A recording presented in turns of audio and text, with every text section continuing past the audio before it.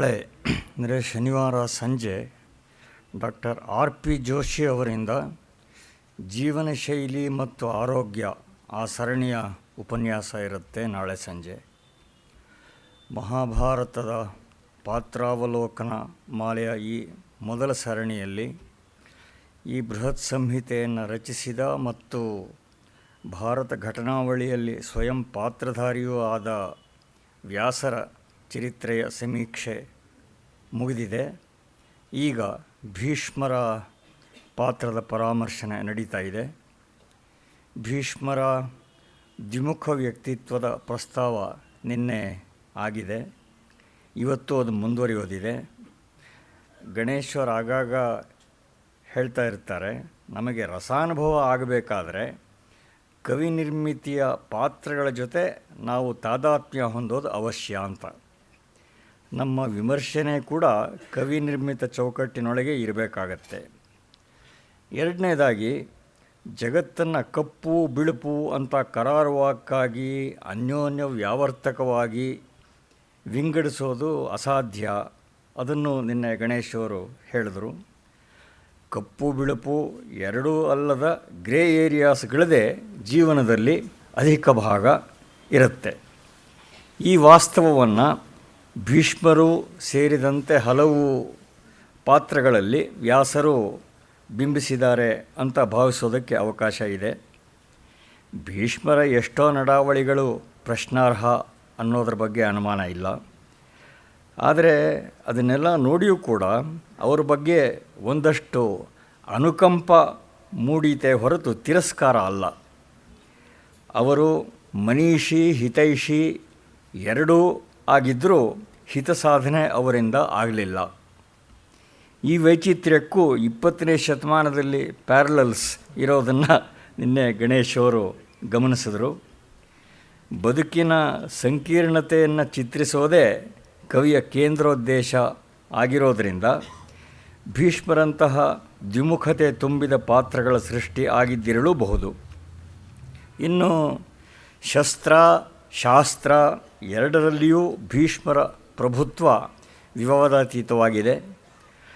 525 ವರ್ಷಗಳಷ್ಟು ದೀರ್ಘಕಾಲ ಅಧ್ಯಯನದಲ್ಲೇ ಸವಿಸಿದವರು ಆ ಮಹಾನುಭಾವರು. 18 ದಿನಗಳ ಯುದ್ಧದಲ್ಲಿ ಇಡೀ 10 ದಿವಸಗಳ ಸೇನಾಪತಿತ್ವ ಭೀಷ್ಮರ ಒಬ್ಬರದೇ ಇದೆ. ಇನ್ನು ಅವರ ಜ್ಞಾನದ ಪ್ರಜ್ವಲತೆ ಕುರಿತು ಸ್ವಯಂ ಶ್ರೀಕೃಷ್ಣನೇ ಉದ್ಗಾರ ಮಾಡಿದ್ದಾನೆ, ಅಸ್ತಂಗತೆ ಭೀಷ್ಮೆ ಜ್ಞಾನಾನಿ ಅಸ್ತಂಗಮಿಷ್ಯಂತಿ ಅಂತ. ಹಲವು ಸಂದರ್ಭಗಳ ಅವರ ವರ್ತನೆಯ ವೈಚಿತ್ರ್ಯಗಳನ್ನು ಗುರುತಿಸಿಯೂ ನಮ್ಮ ಸಮಾಜ ಅವರ ಆಚಾರ್ಯತ್ವವನ್ನು ಒಪ್ಪಿಕೊಂಡು ಬಿಟ್ಟಿದೆ.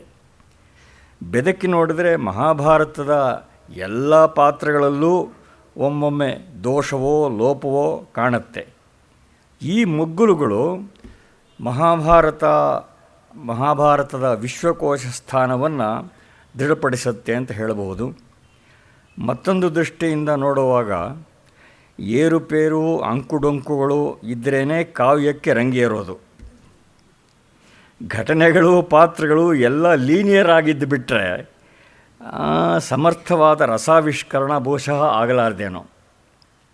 ಈ ಸ್ವಾರಸ್ಯಕರ ಪ್ರಪಂಚವನ್ನು ನಮಗೆ ಪರಿಚಯಿಸ್ತಾ ಇರುವ ಶತಾವಧಾನಿ ಡಾಕ್ಟರ್ ಗಣೇಶ್ ಅವರಿಗೆ ತಮ್ಮೆಲ್ಲರ ಪರವಾಗಿ ನಮನಗಳನ್ನು ಸಲ್ಲಿಸ್ತೇನೆ.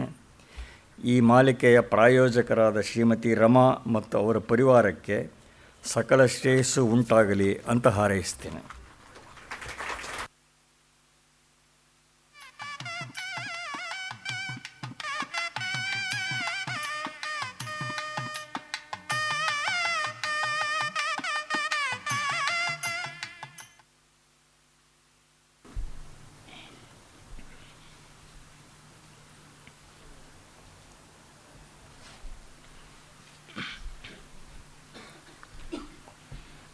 ಓಂ ತತ್ಸತ್. ಎಲ್ಲರಿಗೆ ನಮಸ್ಕಾರ. ಈ ಕಂತಿನ ಮಹಾಭಾರತ ಪಾತ್ರ ಪರಿಚಯದ ಕೊನೆಗೆ ಬರ್ತಾ ಇದ್ದೀವಿ. ನಿನ್ನೆ ಭೀಷ್ಮರನ್ನು ಕುರಿತು ಆರಂಭ ಮಾಡಿದೆ. ಅಲ್ಲಿ ಅರಗಿನ ಮನೆಯಲ್ಲಿ ಪಾಂಡವರು ತಪ್ಪಿಸಿಕೊಂಡು ಬರುವ ಸಂದರ್ಭದ ಹಿನ್ನೆಲೆಯಲ್ಲಿ ಮಧ್ಯಸ್ಥ ಸತತಂ ಭೀಷ್ಮ ಅನ್ನುವುದನ್ನು ಇಟ್ಟುಕೊಂಡು ವಿಶೇಷವಾಗಿ ಚರ್ಚೆ ಮಾಡುವುದಾಯಿತು. ಆಮೇಲೆ ನಾವು ಭೀಷ್ಮರನ್ನು ಮತ್ತೆ ಕಾಣುವುದು ರಾಜ್ಯ ವಿಭಾಗ ಮಾಡುವ ಸಂದರ್ಭದಲ್ಲಿಯೇ, ಮತ್ತಿನ್ಯಾವಾಗಲೂ ಅಲ್ಲ. ಅಂದರೆ ಪಾಂಡವರು ಏಕಚಕ್ರಪುರಕ್ಕೆ ಬಂದು ಅಲ್ಲಿಂದ ಅವರು ದ್ರೌಪದಿ ಸ್ವಯಂವರಕ್ಕೆ ಕಾಂಪಿಲ್ಯಕ್ಕೆ ಬಂದು ಆ ಬಳಿಕ ಅಲ್ಲಿ ಕೃಷ್ಣ ವಾಸುದೇವ ಅವರಿಗೆ ಎಲ್ಲ ಅನುಕೂಲ ಮಾಡಿಕೊಟ್ಟು ಆಮೇಲೆ ಅವರು ಹಸ್ತಿನಾವತಿಗೆ ಬರ್ತಾರೆ. ಅದು ಒಂದು ದೊಡ್ಡ ಕಷ್ಟ ಇರುತ್ತದೆ. ಈ ಭಾಗಗಳನ್ನು ವ್ಯಾಸ ಮಹಾಭಾರತದಲ್ಲಿ ನೇರವಾಗಿ ನೋಡಿದರೆ ಗೊತ್ತಾಗೋಲ್ಲ. ಕುಲಪತಿ ಕನ್ಹಯ್ಯಲಾಲ್ ಮಾಣಿಕ್ಯಲಾಲ್ ಮುನ್ಷಿ ಅಂಥವರ ಬರವಣಿಗೆಯಿಂದ ನಾವು ಅದನ್ನು ಚೆನ್ನಾಗಿ ತಿಳ್ಕೊಳ್ಬಹುದು. ಅವರ ಶ್ರೀಕೃಷ್ಣಾವತಾರ ಅನ್ನುವ ಇಂಗ್ಲೀಷ್ನ ಅದ್ಭುತವಾದ ರಚನಾ ಮಾಲಿಕೆ, ಅಲ್ಲಿ ಅವರು ತೋರ್ಪಡಿಸ್ತಾರೆ ಪಾಂಡವರು ಅರಗಿನ ಮನೆಯಿಂದ ಬಚಾವಾಗಿ ಬಂದ ಮೇಲೆ ನೇರವಾಗಿ ಅವರು ಹಸ್ತಿನಾವತಿಗೆ ಹೋಗಬೇಕಾಗಿತ್ತೆ. ಹೋಗಿದ್ದರೆ ದುರ್ಯೋಧನ ಬಿಡ್ತಾ ಇದ್ದಾನೆ, ಇವ್ರನ್ನ ಸಾಯಿಸಲೇಬೇಕು ಅಂತ ಮಾಡಿದವನು ಯಾವ್ಯಾವುದೋ ರೀತಿಯಲ್ಲಿ ಹೇಗೇಗೋ ಮಾಡ್ತಲೇ ಇದ್ದ. ಅದರಿಂದ ಹಸ್ತಿನಾವತಿಗೆ ಮತ್ತೆ ಹೋಗುವುದರೊಳಗೆ ಯಾವ ಫಲವೂ ಇಲ್ಲ, ಅದು ವಿಷಫಲ. ಮತ್ತು ಬೆಂಕಿಯಲ್ಲಿ ಬೆಂದು ಬದುಕಿ ಬಂದರು ಅಂದರೆ ನಂಬಿಯಾರ? ಇವರು ಪಾಂಡವರಲ್ಲ. ಆಗೇನು ಫಿಂಗರ್ ಐಡೆಂಟಿಟಿ ಇತ್ತೆ, ಬ್ಲಡ್ ಗ್ರೂಪ್ ಟೆಸ್ಟ್ ಮಾಡೋದಿತ್ತೆ, ಯಾವ ಸೂತ್ಸೇಯಿಂಗ್ ಮಿಷನ್ನು ಯಾವುದೂ ಇದ್ದದ್ದಲ್ಲ. ಹೀಗಾಗಿ ಅವರು ನೇರವಾಗಿ ಮತ್ತೆ ಹಸ್ತಿನಾವತಿಗೆ ಹೋಗುವುದು ಸಾಧ್ಯವೇ ಇಲ್ಲ. ಅಂದರೆ ಅವರು ಬದುಕಿದ್ದು ಲೋಕದ ಪಾಲಿಗೆ ಸತ್ತಂತೆ ಅಂತ ಆಗಿದೆ. ಇನ್ನು ಅವರು ತಮ್ಮ ಸತ್ವದಿಂದ, ಯೋಗ್ಯತೆಯಿಂದ, ಸಮರ್ಥರಾದವರ ಬೆಂಬಲದಿಂದ ಯುಕ್ತವಾದ ಹಿನ್ನೆಲೆಯಲ್ಲಿ ಹೊರಗೆ ಬಂದಾಗ ಮಾತ್ರ ಅವರಿಗೆ ಬೆಲೆ. ಆ ಪ್ಲಾಟ್ನ ಸಂಕೀರ್ಣತೆ ಅದಷ್ಟು ಭವ್ಯವಾಗಿ ಮುನ್ಷಿಯವರು ತಮ್ಮ ಕೃತಿಶ್ರೇಣಿಯ 3ನೇ ಸಂಪುಟ ಬುಕ್ ಆಫ್ 5 ಬ್ರದರ್ಸ್ನಲ್ಲಿ ಬಹಳ ಚೆನ್ನಾಗಿ ತೋರ್ಪಡಿಸ್ತಾರೆ. ಅವರಿಗೆ ಕೃಷ್ಣ ಅದೊಂದು ರೀತಿ ಸೂತ್ರಧಾರಿಯಾಗಿ ವರ್ತಿಸ್ತಾನೆ ಅಂತ ಅವರ ರಚನೆ ಉಂಟು. ಮೂಲ ಮಹಾಭಾರತದಲ್ಲಿ ಹಾಗಿಲ್ಲವಾದರೂ ತದನುರೋಧವಾಗಿಯೇ ಬರುತ್ತದೆ. ಯಾಕೆಂದರೆ ದ್ರೌಪದಿ ಸ್ವಯಂವರಕ್ಕೆ ಕೃಷ್ಣ ಸಪರಿವಾರನಾಗಿ ಇಡೀ ಯಾದವ ವೀರರನ್ನೆಲ್ಲ ಬೆಂಗಾವಲಿಗಿಟ್ಟುಕೊಂಡು ಬಂದಿದ್ದಾನೆ. ಹಾಗೆ ಬೆಂಗಾವಲಿಗಿಟ್ಟುಕೊಂಡು ಬಂದಾಗಲೂ ಒಬ್ಬನೇ ಯಾದವ ವೀರ ಅಲ್ಲಿ ಸ್ವಯಂವರದಲ್ಲಿ ಪಾಲ್ಗೊಳ್ಳೋದಿಲ್ಲ. ಅಂದರೆ ಅವರು ಪಾರ್ಟಿಸಿಪೆಂಟ್ಸ್ ಅಲ್ಲ, ದೇ ಆರ್ ಅಬ್ಸರ್ವರ್ಸ್ ಆಗಿ ಬಂದಂಥವರು ಅಂತ. ಮತ್ತು ಆ ಒಂದು ಪಾಂಚಾಲ ನಗರಿಯಲ್ಲಿ ಕಾಂಪಿಲ್ಯ ಅಂತ ಅದರ ಹೆಸರು, ದೃಪದ ಮಹಾರಾಜ ಯಜ್ಞಸೇನ ಅಂತ ಅವನ ಜನ್ಮನಾಮ. ಅಲ್ಲಿ ಎಲ್ಲ ಕಡೆಯ ರಾಜರುಗಳು ಬಂದಿದ್ದಾರೆ. ಹೀಗಾಗಿ ಅವರೆಲ್ಲರ ಮಧ್ಯೆ ಇವರೇ ಪಾಂಡವರು ಅಂತ ಸಾಬೀತಾದಾಗ ಅವರಿಗೆ ಒಂದು ಐಡೆಂಟಿಟಿ ಅಂತ ಬರುತ್ತದೆ. ಆಮೇಲೆ ಅವರು ತಮ್ಮ ಭಾಗವನ್ನು ಕೇಳಬಹುದು. ಒಂದು ಕಡೆಗೆ ಬೆಂಬಲಿಗರಾಗಿ ಕೃಷ್ಣ ಮೊದಲಾದವರಿದ್ದಾರೆ ಯಾದವರು. ಅವರು ಈಗ ಹೊಸತಾಗಿ ಪ್ರವರ್ಧಮಾನರಾಗಿ ತುಂಬ ಬೆಲೆ ಬಾಳುವಂತಹ ಸಾಹಸಗಳನ್ನು ಮಾಡಿದ್ದಾರೆ, ತುಂಬ ಶ್ರೀಮಂತರು ಆಗಿದ್ದಾರೆ. ಎಲ್ಲ ಕಡೆಯಲ್ಲೂ ಕಡೆಗೆ ಬರ್ತಕ್ಕಂಥದ್ದು ಅರ್ಥ, ಬಲ, ಅದು ಬಹಳ ಮುಖ್ಯವಾಗಿ ಬೇಕು. ಅವರು ಯಾದವರು ತಮ್ಮ ಪೂರ್ವಿಕರ ನೆಲೆಯಾಗಿದ್ದ ಮಥುರೆಯನ್ನು ಬಿಟ್ಟು ತಮ್ಮ ಪ್ರಪೂರ್ವಿಕರು ಒಂದು ಕಾಲದಲ್ಲಿ ಇದ್ದರು ಅಂತ ಹೇಳಲಾದ ಅನರ್ಥ ದೇಶ ಕುಶಸ್ಥಲಿ ಸಮೀಪದ ದ್ವಾರಾವತಿಗೆ ಬಂದಿದ್ದಾರೆ. ತುಂಬ ಹಿಂದೆ ಅವರಲ್ಲಿದ್ದರು ಅಂತ ಗೊತ್ತಾಗುತ್ತದೆ. ಯದು ಮೊದಲಾದವರೆಲ್ಲ ಅಲ್ಲಿದ್ದರು, ಆಮೇಲೆ ಇತ್ತ ಕಡೆಗೆ ಇವರು ವಲಸೆ ಬಂದಿದ್ದರು ಅಂತ ಗೊತ್ತಾಗುತ್ತದೆ. ಹೀಗಾಗಿ ಆ ಒಂದು ಇಮಿಗ್ರೆಂಟ್ಸ್ ಲ್ಯಾಂಡ್ ಅಂತ ಆಗಿತ್ತು ದ್ವಾರಾವತಿ. ಸಹಜವಾಗಿ ಹೊಸತಾಗಿ ವಲಸೆ ಬಂದವರು ಅದನ್ನು ಸಮೃದ್ಧಿ ಮಾಡಿಕೊಳ್ತಾರೆ. ಜೊತೆಗೆ ಅದು ಸಮುದ್ರದ ತೀರದ ಪತ್ತನ ಆಗಿದ್ದರಿಂದ ಸಮುದ್ರ ತೀರದ ನಗರಗಳನ್ನೆಲ್ಲ ಪತ್ತನ ಅಂತ ಕರಿತಾ ಇದ್ರು. ನೋಡಿ, ಮಸಲಿಪಟ್ಟಣ ಇರ್ಬೋದು, ಚನ್ನಪಟ್ಟಣ ಅಂತಂದರೆ ಚನ್ನಪುರಿ ಮದ್ರಾಸ್, ಅಥವಾ ನಾಗಪಟ್ಟಣ ಇರ್ಬೋದು, ವಿಶಾಖಪಟ್ಟಣ ಇರ್ಬೋದು, ಎಲ್ಲವೂ ಕೂಡ ಆ ಕಡೆ ರೇವು ಬಂದರುಗಳೇ ಆಗಿರುವಂಥದ್ದು ಗೊತ್ತಾಗುತ್ತದೆ. ಹಾಗೆ ಆ ರೀತಿಯಾಗಿ ದ್ವಾರಾವತಿ, ದ್ವಾರಿಕಾ ಅಥವಾ ದ್ವಾರಾವತಿ ಅಂತ ಆದದ್ದು ಗೇಟ್ವೇ ಆಫ್ ಇಂಡಿಯಾ ಅಂತ ಆ ಕಾಲಕ್ಕೆ. ಅಲ್ಲಿಂದಲೇ ಎಲ್ಲ ಕಡೆಗೂ ಪ್ರವೇಶ ಆಗ್ತಾ ಇದ್ದಿದ್ದು ಅಂತ ಗೊತ್ತಾಗುತ್ತದೆ. ಈಗಲೂ ನೀವು ಆ ಸೋಮನಾಥ, ದ್ವಾರಕಾ ಹತ್ತ ಕಡೆಗೆ ಹೋದರೆ it is the western most end of India ಅಂತ ಅಲ್ಲಿ ಸೂಚನೆ ಕೂಡ ನಮಗೆ ಕಾಣಿಸುತ್ತದೆ.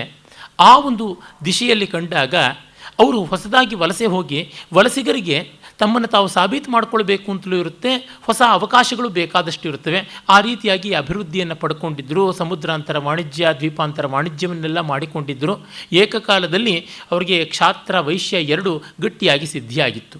ಜೊತೆಗಂತೂ ಕೃಷ್ಣನಂಥವರ ಬ್ರಾಹ್ಮ ಕೂಡ ಇದ್ದೇ ಇತ್ತು. ಕೃಷ್ಣ ಎಲ್ಲವೂ ಆಗಿದ್ದ. ಬ್ರಾಹ್ಮಕ್ಕೆ ಬ್ರಾಹ್ಮ, ಕ್ಷಾತ್ರಕ್ಕೆ ಕ್ಷಾತ್ರ, ವೈಶ್ಯಕ್ಕೆ ವೈಶ್ಯ, ಶೌದ್ರಕ್ಕೆ ಶೌದ್ರ, ಎಲ್ಲವೂ ಆಗಿದ್ದ. ಹೀಗಾಗಿ ಅವರ ಒಂದು ಬಲ ಪಾಂಡವರಿಗೆ ತಮ್ಮ ತಾಯಿ ಮನೆ ಕಡೆಯ ಬೆಂಬಲ. ಅಂದರೆ ಕುಂತಿ ಪೃಥಾ ಅಂತಾಗಿದ್ದವಳು ಶೂರಸೇನನ ಮಗಳು, ಶೂರಸೇನನ ಮೊಮ್ಮಗನೇ ಕೃಷ್ಣ ತಾನೆ.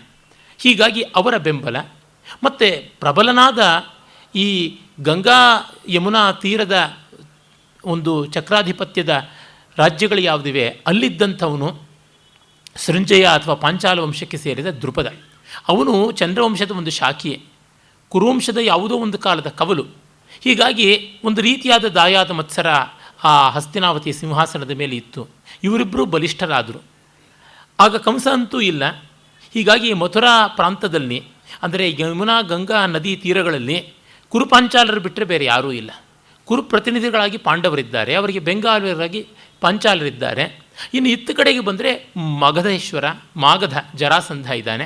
ಜರಾಸಂಧ ಸ್ವಯಂವರಕ್ಕೆ ಬಂದು ತೆಪ್ಪಿಗೆ ಕೈ ಕಟ್ಟಿಕೊಂಡ ಆಗಲೇ ಅವನಿಗೆ ಗೊತ್ತಾಗಿತ್ತು ತನ್ನಗೆ ಸಡ್ಡು ಹೊಡೆಯುವ ಸವಾಲಾಗುವಂತಹ ತರುಣರು ಮುಂದೆ ಬರ್ತಾ ಇದ್ದಾರೆ ಅಂತ. ಅವನು ಪಾಂಡವರಿಗೆ 2 ಜನರೇಷನ್ ಹಿಂದಿನವನು. ಯಾಕೆಂದರೆ ಕೃಷ್ಣನ ಸೋದರ ಮಾವ ಕಂಸ ಆದರೆ ಕಂಸನಿಗೆ ಹೆಣ್ಣು ಕೊಟ್ಟ ಮಾವ ಜರಾಸಂಧ, ಅಂದರೆ ಹೆಚ್ಚು ಕಡಿಮೆ ಪಾಂಡವರ ಅಜ್ಜತನದ ಪಂಕ್ತಿಯವನು ಆಗಿದ್ದ. ಆಗ ಪಾಂಡವರು ದೇವರ್ ಇನ್ ಮಿಡ್ 20s ಅಂತ ಇಟ್ಕೊಂಡ್ರೆ he was in is mid 70s ಅಂತ ಅನ್ನಬಹುದಾದದ್ದು. ಈ ರೀತಿಯ ವಯಃಪ್ರಮಾಣವನ್ನು ನೋಡಿಕೊಂಡಾಗ ಅವನು ಮುಳುಗ್ತಾ ಇದ್ದವನು ಅಂತ ಗೊತ್ತಾಗುತ್ತೆ. ಚಕ್ರೇಶ್ವರ ಅವನು. ಮುಂದೆ ಅನತಿ ಕಾಲದಲ್ಲಿಯೇ ಇವರ ರಾಜಸೂಯವನ್ನು ಮಾಡ್ತಾರೆ. ರಾಜಸೂಯದ ಫಲ ಏನು ಅಂತ ನಮಗೆ ಗೊತ್ತಿದೆ. ತತ್ಪೂರ್ವದಲ್ಲಿ ಜರಾಸಂಧ ವಧೆ ಆದದ್ದು ಎಲ್ಲ ಉಂಟು. ಹೀಗಾಗಿ they are the new hope and rising stars ಅಂತ ಆಗುವಂಥ ಕಾಲ. ಅದನ್ನು ಅನೌನ್ಸ್ ಮಾಡೋಕ್ಕೆ ಅಚ್ಚುಕಟ್ಟಾದ ಸಂದರ್ಭ. ಇನ್ನು ಜರಾಸಂಧ ಅಲೀಸ್ ಅಂತ ಯಾರಿದ್ದಾರೆ, ಅಲ್ಲಿ ಒಂದು ಕಡೆಗೆ ರುಕ್ಮಿ ಬರ್ತಾನೆ ವಿದರ್ಭದಲ್ಲಿ. ಈಗಾಗಲೇ ರುಕ್ಮಿಣಿ ಕೃಷ್ಣರ ಮದುವೆ ಆಗಿದ್ದರಿಂದ ರುಕ್ಮಿಯ ಅಪಮಾನಿತನಾಗಿ ಯಾವುದಕ್ಕೂ ಪ್ರಯೋಜನ ಇಲ್ಲ ಅಂತ ಆಗಿದ್ದಾನೆ. ಇನ್ನು ಇದ್ದವನು ಶಿಶುಪಾಲ ಮತ್ತು ಅವಂತಿ ದೇಶದ ಸಹೋದರರು ವಿಂದ ಅನುವಿಂದ. ಇವರೆಲ್ಲರೂ ಕೃಷ್ಣನ ಸೋದರ ಮಾವನ ಮಕ್ಕಳೇ, ಸೋದರತ್ತೆಯರ ಮಕ್ಕಳೇ. ಅವರೆಲ್ಲರನ್ನೂ ಪಾಂಡವರು ಮತ್ತೆ ನಿಭಾಯಿಸ್ತಾರೆ. ಒಟ್ಟಿನಲ್ಲಿ ಪಾಂಡವರ ಫಸ್ಟ್ ಕಸಿನ್ಸ್ ಅವರು ತುಂಬ ಪ್ರಬಲರಾಗಿ ತಮ್ಮನ್ನು ತಾವು ಛಾಪು ಮೂಡಿಸಿಕೊಂಡಿರಲಿಲ್ಲ. ಅದು ನಮಗೆ ಗೊತ್ತಾಗುತ್ತದೆ. ಚೇದಿ ದೇಶದಲ್ಲಿದ್ದಂಥವನು, ಅದರ ಕೆಳಗೆ ಬರ್ತಕ್ಕಂಥದ್ದು ಉಜ್ಜಯಿನಿ, ಆ ಪ್ರಾಂತದ ಅವಂತಿ. ಹೀಗೆ ಈ ಥರ ಕಂಡಾಗ ಆ ಪಾಂಡವರ ವಯಸ್ಸಿನಲ್ಲಿ ತುಂಬ ದೊಡ್ಡ ಸಾಹಸಗಳನ್ನು ಮಾಡಿ ತುಂಬ ಪ್ರಸಿದ್ಧಿಯನ್ನು ಪಡೆದವನು, ಸಿದ್ಧಿಯನ್ನು ಪಡೆದವನು ಭಗವಾನ್ ಶ್ರೀಕೃಷ್ಣ, ಸಂದೇಹವೇ ಇಲ್ಲ. ಇನ್ನು ಅರ್ಜುನ, ಭೀಮ ಅವರುಗಳು ಮಾಡಿದ್ದಾರೆ. ಧರ್ಮರಾಜ ತನ್ನ ಸಜ್ಜನಿಕೆಯಿಂದ ತಿಳುವಳಿಕೆಯಿಂದ ಹೆಸರು ಪಡ್ಕೊಂಡಿದ್ದಾನೆ. ಹೀಗಾಗಿ ಈ 5 ಸಹೋದರರು ತುಂಬ ದೊಡ್ಡ ಭರವಸೆ ಅನ್ನುವಂಥದ್ದು ಇತ್ತು. ಆದರೆ ದುರ್ಯೋಧನ ಸತತವಾಗಿ ತನ್ನ ದುಷ್ಟ ದಾಖಲೆಗಳನ್ನು ಒನ್ ಆಫ್ಟರ್ ದಿ ಅದರ ರೆಕಾರ್ಡ್ ಮಾಡ್ಕೊಂಡು ಬಂದಿದ್ದಾನೆ. ಇನ್ನು ಪಾಂಡವರಂತೂ ತಮ್ಮ ಕೊಲೆಗೆ ಅವನು ಪ್ಲಾಟ್ ಮಾಡಿದ್ದ ಅನ್ನೋದನ್ನು ಸಾಬೀತು ಮಾಡಿದರೆ ಆತತಾಯಿ ಅಂತ ಹೆಸರು ಬರೋದ್ರೊಳಗೆ ಬೇರೆ ಸಂದೇಹವೇ ಇಲ್ಲ. ನಾನು ಎಷ್ಟೋ ಬಾರಿ ದುರ್ಯೋಧನನ ಆತತಾಯಿತ್ವ ಏನು ಅಂತ ಹೇಳಿದ್ದೆ. ಮುಂದೆ ಆ ಪಾತ್ರ ಬಂದಾಗ ನೋಡೋಣ. ಹೀಗಾಗಿ ಇನ್ನು ಹಿರಿಯರೆಲ್ಲ ಅಳಿದು, ಅಂದರೆ ಸಾಮಾನ್ಯ ಮಧ್ಯವಯಸ್ಕರು ಅಂತ 50-55 ಆಸುಪಾಸಿನಲ್ಲಿದ್ದವರು ಯಾರೂ ಬಲಿಷ್ಠರಿರಲಿಲ್ಲ. ಇದ್ದರೆ ಒಬ್ಬ ಕಂಸ ಇರಬೇಕಾಗಿತ್ತು, ಇಲ್ಲ ಒಬ್ಬ ಕಾಲಯವನ ಇರಬೇಕಾಗಿತ್ತು. ಅವ್ರನ್ನೆಲ್ಲ ಕೃಷ್ಣ ಎಂದೋ ಮುಗಿಸಿದ. ಇನ್ನು ಉಳಿದವರು ಯಾರು? ಆ ತರುಣ ವಯಸ್ಸಿನವರಲ್ಲಿ ಅಗ್ರಗಣ್ಯರು ಪಾಂಡವರು. ಅವರು ಆ ಒಂದು ವೇದಿಕೆಯ ಮೂಲಕ ಅವರು ಲೋಕಕ್ಕೆ ಪ್ರಕಾಶಿತರಾಗಬೇಕು. ಆಗ ಹಸ್ತಿನಾವತಿಯ ಸಿಂಹಾಸನ ಚಕಾರ ಎತ್ತದೆ ಇವರನ್ನು ಒಪ್ಪಿಕೊಳ್ಳುತ್ತದೆ ಅನ್ನುವಂಥದ್ದು. ಒಂದು ಕಡೆಗೆ ಪಾಂಚಾಲ, ಇನ್ನೊಂದು ಕಡೆಗೆ ಯಾದವ ಬಲದಿಂದ ಭೂಷಿತರಾದ ಪಾಂಡವರು ಹಸ್ತಿನಾವತಿಯ ಹೊಸಲನ್ನು ಮೆಟ್ಟಿದರು. ದ್ರೌಪದಿ ಅದು ಒಂದೇ ಬಾರಿಗೆ ಅವಳು ಬಂದದ್ದು. ಮತ್ತೆ ಬಂದದ್ದು ಪಾಪ ಮಾಯಾ ದುರೋದರ ಅಥವಾ ಮಾಯಾ ದ್ಯೂತಕ್ಕೆ ಬಂದದ್ದು. ಮುಂದೆ ಅವಳು ಚಕ್ರೇಶ್ವರನ ಪತ್ನಿಯಾಗಿ ಸಮ್ರಾಜ್ಞಿ ಆಗುವುದಕ್ಕಾಗಿ ಬಂದದ್ದು. 3ನೇ ಬಾರಿ ಹಸ್ತಿನಾವತಿಗೆ ಬಂದದ್ದು. ಹಾಗೆ ಅಲ್ಲಿ ಭೀಷ್ಮಾದಿಗಳು ಸ್ವಾಗತಿಸ್ತಾರೆ. ಆದರೆ ದುರ್ಯೋಧನ ಹಠಮಾರಿ, ಅವನು ಸ್ವಯಂವರಕ್ಕೆ ಬಂದಿದ್ದ, ಪರಾಭೂತನಾದ. ತುಂಬ ಜನಕ್ಕೆ ಗೊತ್ತಿಲ್ಲ, ಕರ್ಣನೂ ಪರಾಭೂತನಾದ. ಆದರೆ ಕೆಲವು ಪಾಠಾಂತರಗಳಲ್ಲಿ, ಅದು ಕ್ರಿಟಿಕಲ್ ಎಡಿಷನ್ನಲ್ಲಿ ಟೆಕ್ಸ್ಟಲ್ಲಿ ಇಲ್ಲದೇ ಇರುವುದು, ಇವನು ಗೆಲ್ಲುವ ಮೆಟ್ಟಲಿಗೆ ಬಂದಾಗಿದ್ದಲು ಆ ಮತ್ಸ್ಯಂತ್ರವನ್ನು ಭೇದನೆ ಮಾಡಿದಾಗಲೂ ದ್ರೌಪದಿ ನಾನು ಸೂತನನ್ನು ಒಲ್ಲೆ ಅಂತ ಅಂದಿದ್ದಕ್ಕೆ ಮುಖ ಭಂಗವಾಗಿ ದೂರ ಹೋದ ಅಂತ. ಹಾಗೇನೂ ಇಲ್ಲ. ಎಲ್ಲರಿಗೂ ಅದು ಓಪನ್ ಚಾಲೆಂಜ್ ಆಗಿತ್ತು. ಅವನೇನು ಕಿಸೀಲಿಲ್ಲ ಅಂತ ಗೊತ್ತಾಗುತ್ತದೆ. ಕರ್ಣನ ಪಾತ್ರ ವಿಶ್ಲೇಷಣೆಗೆ ಬಂದಾಗ ಇನ್ನಷ್ಟು ವಿವರವನ್ನು ನಾವು ಕಾಣಬಹುದು. ಅಂದರೆ ಯಾರೂ ಇಲ್ಲ ಅರ್ಜುನ ಎದ್ದು ತೋರುವಂಥವನು. ಮತ್ತು ಭೀಮ ಇದನ್ನು ಎದುರಿಸಿದಂಥ ಶಲ್ಯ ಇದ್ದ. ಶಲ್ಯ ಅದೇ 50-55 ಆಸುಪಾಸಿನಲ್ಲಿದ್ದವನು. ಅವನ ಕೊಬ್ಬನ್ನು ಭೀಮ ಇಳಿಸಿದ ಚೆನ್ನಾಗಿ. ಇನ್ನು ಕರ್ಣಾದಿಗಳು ಬಂದಾಗ ಅರ್ಜುನ ಚೆನ್ನಾಗಿ ಅವರನ್ನು ಎದುರಿಸಿದ. ಕರ್ಣ ಮತ್ತೆ ಸೋತು ಹಿಂದೆಗೆದ ಅಂತ. ಕರ್ಣನ ರೆಕಾರ್ಡ್ ಮಾತ್ರ ಬಹಳ ಬಹಳ ಭವ್ಯವಾದದ್ದು. ಎಲ್ಲ ಯುದ್ಧದಲ್ಲೂ ಸೋಲೆ. ದುರ್ಯೋಧನ, ಕರ್ಣರು ಪಾಂಡವರು ಇದ್ದ ಯಾವ ಎಡೆಯಲ್ಲಿಯೂ ಗೆದ್ದಿದ್ದಿಲ್ಲ. ಅದು ಮಾತ್ರ ಸ್ಪಷ್ಟವಾಗಿ ಗೊತ್ತಾಗುತ್ತದೆ. ಹೀಗಾಗಿ ಎಷ್ಟೋ ಜನ ಕೌರವ ಪಕ್ಷಪಾತಿಗಳು, ಕರ್ಣ ಪಕ್ಷಪಾತಿಗಳು ಏನೋ ಮಹಾಶೂರರು, ಏನೋ ಮಹಾವೀರರು ಅಂತ ಭಾವಿಸಿಕೊಂಡಿದ್ದಾರೆ. ಏನೂ ಅಲ್ಲ, ಯಾವ ರೀತಿಯಲ್ಲೂ ಅಲ್ಲ. ಅದನ್ನು ಭೀಮಾರ್ಜುನರ ಮುಂದೆ ಅದು ಯಾವುದೂ ಅಲ್ಲ ಅಂತ ಗೊತ್ತಾಗುತ್ತದೆ. ನನಗೆ ಒಂದು ಸ್ವಾರಸ್ಯಕರವಾದ ವಿನೋದ ನೆನಪಾಗುತ್ತದೆ. ಒಂದು ಚಲನಚಿತ್ರದ ಸಂಭಾಷಣೆ ಎಷ್ಟು ಚೆನ್ನಾಗಿರುತ್ತದೆ ಅನ್ನೋದಕ್ಕೆ ಹೇಳ್ತಾ ಇದ್ದೀನಿ. ಅದರ ಸಂಭಾಷಣೆಯನ್ನು ಬರೆದವರು ಶತಾವಧಾನಿ ಸಮುದ್ರಾಲ್ ರಾಘವಾಚಾರ್ಯ ಅನ್ನೋರು. ತೆಲುಗಿನ ಕೃಷ್ಣಾವತಾರಂ ಚಲನಚಿತ್ರಕ್ಕೆ ಸಂಭಾಷಣೆ. ಅಲ್ಲಿ ಕೃಷ್ಣ ಸಂಧಾನಕ್ಕೆ ಬಂದಾಗ ಪಾಂಡವರು ಸರ್ವಶಾಸ್ತ್ರ ಕೋವಿದರು ಅಂತಂತಾನೆ. ಅಲ್ಲ, ದುರ್ಯೋಧನ ನಾವು ಸಕಲಶಾಸ್ತ್ರ ಕೋವಿದರು ಅಂತಂತಾನೆ. ಆಗ ಶಕುನಿ ತಪ್ಪು ದುರ್ಯೋಧನ ಹಾಗೆ ಹೇಳಬಾರದು, ಪಾಂಡವರೇ ನಾವು ಒಂದು ನಾಟ್ಯಶಾಸ್ತ್ರದಲ್ಲಿ ಇನ್ನೊಂದು ಪಾಕಶಾಸ್ತ್ರದಲ್ಲಿ ಮಾತ್ರ ಏನೂ ಅಲ್ಲ, ಆ ಪಾಕಶಾಸ್ತ್ರ ನಾಟ್ಯಶಾಸ್ತ್ರದಲ್ಲಿ ಪಾಂಡವರೇ ಸಾಟಿ ಅಂತಾನೆ. ಮೊನ್ನೆ ವಿರಾಟ ಪರ್ವದಲ್ಲಿ ಅವರು ವಿರಾಟ ನಗರಿ ಮತ್ಸ್ಯ ದೇಶದಲ್ಲಿ ವಲಲನಾಗಿ ಭೀಮ, ಬೃಹನ್ನಡೆಯಾಗಿ ಅರ್ಜುನ ಇದ್ದದ್ದನ್ನು ಗೇಲಿ ಮಾಡೋದಕ್ಕೆ. ಆಗ ಕೃಷ್ಣ ಹೌದು ಅವರು ಪಾಕಶಾಸ್ತ್ರ ನಾಟ್ಯಶಾಸ್ತ್ರದಲ್ಲಿಯೂ ಕೋವಿದರು, ಮಿಕ್ಕ ಶಾಸ್ತ್ರದಲ್ಲಿಯೂ ಕೋವಿದರು. ಅದು ಮಾತ್ರವಲ್ಲ, ಗದಾ ಗಾಂಡೀವುಗಳನ್ನು ಹಿಡ್ಕೊಂಡ್ರೆ ಶತ್ರುಗಳಿಂದ ಪಲಾಯನ ಶಾಸ್ತ್ರವನ್ನೂ ಪಾಠನ ಮಾಡಿಸಬಲ್ಲಂಥವರು ಅಂತ. ಅಂದರೆ ಆ ಸಂಭಾಷಣೆ ಅದೆಷ್ಟು ಚೆನ್ನಾಗಿ ಹೋಗುತ್ತದೆ ಅಂತ. ಪಾಂಡವರಿಗೆ ಆ ಒಂದು ಶಕ್ತಿ ಇತ್ತು. ಅದರಿಂದ ದುರ್ಯೋಧನ ಸ್ವಯಂವರದಲ್ಲಿ ತಿರಸ್ಕೃತನಾಗಿದ್ದಾನೆ. ಇನ್ನು ಎಲ್ಲರೂ ಕೂಡ ದುರ್ಯೋಧನ ಮಾಡಿದ ವಂಚನೆ ಏನು ಅಂತ ತಿಳ್ಕೊಂಡಿದ್ದಾರೆ. ಎದುರಿಗೆ ನಿಂತು ಚೀಮಾರಿ ಹಾಕಿಲ್ಲ, ಅದು ಬೇಕಿಲ್ಲ, ಆ ಮಟ್ಟಕ್ಕಾಗಿದೆ. ಅವನಾಗ ಮಾಡುವುದೇನು ಕೆಲಸ, ಈ ಥರ ಅವಮಾನ ಆದಾಗಲೆಲ್ಲ ಮುಸುಗಾಕ್ಕೊಂಡು ಮಲಗಿಬಿಡೋದು ಮನೆಯಲ್ಲಿ. ಅವನಾಗ ಮುಂದೆ ಒಂದು ಪ್ರಸಿದ್ಧವಾದ ಸಂದರ್ಭ ಬರ್ತದಲ್ಲ, ಮಯಸಭೆಯಲ್ಲಿ ಪರಾಭೂತನಾಗಿ ಹೋದ ಮೇಲೆ ಊರಿಗೆ ಹೋಗಿ ಮುಸುಗಾಕ್ಕೊಂಡು ಮಲ್ಕೊಂಡು ಬಿಡ್ತಾನೆ. ಕೋಪಗೃಹದಲ್ಲಿ ಸ್ತ್ರೀಯರಿಗೆ ಅವಕಾಶ ಇದ್ದಿದ್ದು, ಇವನು ಅದನ್ನು ಮಾಡಿಕೊಂಡಿದ್ದ ಅಂತ ಅನಿಸುತ್ತೆ. ಬಂದು ಅಪ್ಪ ಅಮ್ಮ ಎಲ್ಲ ತಡವಿ ಎಬ್ಬಿಸಿ ಮಾಡುವಂಥದ್ದು, ಅದು ಮಾಮೂಲಿ ಪ್ಯಾಂಪರಿಂಗ್ ದಿ ಚಿಲ್ಡ್ರನ್ ನಡೆದಂಥದ್ದೇ ಆಗಿದೆ. Duryodhana worst form of example of pampered children. ಅಲ್ಲಿ ಭೀಷ್ಮಾದಿಗಳು ಕೂಡ ಅವನ ಕೋಪಕ್ಕೆ, ಅವನ ಮನಸ್ತಾಪಕ್ಕೆ ಸೊಪ್ಪು ಹಾಕುವಂತೆ ಆಗಿದೆ. ಇದನ್ನು ಅಕ್ಷರಶಃ ನೋಡಿದರೆ ನಮಗೆ ಗೊತ್ತಾಗುತ್ತದೆ, ಮೊಂಡು ಹಿಡಿದ ಹುಡುಗನನ್ನು 4 ಏಟು ಬಿಗಿದು ಮೂಲೆಗೆ ಕೂಡಿಸದೆ ಅವನ ಮಾತಿಗೆ ತಕ್ಕಂತೆ ದೇಶವನ್ನು ವಿಭಜನೆ ಮಾಡಿದ್ದು ನೆಹರು ಆಗ ಮೊಂಡು ಹಿಡಿದಿದ್ದು. ಆಗ ಗಾಂಧಿ ಬಾಯಿ ಮುಚ್ಕೊಂಡು ಕೂತ್ಕೊಂಡಿದ್ದರೆ ದೇಶ ವಿಭಜನೆ ಆಗ್ತಾ ಇರಲಿಲ್ಲ. ಭೀಷ್ಮ ಮತ್ತು ದುರ್ಯೋಧನ ಗಾಂಧಿ ಮತ್ತು ನೆಹರುಗಳಿಗೆ ಅದ್ಭುತ ಸಂವಾದವಾಗಿ ನಿಲ್ತಾರೆ ಅಂತ ಅನಿಸುತ್ತದೆ. ಬಾಯಿ ಮುಚ್ಕೊಂಡು ಕೂತ್ಕೋ, ನೀನು ಸಂಪಾದಿಸಿದ್ದು ಈ ಸಾಮ್ರಾಜ್ಯನ, ನಮ್ಮಪ್ಪಂದು, ನಾನು ವಿಸ್ತರಿಸಿದ್ದು, ಪಾಂಡು ಮತ್ತೆ ವಿಸ್ತರಿಸಿದ್ದು, ನಿಮ್ಮಪ್ಪ ಕುಂಟನಿಗೆ 8 ಚೇಷ್ಟೆ ಅಂತ ತೆಪ್ಪಗೆ ಕೂತ್ಕೊಂಡಿದ್ದು, ಮಕ್ಕಳನ್ನು ಹುಟ್ಟಿಸಿದ್ಬಿಟ್ಟು ಇನ್ನೇನು ಮಾಡಿದ್ದು, ನೀನೇನು ಕಿಸ್ದಿದ್ದು. ಮೊನ್ನೆ ಗುರುದಕ್ಷಿಣೆ ಕೊಡೋದಕ್ಕೆ ಅಂತ ಭೀಷ್ಮರಿಗೆ ದ್ರೋಣನಿಗೆ ಹೋದಾಗ ಪಂಚಾಲನ ಮೇಲೆ ಯುದ್ಧಕ್ಕೆ ಹೋಗಿ ನೀವು ಅಷ್ಟು ಜನರು ಶತಸೋದರರು ಪರಾಭೂತರಾದಾಗ ಭೀಮಾರ್ಜುನರೇ ಗೆದ್ದಿದ್ದು, ಗುರುದಕ್ಷಿಣೆ ಕೊಟ್ಟದ್ದು, ಇದೆಲ್ಲ ಉಂಟು. ಅವನು ಪಾತಾಳಕ್ಕೆ ಹೋಗಿ ನಾಗಲೋಕದಲ್ಲಿ ನಾಗಾಮೃತ ಪಾನ ಮಾಡಿ ಅಮೇಯವಾಗಿ ಸಹಸ್ರ ಗಜಬಲವನ್ನು ಪಡ್ಕೊಂಡು ಬಂದ ಅಂತೆಲ್ಲ ಕಥೆ ಉಂಟು. What ever may be the story, ಅವನಿಗೆ ನಾಗಬಲವೂ ಇದೆ. ಅದಕ್ಕೆ ಕಾರಣ ಇಷ್ಟೇ, ಶೂರಸೇನನ ಪತ್ನಿ ಮರಿಷಾ ತಂದೆ ಆರ್ಯಕ ನಾಗರಾಜರಲ್ಲಿ ಒಬ್ಬ. ಹೀಗಾಗಿ ಆ ಕಡೆಗೆ ಬುಡಕಟ್ಟಿನ ಜನಾಂಗದವರ ಬೆಂಬಲವನ್ನೂ ಪಾಂಡವರು ಸಂಪಾದಿಸಿಕೊಂಡಿದ್ದಾರೆ. ಹೀಗಾಗಿ ಆಯಕಟ್ಟಿನಲ್ಲಿ ಅವರು ನಿಂತಿದ್ದಾರೆ. ನೀನು ಏನು ಮಾಡ್ತೀಯಾ, ಮೊನ್ನೆ ನಡೆದಂಥ ಸ್ವಯಂವರದಲ್ಲಿ ಕೂಡ ಪರಾಭೂತನಾಗಿ ಬಂದಿದ್ದೀಯಾ ಅಂತ ಅನ್ಬೋದಾಗಿತ್ತು. ಒಂದೂ ರೀತಿಯಲ್ಲಿ ಅದು ಬರಲಿಲ್ಲ. ದೇಶ ವಿಭಾಗ ಮಾಡೋಣ ಅಂತ.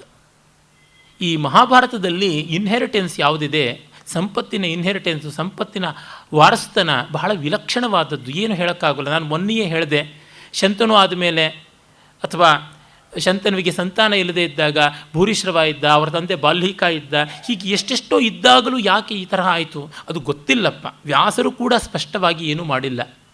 ವೀರಭೋಜ್ಯ ವಸುಂಧರ ಅನ್ನುವುದೇ ಕಡೆಗೆ ತೀರ್ಮಾನವಾಗಿ ನಿಲ್ಲುತ್ತದೆ. ಯಾರಿಗೆ ಬಲ ಇದೆ, ಯಾರಿಗೆ ಬೆಂಬಲ ಇದೆ, ಅವರೇ ಇನ್ಯಾರೂ ಅಲ್ಲ ಅನ್ನುವುದು ಗೊತ್ತಾಗುತ್ತದೆ. ದುರ್ಯೋಧನ ತಾನು ತನ್ನ ಸೋದರ ಮಾವ ಶಕುನಿಯ ಬಲ ಇಟ್ಟುಕೊಂಡಿದ್ದ ಅಂದರೆ, ಗಾಂಧಾರ ದೇಶದ ಕಡೆಯಿಂದ ಯಾವ ವೀರನೂ ಇವರ ಕಡೆಯಲ್ಲಿ ಹೋರಾಡಿದ್ದು, ದೊಡ್ಡ ರೀತಿಯಲ್ಲಿ ಕೆಲಸ ಮಾಡಿದ್ದು ಕಾಣುವುದಿಲ್ಲ. ಇನ್ನು ದುರ್ಯೋಧನನ ತಂಗಿ ದುಶ್ಯಳೆ ಮದುವೆ ಮಾಡಿಕೊಂಡ ಸಿಂಧು ಸವ್ವೀರ ದೇಶಾಧಿಪತಿ ಜಯದ್ರಥ ಸೈಂಧವ ಅವನಿದ್ದಾನೆ ಅಂದರೆ, ಅವನು ತುಂಬ ದೊಡ್ಡ ಬಲವಾಗಿ ಆಗಿನ್ನೂ ಬೆಳೆದಿರಲಿಲ್ಲ.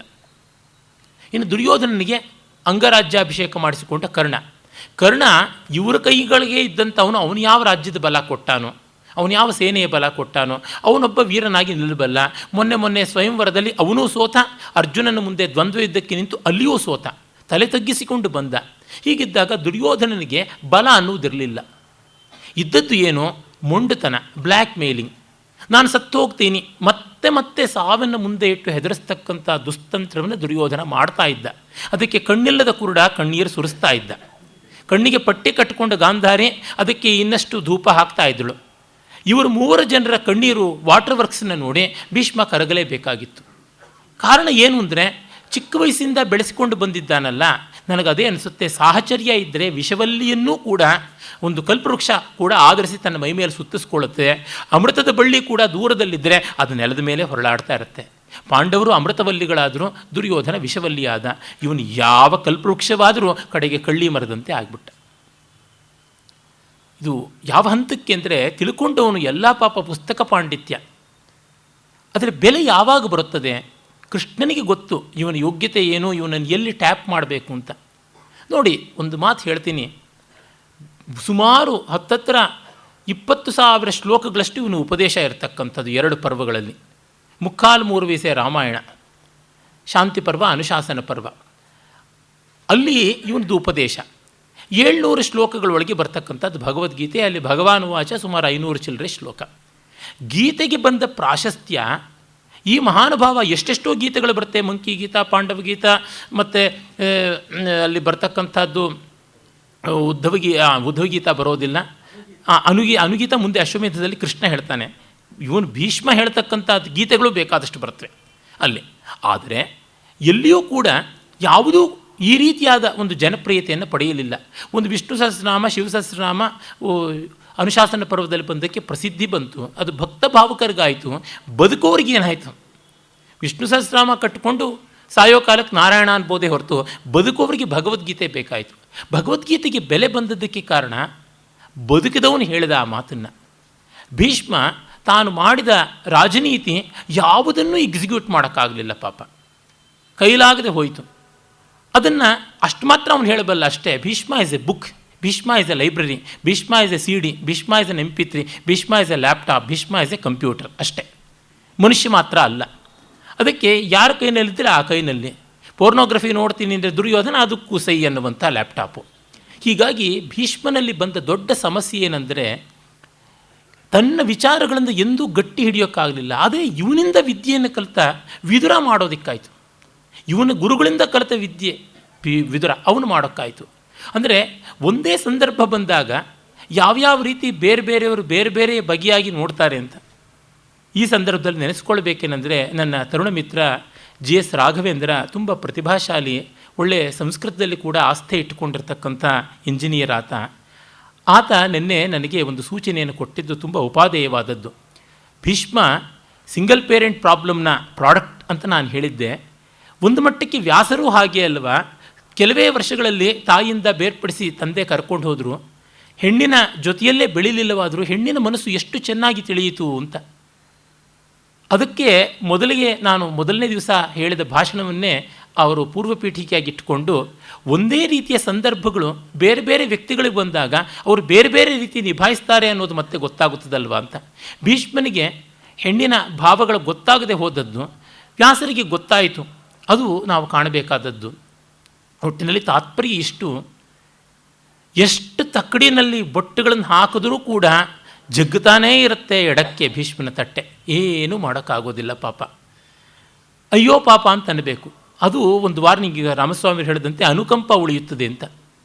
ಆದರೆ ಅವರ ಮೇಲೆ ಅನುಕಂಪ ಪಡುವುದು ನಾವು ಯಾವ ಥರ ಆಗಬೇಕು ಅಂದರೆ, ದೇಶಕ್ಕೆ ಅವರಿಂದ ಏನಾಯಿತು ಅಂತ ನೋಡೋದಾಗಬೇಕು. Gandhi can be sympathised, but Gandhi sympathies on Nehru and his family can never be sympathised. ಇದು ಇರುವಂಥ ಸಮಸ್ಯೆ. ಆಮೇಲೆ ರಾಜ್ಯವನ್ನು ವಿಭಜನೆ ಮಾಡಿದ್ದಾಯಿತು. ಭೀಷ್ಮನೇ ವಿಭಾಗ ಮಾಡ್ತಾನೆ. ಗಾಂಧಿಯಂತೂ ನನ್ನ ಶವದ ಮೇಲೆ ಆಗಬೇಕಾಗಿತ್ತು ವಿಭಜನೆ ಅಂತಂದಿದ್ದು. ಆದರೆ ಏನು ಆಗೇ ಹೋಯಿತು. ಅದಕ್ಕೆ ಮಾತ್ರ ಯಾವ ಮರಣಾಂತ ಸತ್ಯಾಗ್ರಹವೂ ಮಾಡಲಿಲ್ಲ ಗಾಂಧಿ, ಅದನ್ನು ಗಮನಿಸಬೇಕು ನಾವು. ಆಮೇಲೆ ದೇಶ ವಿಭಜನೆ ಆದಮೇಲೆ ಇಸ್ಲಾಮಿನ ಮತಾಂಧರು ಕೋಲಾಹಲವನ್ನು ಮಾಡಿದಾಗ ಆಗ ಉಪವಾಸ ಶುರು ಮಾಡಿಕೊಂಡ್ರು. ಎಲ್ಲಿ ಹಿಂದೂಗಳು ಬಾಯಿ ಮುಚ್ಕೊಂಡು ಕೇಳ್ತಾರೋ ಅಲ್ಲಿ ಗಾಂಧಿ ಉಪವಾಸ ಮಾಡ್ತಾಯಿದ್ರು, ಅನ್ನಾಹಾರಗಳಿಗೆ ಬಾಯಿ ಮುಚ್ಕೋತಾ ಇದ್ರು. ಎಲ್ಲಿ ಇಸ್ಲಾಂ ಏನು ಕಿಸಿಯಲ್ವೋ ಅಲ್ಲಿಲ್ಲ. ಮೋಪ್ಳ ದಂಗೆನಲ್ಲಿ ಉಪವಾಸ ಇಲ್ಲ, ಖಿಲಾಫತ್ನಲ್ಲಿ ಉಪವಾಸ ಇಲ್ಲ, ಇಲ್ಲಿ ಮಾತ್ರ ಉಪವಾಸ. ನಡೆದರೆ ನಾಣ್ಯ ಅಂತ ಅನಂತಮೂರ್ತಿಯವರು ಬಂದು ಐಸ್ ಹಾಕಿರ್ತಕ್ಕಂಥ ಜ್ಯೂಸನ್ನು ಕುಡಿಸೋದಕ್ಕೆ ಪೋಸ್ ಕೊಡೋಕ್ಕಿದ್ದರೆ ಕುಮಾರಸ್ವಾಮಿನೂ ಉಪವಾಸ ಮಾಡ್ತಾರೆ. ಈ ರೀತಿಯಾದಂಥದ್ದು ಗೊತ್ತಿತ್ತು, ಹಾಗಂತೂ ಗೊತ್ತಿಲ್ಲ ಅಂತಲ್ಲ. ಹೇಳ್ತಾರೆ ಭೀಷ್ಮರು, ಅಧರ್ಮೇಣ ಚ ರಾಜ್ಯಂ ತ್ವಂ ಪ್ರಾಪ್ತವಾನ್ ಭರತರ್ಷಭ. ದುರ್ಯೋಧನ, ನಿನಗೆ ಅಧರ್ಮದಿಂದ ರಾಜ್ಯ ಬಂದಿದೆ ಅಂತ. ಅಧರ್ಮದಿಂದ ರಾಜ್ಯ ಬಂದಿದೆ ಗೊತ್ತಲ್ಲ. ಪಾಂಡವರ ಜೊತೆ ಹಸ್ತಿನಾವತಿ ಬಿಟ್ಟು ಹೋಗ್ಬೋದಾಗಿತ್ತಲ್ಲ ಇಂದ್ರಪ್ರಸ್ಥಕ್ಕೆ. ಯಾರು ಕಟ್ಟಾಕಿದ್ರು? ಟಿ ವಿ ಸೀರಿಯಲಲ್ಲಿ ಬರುತ್ತೆ, ನೀನು ಇಂದ್ರಪ್ರಸ್ಥದಲ್ಲಿ ಹಸ್ತಿನಾವತಿ ಸಿಂಹಾಸನಕ್ಕೆ ಬದ್ಧನಾಗಿರಬೇಕು ಅಂತ. ಇಡೀ ವ್ಯಾಸಭಾರತದಲ್ಲಿ ಎಲ್ಲಿಯೂ ಆ ಥರ ಪ್ರಾಮಿಸ್ಗಳಿಲ್ಲ. ಅಂದರೆ ಇಲ್ಲಿಯೇ ಉಳಿಬೇಕು. ಮೋಹ ಎಲ್ಲಿದ್ದಿದ್ದು ಇಲ್ಲಿಯೇ ಅಂತ ಗೊತ್ತಾಗುತ್ತದೆ. ಹಾಗಾಗಿ ಅರ್ಜುನನ್ನು ಮುದ್ದಾಡ್ತಾ ಇದ್ದರು ಅಂತ ಮುಂದೆ ಅಲ್ಲಿ ಇಲ್ಲಿ ಬರುತ್ತದೆ. ಏನೇನು ಮಾಡಿದ್ರೂ ಕೂಡ ನನ್ನ ಮಿತ್ರ ರಾಘವೇಂದ್ರ ಹೇಳಿದ್ದೆ ಜ್ಞಾಪಿಸ್ಕೊಂಡ್ರೆ, ಈ ಭೀಷ್ಮನ ಪ್ರತಿಜ್ಞೆಯ ಪೈತ್ಯ ಅರ್ಜುನನಿಗೆ ಬಂತು, ಭೀಷ್ಮನ ಧರ್ಮಕ್ಷಮೆಯ ಗರ ಧರ್ಮರಾಜನಿಗೆ ಬಂತು ಅಂತ ಭಾಳ ಚೆನ್ನಾಗಿರತಕ್ಕಂಥ ಅನಾಲಿಸಿಸ್ ಅಂತ ನನಗನ್ಸುತ್ತದೆ. ದುರ್ಯೋಧನನ ಬುದ್ಧಿಗೆ ಅದು ಯಾವುದೂ ಬರಲಿಲ್ಲ. ಆದರೆ exploiting the weakness of Bhishma ಅದು ಮಾತ್ರ ತುಂಬ ಚೆನ್ನಾಗಿ ಬಂತು. ನೋಡಿ, ಬೇಲಿ ಮೇಲೆ ನಿಂತವ್ರನ್ನ ಆ ಕಡೆ ಈ ಕಡೆ ಯಾರು ಬೇಕಾದರೂ ಎಳಿಬಹುದಲ್ವ, ಆ ರೀತಿಯಾದದ್ದು. ಎಷ್ಟು ಸುಸಂಬದ್ಧವಾಗಿ ಶಿಶುಪಾಲ ವಧ ಸಂದರ್ಭದಲ್ಲಿ ಬಹಳ ಚೆನ್ನಾಗಿರ್ತಕ್ಕಂಥ ಮಾತುಗಳನ್ನು ಆಡ್ತಾರೆ. ಅಂದರೆ ಪಾಂಡವರ ಸಾನ್ನಿಧ್ಯದಲ್ಲಿದ್ದಾಗ ಸರಿಯಾಗಿ ಬರ್ತದೆ ಅಂತ ಆಯಿತು ಮಾತುಗಳು. ಹಾಗೇ ಆಗಿಬಿಡ್ತದೆ. ಕೆಲವೊಮ್ಮೆ ಉತ್ತಮರ ಸಾನ್ನಿಧ್ಯದಲ್ಲಿದ್ದಾಗ ಉತ್ತಮವಾಗಿ ಚಿಂತನೆ ಮಾಡ್ತಾ ಇರ್ತದೆ, ಬೇರೆ ಕಡೆಯಲ್ಲಲ್ಲ. ಆ ಭೋಜರಾಜನ ಕಥೆ ನಮಗೆ ಗೊತ್ತಲ್ಲ, ಭೋಜ ಸಿಂಹಾಸನ ಹೇಗೆ ಸಿಕ್ತು ಅಂತ. ಆ ಸಿಂಹಾಸನ ಹೂತುಕೊಂಡ ದಿಬ್ಬದ ಮೇಲೆ ನಿಂತಾಗ ಔದಾರ್ಯ ಬರ್ತಾ ಇರುತ್ತೆ ಆ ಹೊಲದ ಮಾಲೀಕನಿಗೆ, ಇಳಿದ ಮೇಲಿಂದ ಬರೋದಿಲ್ಲ.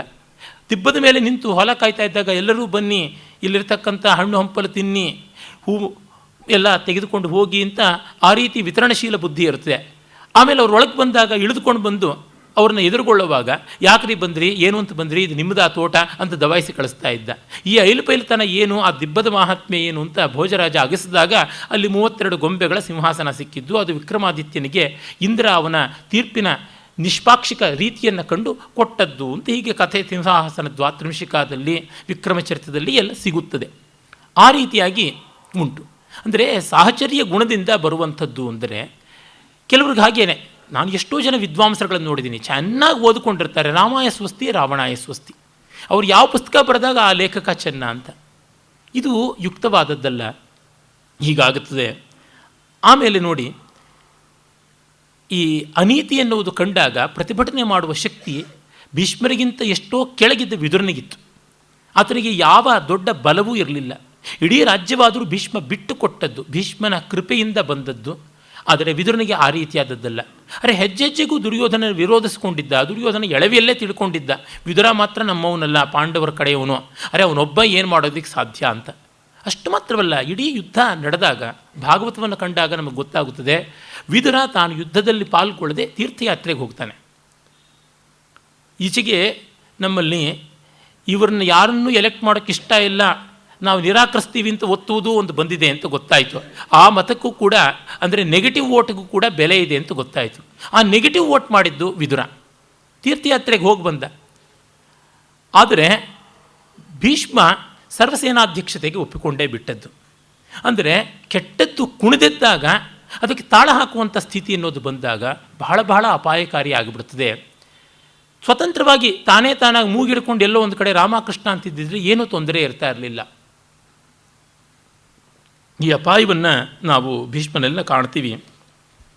ಆಮೇಲೆ ನಾವು ನೋಡುವಂಥದ್ದು ಶಿಶುಪಾಲ ವಧದಲ್ಲಿ ಭೀಷ್ಮ ಬಹಳ ಘನವಾದ ರೀತಿಯಲ್ಲಿ ಭೀಷ್ಮ ನಡ್ಕೊಳ್ತಕ್ಕಂಥದ್ದು ತುಂಬ ಯುಕ್ತವಾದದ್ದು ಅಂತ ನಮಗೆ ಗೊತ್ತಾಗುತ್ತದೆ. ಆದರೆ ಅಲ್ಲಿ ನೋಡಿ, ಕೃಷ್ಣ ಒಂದು ಮಾತಿನಲ್ಲಿ ಶಿಶುಪಾಲನ ನಿರಾಕರಣೆ ಮಾಡಿದ, ಶಿಶುಪಾಲ ವಧೆಯೂ ಆಗುತ್ತದೆ. ಒಟ್ಟಿನಲ್ಲಿ ಭೀಷ್ಮ ಅಲ್ಲಿ ಕೃಷ್ಣನ ಘನತೆಯನ್ನು, ಗೌರವವನ್ನು ಕಂಡುಕೊಂಡಿದ್ದ. Not that he was ignorant, ತಿಳುವಳಿಕೆ ತುಂಬ ಚೆನ್ನಾಗಿತ್ತು.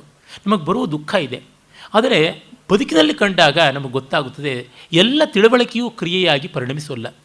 ನಾನು ಈ ಪಾತ್ರಗಳ ವಿಶ್ಲೇಷಣೆ ಮಾಡುವಾಗ 2 ಹಂತದಲ್ಲಿ ಲಾಳಿ ಹೊಡಿತಾ ಇದ್ದೀನಿ, ಅದನ್ನು ಗಮನಿಸಿಕೊಳ್ಳಬೇಕು. ಒಂದು ಆ್ಯಸ್ ಕ್ಯಾರೆಕ್ಟರ್ಸ್, ಪಾತ್ರಗಳಾಗಿ, ಮತ್ತೊಂದು ಆ್ಯಸ್ ಹ್ಯೂಮನ್ ಬೀಯಿಂಗ್ಸ್ ಅಂತ, ಮಾನವರಾಗಿ. ಪಾತ್ರಗಳಾಗಿ ಮಾಡಿದಾಗ ರಸನಿಷ್ಠವಾಗಿ ಅದರ ಆ್ಯಂಗ್ಯುಲಾರಿಟೀಸಲ್ಲಿರೋ ಸ್ವಾರಸ್ಯ, ಮಾನವರಾಗಿ ಮಾಡಿದಾಗ ಅವರ ಧರ್ಮಾಧರ್ಮಗಳ ವಿಕೃತಿ ಮತ್ತು ಸುಕೃತಿಗಳಿಂದಾಗಿ ಬರುವಂತಹ ನೋವು ನಲಿವುಗಳು, ನ್ಯಾಯ ಅನ್ಯಾಯಗಳ ನಿಷ್ಠುರವಾದ ವಿಮರ್ಶೆ.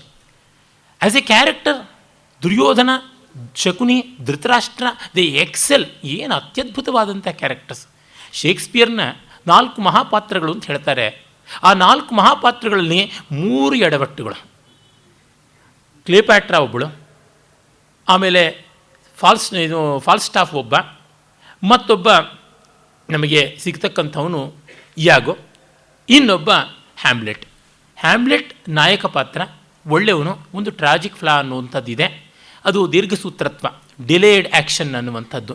ಫಾಲ್ಸ್ಟಾಫ್ ಅಂತೂ ತಿಂಡಿಪೋತತನ, ದುಷ್ಟತನ, ಲಾಂಪಟ್ಯ, ಪೆದ್ದುತನ, ಹಾಸ್ಯಾಸ್ಪದತ್ವ ಎಲ್ಲಕ್ಕೂ. ಆದರೆ ವಂಡರ್ಫುಲ್ ಕ್ಯಾರೆಕ್ಟರ್, ಕಲೆಯ ಚಮತ್ಕಾರನೇ ಅಲ್ಲಿರ್ತಕ್ಕಂಥದ್ದು. ಆಮೇಲೆ ಕ್ಲಿಯೋಪ್ಯಾಟ್ರಾ ಅಂತೂ ಕ್ಷಣಚಿತ್ತ ಕ್ಷಣಪಿತ್ತ ಅಂತ ಇದ್ದಂಥ ವಿಲಕ್ಷಣವಾದ ಮಹತ್ವಾಕಾಂಕ್ಷೆಯ ಕಾಮುಕಿ. ಯಾಕೆ ಬುದ್ಧಿವಂತಳ, ಅಲ್ಪ ಸ್ವಲ್ಪ ಬುದ್ಧಿವಂತೆ ಅಲ್ಲ, ಇಡೀ ಅಲೆಕ್ಸಾಂಡ್ರಿಯಾ ಲೈಬ್ರರಿನ ಆಪೋಷಣ ತೆಗೆದುಕೊಂಡಿದ್ದವಳು. ಸುಂದರಿಯ ಅಂತ ನೋಡಿದ್ರೆ ಆ ಕಾಲದ ಮಹಾ ಸೇನಾನಿಗಳನ್ನು, ಸಾಮ್ರಾಜ್ಯದ ನಾಯಕರನ್ನೇ ಮರಳು ಮಾಡಿ 3 ತಲೆಮಾರಿನವ್ರನ್ನ ದಿಕ್ಕು ಕೆಡಿಸಿದಂಥವಳು. ಮತ್ತು ತಂತ್ರಗಾರಿಕೆಯಲ್ಲಿಯ ನಿಸ್ಸೀಮಳಾಗಿದ್ದವಳು. ತನ್ನ ಗಂಡನ್ನೇ ಕೊಲೆ ಮಾಡಿಸೋ ಮಟ್ಟದ ತಂತ್ರಗಾರಿಕೆ ಅವಳದು.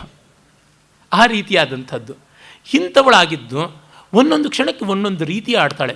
ಪ್ರೀತಿಯಲ್ಲಿಯ ಹುಚ್ಚುಹೊಳೆಯಂತೆ ಹರಿದು ಹೋಗ್ತಾ ಇರ್ತಾಳೆ. ಅದರಿಂದನೇ ಶೇಕ್ಸ್ಪಿಯರ್ನ ಅಸಾಮಾನ್ಯವಾದಂಥ ಪಾತ್ರ ಅಂತ ಆಯಿತು. ಇನ್ನು ಇಯಾಗೋ ಮಾತ್ಸರ್ಯದ, ವೈಷಮ್ಯದ, ಕಾಪಟ್ಯದ, ಧೂರ್ತತೆಯ, ಲಾಂಪಟ್ಯದ ಸಾಕಾರ. ಅವನು ಯಾರಿಗೂ ಆನೆಸ್ಟ್ ಅಲ್ಲ. ಅವನನ್ನು ಜೀವಕ್ಕಿಂತ ಹೆಚ್ಚಾಗಿ ಪ್ರೀತಿಸಿದಂಥವಳಿಗೂ ಆನೆಸ್ಟ್ ಅಲ್ಲ, ಸ್ನೇಹಿತನಿಗೆ ಆನೆಸ್ಟ್ ಅಲ್ಲ. ಮತ್ತು ಅವನು ಒಂದು ರೀತಿ ಅದು ಯಾವ ರೀತಿಯಾದಂಥ ನಿರಪೇಕ್ಷೆಯ ನೀಚತನ. ಅವನಿಗೆ ಯಾವುದೂ ಬೇಕಿಲ್ಲ, ಸುಮ್ಮನೆ ನೀಚತನ. ಕೆಲವರಿಗೆ ಒಂದು ರೀತಿಯಾಗಿ ನಿರಪೇಕ್ಷೆಯ ಸಾಕ್ಷಿಭಾವದ ನೀಚತನ ಇರುತ್ತದೆ. ಆ ರೀತಿಯಾದ ಎಲಿಮೆಂಟು ಉಂಟು. Wonderful character. ಆದರೆ ಇಯಾಗೋ ಅಂಥ ವ್ಯಕ್ತಿ ನಮ್ಮ ಬದುಕಿನಲ್ಲಿ ಬರಬಾರ್ದು.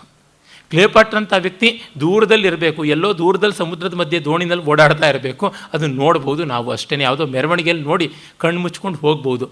ಇನ್ನು ಫಾಲ್ಸ್ಟಾಫ್ ಅಂತವನು ಅದೇ ರೀತಿಯಲ್ಲಿ. ಹೀಗೆ ಭೀಷ್ಮರಂಥ ವ್ಯಕ್ತಿ ನಿಜ ಜೀವನದಲ್ಲಿ ಒಂದು ರಾಷ್ಟ್ರದ ಆಗು ಹೋಗುಗಳನ್ನು ನಿರ್ಧಾರ ಮಾಡೋ ಥರ ಆದರೆ ಅದಕ್ಕಿಂತ ದೊಡ್ಡ ಅಪಾಯ ಇಲ್ಲ. ಯಾಕೆಂದರೆ ಇವರು ಕೆಟ್ಟವರಲ್ಲ, ಹಾಗಂತ ಒಳ್ಳೆಯದನ್ನು ಸುತರಾಮ್ ಮಾಡ್ತಾ ಇಲ್ಲ. ಬಿಸಿ ತುಪ್ಪ ಇದ್ದಂತೆ.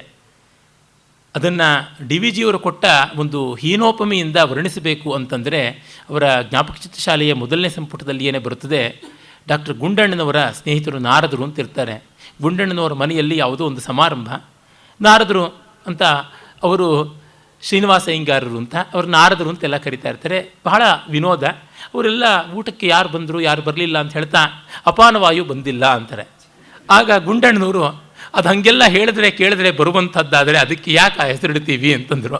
DVGಯವ್ರಿಗೆ ಅರ್ಥ ಆಗಲಿಲ್ಲ. ಏನು ಅಂದರೆ, ಅಯ್ಯೋ ಪೆದ್ದೆ, ನಿನಗೆ ಗೊತ್ತಿಲ್ವೇ ಆ ಕಾಕಾಗ ಅವರು ಅಂತ. ಯಾಕೆ ಅವ್ರಿಗೆ ಹೆಸರು? ಯಾವುದನ್ನು ಒಳಗಿಟ್ಕೊಳ್ಳೋದು ಕಷ್ಟವೋ ಹೊರಗೆ ಬಿಟ್ಟರೆ ಅನಿಷ್ಟವೋ ಅದು ಅಪಾನವಾಯು. ಅವ್ರನ್ನ ಕರೀದೇ ಇರೋಕ್ಕಾಗೋಲ್ಲ, ಹಾಗೆಂತ ಆಚೆ ಇಡೋಕ್ಕಾಗೋಲ್ಲ ಅಂಥವರು ಅಂತ. ಈ ಪ್ರಾಬ್ಲಮ್ಮು ಇದು ಬಹಳ ಕಷ್ಟ ಆಗುವಂಥದ್ದು. ನಿರಂತರವೂ ಭೀಷ್ಮನನ್ನು ಕೃಷ್ಣ ಸಾಹಚರ್ಯದಲ್ಲಿ ಉಳಿಸಬೇಕು ಅಂತಂದರೆ ಆತನ ಹಸ್ತಿನಾವತಿಯಿಂದ ಇಲ್ಲಿಗೆ ಗಡೀಪಾರು ಮಾಡಬೇಕಾಗುತ್ತೆ, ದ್ವಾರಾವತಿಗೆ. ಹಸ್ತಿನಾವತಿಯಲ್ಲಿ ದ್ವಾರಾವತಿಯಲ್ಲಿ ಗಂಗಾ ತೀರದಿಂದ ಸಮುದ್ರ ತೀರಕ್ಕೆ ತಂದು ಕೊಡಬೇಕು. ಚಂಚಲೆಯಾದ ಗಂಗೆಯನ್ನು ನಿಶ್ಚಲನಾದಂಥ ಸಮುದ್ರ ರಾಜನವರೆಗೆ ತಂದುಕೊಡುವುದು ಎಷ್ಟು ದೀರ್ಘವಾದ ಪ್ರಯಾಣವೋ ಅಷ್ಟು ದೀರ್ಘವಾದದ್ದು. ಇರಲಿ. ಹೀಗಾಗಿ ಆತ ದುರ್ಯೋಧನನ ಪರವಾದ ಸಾಧುವಾದಗಳನ್ನು ಮಾಡಿಕೊಂಡು ಇರುವಂತೆ ಆಯಿತು. ಎಷ್ಟು ಬೈದರೂ ಜಗಳ ಆಡಿದ್ರು ಏನು ಮಾಡಿದ್ರು ಅಲ್ಲಿಯೇ. ಈಗ ಅದನ್ನು ಒಂದು ಪಾತ್ರವಾಗಿ ನೋಡಿದ್ರೆ, ಆ್ಯಸ್ ಎ ಕ್ಯಾರೆಕ್ಟರ್ ನೋಡಿದಾಗ ಆ ಹೊಯ್ದಾಟಗಳು, ಮಾನಸಿಕ ಕ್ಷೋಭೆಗಳು, ಒದ್ದಾಟ ನೋಡಿ. ಪಾಪ ಆತನಿಗೆ ತನ್ನದು ಅಂತ ಅನ್ನೋದು ಏನೂ ಇಲ್ಲ. ಆದರೆ ತನ್ನದು ಅನ್ನೋದಕ್ಕಿಂತ ಹೆಚ್ಚಾಗಿ ಒದ್ದಾಡಬೇಕು. ಇದಲ್ವೇ ಹಣೆ ಬರಹ. ನಮ್ಮ ಬದುಕುಗಳು ಎಷ್ಟೋ ಬಾರಿ ಭೀಷ್ಮರಂತೆ ಆಗಿರುತ್ತೆ. ಎಡಬಿಡಂಗಿತನ, ನಮಗೇನೂ ಸಂಬಂಧಿಸಿರೋದಿಲ್ಲ, ನಾವು ಒದ್ದಾಡ್ತಾ ಇರಬೇಕಾಗುತ್ತದೆ. ನನ್ನ ಬದುಕನ್ನೇ ನೋಡಿ, ನನಗೆ ಆ ಮನೆಯ ಆ ಮಠವ ಸಂಸಾರವ, ಆದರೆ 3 ಹೊತ್ತು ಮುಸರೆ ತಿಕ್ಕುವ ಕೆಲಸದ ಉತ್ಸಾಹ. ಇನ್ನೇನು ಅನ್ನೋಣ? ನಮ್ಮ ಅಣ್ಣನಿಗೆ ಅಂಟೋದಿಲ್ಲ. ಅವನು ಅಡುಗೆ ಮನೆ ಇಡೀ ಮುಸರೆ ಪಾತ್ರೆಗಳು ತುಂಬಿಕೊಂಡ್ರು ನನಗೇನೂ ಇಲ್ಲ, ನಮೇ ಕಿಂಚನ ದಕ್ಯತೆ ಅಂತ ಜನಕ ಮಹಾರಾಜನ ಥರ ಕೂತ್ಕೊಂಡು ಬಿಡ್ತಾನೆ. ನಾನು ಮಾತ್ರ ಹೆಜ್ಜೆಜ್ಜೆಗೂ ವಿಮ್ಮನ್ನು ಇಟ್ಕೊಳ್ಳೋಣ, ಸೋಪ್ ಪೌಡರ್ ಇಟ್ಕೊಳ್ಳೋಣ, ಮತ್ತೊಂದು ಇಟ್ಕೊಳ್ಳೋಣ, ಉಜ್ಜೋಣ, ತಿಕ್ಕೋಣ, ಮಾಡೋಣ, ನಾಳೆ ತಿಂಡಿಗೆ ಏನು ಅಂತ ಇಂದು ರಾತ್ರಿಯಿಂದ ಚಿಂತೆ ಮಾಡ್ತಕ್ಕಂಥದ್ದು. ಅದಕ್ಕೆ ಯಾಕಾದರೂ ಬೆಳಗಾಗತ್ತಪ್ಪ ಅಂತ ಅನಿಸ್ಬಿಡ್ತದೆ. ಗಾಹ ಸತ್ತಸೈನಲ್ಲಿ ಒಬ್ಬಳು ಪಾಪ ಹೇಳ್ತಾಳೆ, ಮರುದಿವಸ ಗಂಡ ಪ್ರವಾಸಕ್ಕೆ ಹೋಗ್ತಾನೆ. ಆಗ ಅವಳು ರಾತ್ರಿಗೆ, ಅಮ್ಮ ರಾತ್ರಿ ನೀನೆಂದೂ ಮುಗಿಯಲೇಬೇಡ, ನಿರಂತರವಾಗಿ ಇದ್ದು ಬಿಡು ಅಂತಾಳೆ. ನಾನು ವಿರಹ ತಾಳಲಾರೆ ಅಂತ. ನನಗೆ ಹಾಗನ್ಸುತ್ತೆ, ರಾತ್ರಿ ನೀನು ಮತ್ತೆ ಮುಂದೆ ಹೋಗಲೇಬೇಡ, ಇಲ್ಲೇ ನಿಂತು ಬಿಡು ಅಂತ ಅಭಿನವ ಸುಮತಿ ಥರ ಹೇಳೋ ಸ್ಥಿತಿ ನನಗೆ ಬಂದುಬಿಡುತ್ತೆ. ಅಂದರೆ ಹೀಗೆ ನಮಗೆ ಯಾವುದೋ ಒಂದು ಉಸಾಬರಿ, ಇಲ್ಲದ ಉಸಾಬರಿ, ಸಲ್ಲದ ಉಸಾಬರಿ ಅಂತ ಅಂಟು ಬರುವುದಾಗುತ್ತೆ. ಏನೋ ನಮಗೆ ನಾವೇ ಜವಾಬ್ದಾರಿ ಮಾಡ್ಕೊಳ್ತೀವಿ. ಮೆಗಲೋಮೇನಿಯಾಕ್ ಅಂತೀವಲ್ಲ, ಅದು ಇದೇ ಆಗಿರ್ತಕ್ಕಂಥದ್ದು. ನಾನಿಲ್ಲದೆ ಇದ್ದರೆ ಆಗೋದಿಲ್ಲ, ಮುದುಕಿ ಕೋಳಿ ಕೂಗದೆ ಇದ್ದರೆ ಬೆಳಗಾಗೋದಿಲ್ಲ ಅಂತ. ಅದು ಹೇಗೋ ಬಂದುಬಿಡುತ್ತೆ ತಲೆಯಲ್ಲಿ ಹುಚ್ಚು. ನನ್ನ ದೈವಜ್ಞ ಮಿತ್ರರಾದ ಜಯರಾಮಾಚಾರ್ಯರಲ್ಲಿದ್ದಾರೆ. ಅವರು ನನ್ನ ಜಾತಕ ನೋಡಿ ಹೇಳಿದ್ದಾರೆ, ನಿಮಗೆಂದೂ ಸುಖ ಸಿಗೋದಿಲ್ಲ. ಸುಖಸ್ಥಾನ 4ನೇದು, ಅದರ ಅಧಿಪತಿ ಗುರು ಮತ್ತು ಮನಸ್ಸಿನ ಅಧಿಪತಿ ಚಂದ್ರ. ಅವರಿಬ್ಬರೂ ಕೂಡ ವ್ಯಯಭಾವದಲ್ಲಿ 6ನೇ ಮನೆಯಲ್ಲಿ ಕೂತ್ಕೊಂಡಿದ್ರೆ ನಿಮಗೆ ಎಲ್ಲಿ ಸಿಗುತ್ತದೆ ನೆಮ್ಮದಿಯಿಂದ? ನಿಜವಾದ ಮಾತದು ಅಂತ ಅನಿಸುತ್ತದೆ. ಅಂದರೆ ಈ ತರಹ ನಮ್ಮ ಜಾತಕಗಳು ಅಂತ ಅನ್ನೋದಿದ್ರೆ, ನಮ್ಮ ಪ್ರಾರಬ್ಧ, ನಮ್ಮ ಕರ್ಮ ಅನ್ನುವುದನ್ನು ಒಪ್ಪಿಕೊಂಡಾಗ ಆಗ ಗೊತ್ತಾಗುತ್ತದೆ. ಹೌದು, ಭೀಷ್ಮನಿಗೆ ಅವನ ಜಾತಕ ಹಾಕಿಲ್ಲ ವ್ಯಾಸರು, ಯಾವ ರೀತಿ ಇತ್ತೋ ಗೊತ್ತಿಲ್ಲ. ಅಂದರೆ ರಾಮಸ್ವಾಮಿಯವರು ಹೇಳಿದಂತೆ ಪಾತ್ರವಾಗಿ ನೋಡಿದಾಗ ಸಹಾನುಭೂತಿ ದಕ್ಕುತ್ತದೆ. ಅಯ್ಯೋ ಇಂಥ ಒದ್ದಾಟ, ದೇವಗಂಗೆಯ ಮಗನಾದ, ಸಕಲ ಶಾಸ್ತ್ರಗಳನ್ನು ಕಲಿತ, ಸಂಸಾರವಿಲ್ಲ, ಸಾಮ್ರಾಜ್ಯವಿಲ್ಲ, ಸೌಖ್ಯವೇ ಇಲ್ಲ, ಶಾಂತಿಯೇ ಇಲ್ಲ, ಯಾವ ರೀತಿಯಾದದ್ದು? ಎಷ್ಟೋ ಬಾರಿ ಈ ರೀತಿಯಾದದ್ದು ಕಾಣುತ್ತೆ. ಲೋಕದ ಪಾಲಿಗೆ ತುಂಬ ದೊಡ್ಡ ಅಚೀವರ್, ಮತ್ತು ಇಂಥವರು ಜನರಿಗೆ ಸಲಿಗೆಯಾಗಿ ಸಿಗೋದಿಲ್ಲ. ಇವ್ರಿಗೆ ಬರೋ ದೊಡ್ಡ ಕಷ್ಟ ಯಾರು ಮುಂದೆ ಹತ್ತುಕೊಳ್ಬೇಕು? ಭೀಷ್ಮ ಅಂತೂ ಹಲವು ಬಾರಿ ಸಾರ್ವಜನಿಕವಾಗಿ ಕೂಡ ಬೇಸರ ಪಟ್ಟುಕೊಳ್ಳೋದು, ಗೋಳಾಡೋದು ಕಾಣುತ್ತಾದರೂ, ಅಪ್ಪ ಹೀಗೆ ಬದುಕು ಅಂತ ಸಮಾಧಾನ ಪಟ್ಟುಕೊಂತ ಬೆನ್ನು ತಟ್ಟುವಂಥವ್ರು ಯಾರು? ದೊಡ್ಡವರು ಅಂತ ಅನಿಸ್ಕೊಂಡವ್ರಿಗೆ they will never get a shoulder to hang on, to cry upon. ಇದು ಬರುವಂಥ ಕಷ್ಟ. ಹೀಗೆ ಆತನ ಈ ಕಡೆಯ ಬದುಕನ್ನು ನೋಡಿದಾಗ ನಮಗೆ ಅಯ್ಯೋ ಅಂತ ಅನಿಸುತ್ತದೆ. ಅದನ್ನೇ ಕಂಡು ಭಾಗವತೋತ್ತಮ ಅಂತಂದರು. ಭಾಗವತೋತ್ತಮರು ಅಂತಂದರೆ ನಿಷ್ಪ್ರಯೋಜಕರು ಅನ್ನೋ ಅರ್ಥ ಆಗಿಬಿಡುತ್ತೆ ಕಡೆಗೆ. ಪ್ರಹ್ಲಾದ ನಿಜವಾಗಿ ಭಾಗವತೋತ್ತಮ, ಧ್ರುವ ನಿಜವಾಗಿ ಭಾಗವತೋತ್ತಮ. ಯಾಕೆಂದರೆ ಪ್ರಹ್ಲಾದ ಕೇಡಿಗನಾದಂಥ ತಂದೆನೂ ಕೂಡ ದೇವರ ಸೀಳ್ತಾ ಇದ್ದಾಗ ಬೇಡ ಅಂತ ಅನ್ನಲಿಲ್ಲ. ಸತ್ತ ಮೇಲೆ ಅವನಿಗೆ ಸದ್ಗತಿ ಕೊಡು ಅಂತ ಕೇಳಿದ್ರೆ ಹೊರತು ಇದ್ದು ನಮಗೆಲ್ಲ ದುರ್ಗತಿ ಕೊಡು ಅಂತ ಅನ್ನಲಿಲ್ಲ. ಚೆನ್ನಾಗಿ ನಡ್ಕೊಂಡ. ಅವನು ಮೊಮ್ಮಗ ಎಡವಟ್ಟಾದ, ಮಗ ಎಡವಟ್ಟಾದ, ಮರಿಮಗ ಎಡವಟ್ಟಾದ. ಅವನು ಏನೂ ರೆಕಮೆಂಡೇಶನ್ ಮಾಡಿಕೊಂಡು ಬರಲಿಲ್ಲ. ಮಗ ವಿರೋಚನ, ಮೊಮ್ಮಗ ಬಲಿ. ಬಲಿಯ ಮಗನೇ ನಮಗೆ ಗೊತ್ತಿರುವಂತೆ 1000 ತೋಳುಗಳ ಬಾಣಾಸುರ. ಇವರೆಲ್ಲರೂ ಪ್ರಹ್ಲಾದ ಚಿರಂಜೀವಿ. ಎಲ್ಲರ ಏಳು ಬೀಳುಗಳನ್ನು ನೋಡ್ತಲೇ ಇದ್ದ. ಆದರೆ ಒಮ್ಮೆ ಕೂಡ ದೇವರ ಹತ್ರಕ್ಕೆ ರೆಕಮೆಂಡೇಶನ್ ಲೆಟ್ರ್ ಇಟ್ಕೊಂಡು ಹೋಗಲಿಲ್ಲ, ಇವ್ರನ್ನ ಕಾಪಾಡು ಅಂತ. ಅಂದರೆ ಅವನಿಗೆ ಯಾವ ನೈಷ್ಠುರ್ಯ, ಯಾವ ಧೈರ್ಯ, ಯಾವ ಸತ್ವ ಇರಬೇಕು ಅಂತ ಗೊತ್ತಾಗುತ್ತೆ. ಧ್ರುವನಾದರೂ ಅಷ್ಟೆ, ಯಾವ ರೀತಿಯಲ್ಲಿ ನ್ಯಾಯವಾಗಿ ಸತ್ಯದಿಂದ ಪರಿಪಾಲನೆ ಮಾಡದ, ದಕ್ಷತೆಯನ್ನು ಗಳಿಸಿಕೊಂಡ, ತನಗಾದ ಅನ್ಯಾಯಕ್ಕೆ ಬಂಡೆದ್ದ. ಆದರೆ ತುಂಬ ಸಮರ್ಥವಾದ ರೀತಿಯಲ್ಲಿ ಬಂಡೆದ್ದ. ತಂದೆಯ ತೊಡೆಯನ್ನು ಏರುವುದಕ್ಕೆ ಮಲತಾಯಿ ಅವಕಾಶ ಕೊಡದಿದ್ದರೆ ಸರ್ವೋಚ್ಚವಾದ ಸ್ಥಾನವನ್ನು ಶಾಶ್ವತವಾಗಿ ಪಡೆಯುತ್ತೀನಿ ಅಂತ ತಪಸ್ಸಿನಿಂದ ಪಡೆಯುವುದಕ್ಕೆ ಹೋದ, ಪಡೆದ. ಅಂದರೆ ಸಾತ್ವಿಕ ಆಗ್ರಹ ಯಾವ ಮಟ್ಟದಲ್ಲಿ ಕ್ರಿಯಾತ್ಮಕವಾಯಿತು, ಆ ಹುಡುಗನಿಗೆ, ಬಾಲಕನಿಗೆ ಆಯಿತು ಅನ್ನುವಂಥದ್ದನ್ನು ನಾವು ನೋಡ್ತೀವಿ. ಇರಲಿ, ಇನ್ನು ನಾವು ಭೀಷ್ಮನನ್ನು ನೋಡ್ತಕ್ಕಂಥದ್ದು ಆತನಿಗೆ ಯಾವ ರೀತಿಯಲ್ಲೂ ಗೌರವ ಕೊಡೋಕ್ಕಾಗದ, ಆತನ ಪರವಾಗಿ ಎಷ್ಟು ಕಾರ್ಡ್ಸನ್ನು ಹಾಕಿದ್ರೂ ಒಂದು ಟ್ರಂಪ್ ಕಾರ್ಡಲ್ಲಿ ಉದುರೋ ಬಿಡ್ತಕ್ಕಂಥದ್ದು ದ್ರೌಪದಿ ಮಾನಾಪಹರಣ ಸಂದರ್ಭದ್ದು. ಆಗಂತೂ ಬಹಳ ಭಯಂಕರವಾದದ್ದು. ಮೊದಲಿಗೆ ಜೂಜಿನ ವಿವರಗಳನ್ನು ನಾನು ಧರ್ಮರಾಜನ ಬಗ್ಗೆ ಹೇಳುವಾಗ ವಿಸ್ತರಿಸ್ತೀನಿ. ಈಗ ನೇರವಾಗಿ ಆ ಸಂದರ್ಭಕ್ಕೆ ಬಂದಾಗ ಮೊದಲಿಗೆ ವಿದುರ ಹೇಳಿಬಿಟ್ಟ, ನಹಿ ದಾಸಿತ್ವ ಮಾಪನ್ನ ಕೃಷ್ಣ ಭವಿತುಮರ್ಹತಿ ಅನೀಶೇನ ಹಿ ರಾಜ್ಞೇಶ ಪಣೆ ನ್ಯಸ್ಯೇತಿ ಮೇಮತಿ. ತನ್ನನ್ನೇ ಸೋತುಕೊಂಡಂಥ ಧರ್ಮರಾಜ ಪಣ ಆಗಿಟ್ಟ ಮೇಲೆ ಸೇವಕನಿಗೆ ಪಣಾಧಿಕಾರವಿಲ್ಲ, ಕ್ರಿಯಾಧಿಕಾರವಿಲ್ಲ ದಾಸನಿಗೆ. ಹಾಗಿದ್ದಾಗ ದ್ರೌಪದಿ ಸೋಲೋದಕ್ಕೆ ಸಾಧ್ಯ ಇಲ್ಲ. ಅದು ಹೀಗಾಗಿ ಫೌಲ್ ಗೇಮ್ ಅಂತ ಹೇಳಿಬಿಟ್ಟು ಅಸಿಂಧುವಾಗುತ್ತದೆ ಅಂತಂದ. ಹಾಗಾಗಿ ನದಾಸಿತ್ವ ಮನಾಪನ್ನ ಕೃಷ್ಣ ಭವಿತುಮರ್ಹತಿ ಅಂತ ಸ್ಪಷ್ಟವಾಗಿ ಹೇಳ್ದ. ಜೊತೆಗೆ ವಿಕರ್ಣನೂ ಹೇಳ್ತಾನೆ. ಆದರೆ ಭೀಷ್ಮ ಮಾಡುವಂಥದ್ದು ನೋಡಿ, ಇವಳು ಬಂದು ಸಭೆಯಲ್ಲಿ ಬಾಯಿ ಬಡ್ಕೋತಾಳೆ. ಬಂದಾಗ ಉಕ್ತವಾನಸ್ಮಿ ಕಲ್ಯಾಣಿ ಧರ್ಮಸ್ಯ ತು ಪರಾಂ ಗತಿಂ ಲೋಕೇನ ಶಕ್ಯತೆ ಗಂತುಮಪಿ ಪ್ರೇರ್ಮಹಾತ್ಮಭಿ. ನನಗೆ ಗೊತ್ತಿದೆಯಮ್ಮ ಧರ್ಮ ಎಷ್ಟು ಗಹನವಾದದ್ದು, ಎಷ್ಟು ಉತ್ತಮವಾದದ್ದು, ಉದಾತ್ತವಾದದ್ದು. ಬಲವಾನ್ಸ್ತು ಯಥಾಧರ್ಮಂ ಲೋಕೆ ಪಶ್ಯತಿ ಪುರುಷಃ ಸಧರ್ಮೋ ಧರ್ಮವೇಲಾಯಾಮ್ ಭವತ್ಯಭಿಹಿತ ಪರೈಹಿ. ಅರೆ ಬಲವಂತ ಹೇಗೆ ನೋಡ್ತಾನೋ ಧರ್ಮವನ್ನು ಆ ರೀತಿಯಾಗಿ ಧರ್ಮ ಆಗುತ್ತದೆ ಅಂತ. ಅಂದರೆ ಈಗ ದುರ್ಯೋಧನ ಬಲವಂತ, ಅವನ ಬಲಕ್ಕೆ ತಕ್ಕಂತೆ ಧರ್ಮ ನಡೆಯುತ್ತದೆ, ಇನ್ನೇನು ಅಲ್ಲ ಅಂತ. ಹೀಗಾದ ಮೇಲೆ ಯಾಕಿರಬೇಕು? ಹೋಗಲಿ, ಇವನು ಶಸ್ತ್ರಾಸ್ತ್ರ ಕೋವಿದತ್ವ ಇಚ್ಛಾಮರಣತ್ವ ಅದೆಲ್ಲ ನಿತ್ಯ ಅಂತ ಒಪ್ಕೊಂಡ್ರೆ, ಸತ್ಯ ಅಂತ ಒಪ್ಕೊಂಡ್ರೆ ದುರ್ಯೋಧನನ್ನು ಎದುರಿಸ್ಬೋದಾಗಿತ್ತಲ್ಲ. ಇಲ್ಲ, ಅಂದರೆ ಇವನಿಗೂ ಧರ್ಮ ಇಲ್ಲ, ಧರ್ಮದ ಜಾಗದಲ್ಲಿ ಅಧರ್ಮ ಬಂದು ಕೂತಿದೆ ಅಂತ ಆಗುತ್ತದೆ. ನ ವಿವೇಕ್ತುಂ ಚ ತೇ ಪ್ರಶ್ನಂ ಏತಂ ಶಕ್ತೋಮಿ ನಿಶ್ಚಯಾತ್ ಸೂಕ್ಷ್ಮತ್ವಾತ್ ಗಹನತ್ವಾಚ್ಚ ಕಾರ್ಯಸ್ಯಾಸ್ಯ ಚ ಗೌರವಾತ್. ಈಗ ನನಗೆ ಧರ್ಮ ಸೂಕ್ಷ್ಮ ಏನು ಅಂತ ನಿರ್ಧಾರ ಮಾಡೋಕ್ಕೆ ಆಗ್ತಿಲ್ಲ. Very honest answer. ತುಂಬ ಸೂಕ್ಷ್ಮವಾಗಿದೆ, ನಿಜ, ಬಹಳ ಸಂದಿಗ್ಧವಾಗಿದೆ. ಕಾರಣ ಏನಂದರೆ ದ್ಯೂತವೋ ಧರ್ಮವೋ ಅಧರ್ಮವೋ ದೊಡ್ಡ ಪ್ರಶ್ನೆ. ಆದರೆ ಅದು ರಾಜಸೂಯ ಯಾಗಾಂಗತ್ವೇನ ಧರ್ಮ. ಅರೆ ಇಲ್ಲಿ ರಾಜಸೂಯ ಯಾಗಾಂಗತ್ವೇನ ಆಗಿಲ್ಲ. ಮತ್ತು ಧರ್ಮರಾಜ ಅಂತೂ ತಾನು ಒಡ್ಡಿ ಸೋತಿದ್ದಾನೆ, ತನ್ನನ್ನೇ ಒಡ್ಡಿಕೊಂಡು ಸೋತಿದ್ದಾನೆ, ತಮ್ಮನ್ನು ನೋಡಿಕೊಂಡು ಸೋತು ಆಮೇಲೆ ದ್ರೌಪದಿಯನ್ನು ಒಡ್ಡಿದ. ಅರ್ಧೋವಾಯೇಶ ಆತ್ಮನಃ ಯತ್ಪತ್ನಿ ಅಂತ ವೇದವೇ ಹೇಳುತ್ತದೆ. ಹಾಗಾಗಿ ಇವನನ್ನು ಒಡ್ಡಿಕೊಂಡು ಇವನು ಅರ್ಧ ಭಾಗ ಆಗಿರ್ತಕ್ಕಂಥ ದ್ರೌಪದಿ ತನ್ನಂತೆಯೇ ಸೋತಳು. ಇದು ದುರ್ಯೋಧನಾದಿಗಳ ವಾದ. ಹಾಗಾಗಿ ಹೇಗಾದರೂ ಆಗಿದ್ದಾಳೆ, ಮೊದಲೇ ಸೋತಿದ್ದಾಳೆ, ಈಗ ಫಾರ್ಮಲ್ ಆಗಿ ಸೋತಿದ್ದಾಗಿದೆ. Substantially and formally she is lost ಅಂತನ್ನುವಂಥದ್ದು ಅವರ ದೃಷ್ಟಿ. ಒಳ್ಳೆಯದು. ಆದರೆ ಇವೆಲ್ಲ ಆ ಕಾಲದ ಲೆಕ್ಕಾಚಾರ, ಆ ಕಾಲದ ಕಾನ್ಸ್ಟಿಟ್ಯೂಷನ್ನು. ಅಂದರೆ ಹೆಣ್ಣು ಗಂಡನ ಸೊತ್ತು, ಗಂಡ ಅಡ ಇಟ್ಟರೂ ಸರಿ, ಮಾರದು ಸರಿ, ಕಡಿದ್ರೂ ಸರಿ, ಕೊಚ್ಚಿದ್ರೂ ಸರಿ ಅಂತ. ಆದರೆ ಇವೆಲ್ಲ ವಿಶೇಷ ಧರ್ಮಗಳು. ಸಾಮಾನ್ಯ ಧರ್ಮ ಯಾವುದು? ಅಹಿಂಸಾ, ಸತ್ಯ, ಅಸ್ತೇಯ, ಶೌಚ, ಇಂದ್ರಿಯ ನಿಗ್ರಹಾದಿಗಳು ತಾನೆ. ಸಾಮಾನ್ಯವಾಗಿ ಯಾವ ರಾಜರೂ ಕೂಡ ಗೋಬ್ರಾಹ್ಮಣ, ಸ್ತ್ರೀ, ಶಿಶು ಇತ್ಯಾದಿಗಳ ಕಾಪಾಡುವಿಕೆ ಅನ್ನೋದು ಮುಖ್ಯ ಅಂತ ತಾನೆ. ಅದರೊಳಗೂ ಒಬ್ಬ ಸ್ತ್ರೀಯ ಮಾನ ಪ್ರಾಣಗಳಿಗೆ ಸಂಚಕಾರ ಬಂದಾಗ ಆಪದ್ಧರ್ಮತ್ವೇನಾದರೂ ತಗೊಳ್ಬೇಕಲ್ವಾ? ಹಾಗೆಲ್ಲದಿದ್ದರೆ ಯಾವ ತರಹ? ಇದನ್ನು ನೋಡಬೇಕು. ಕುಲವಧುವಿಗಾದ ಅವಮಾನ ಇದು ಬೇಕಿತ್ತ? ದ್ರೌಪದಿ ಏನಂದಳು?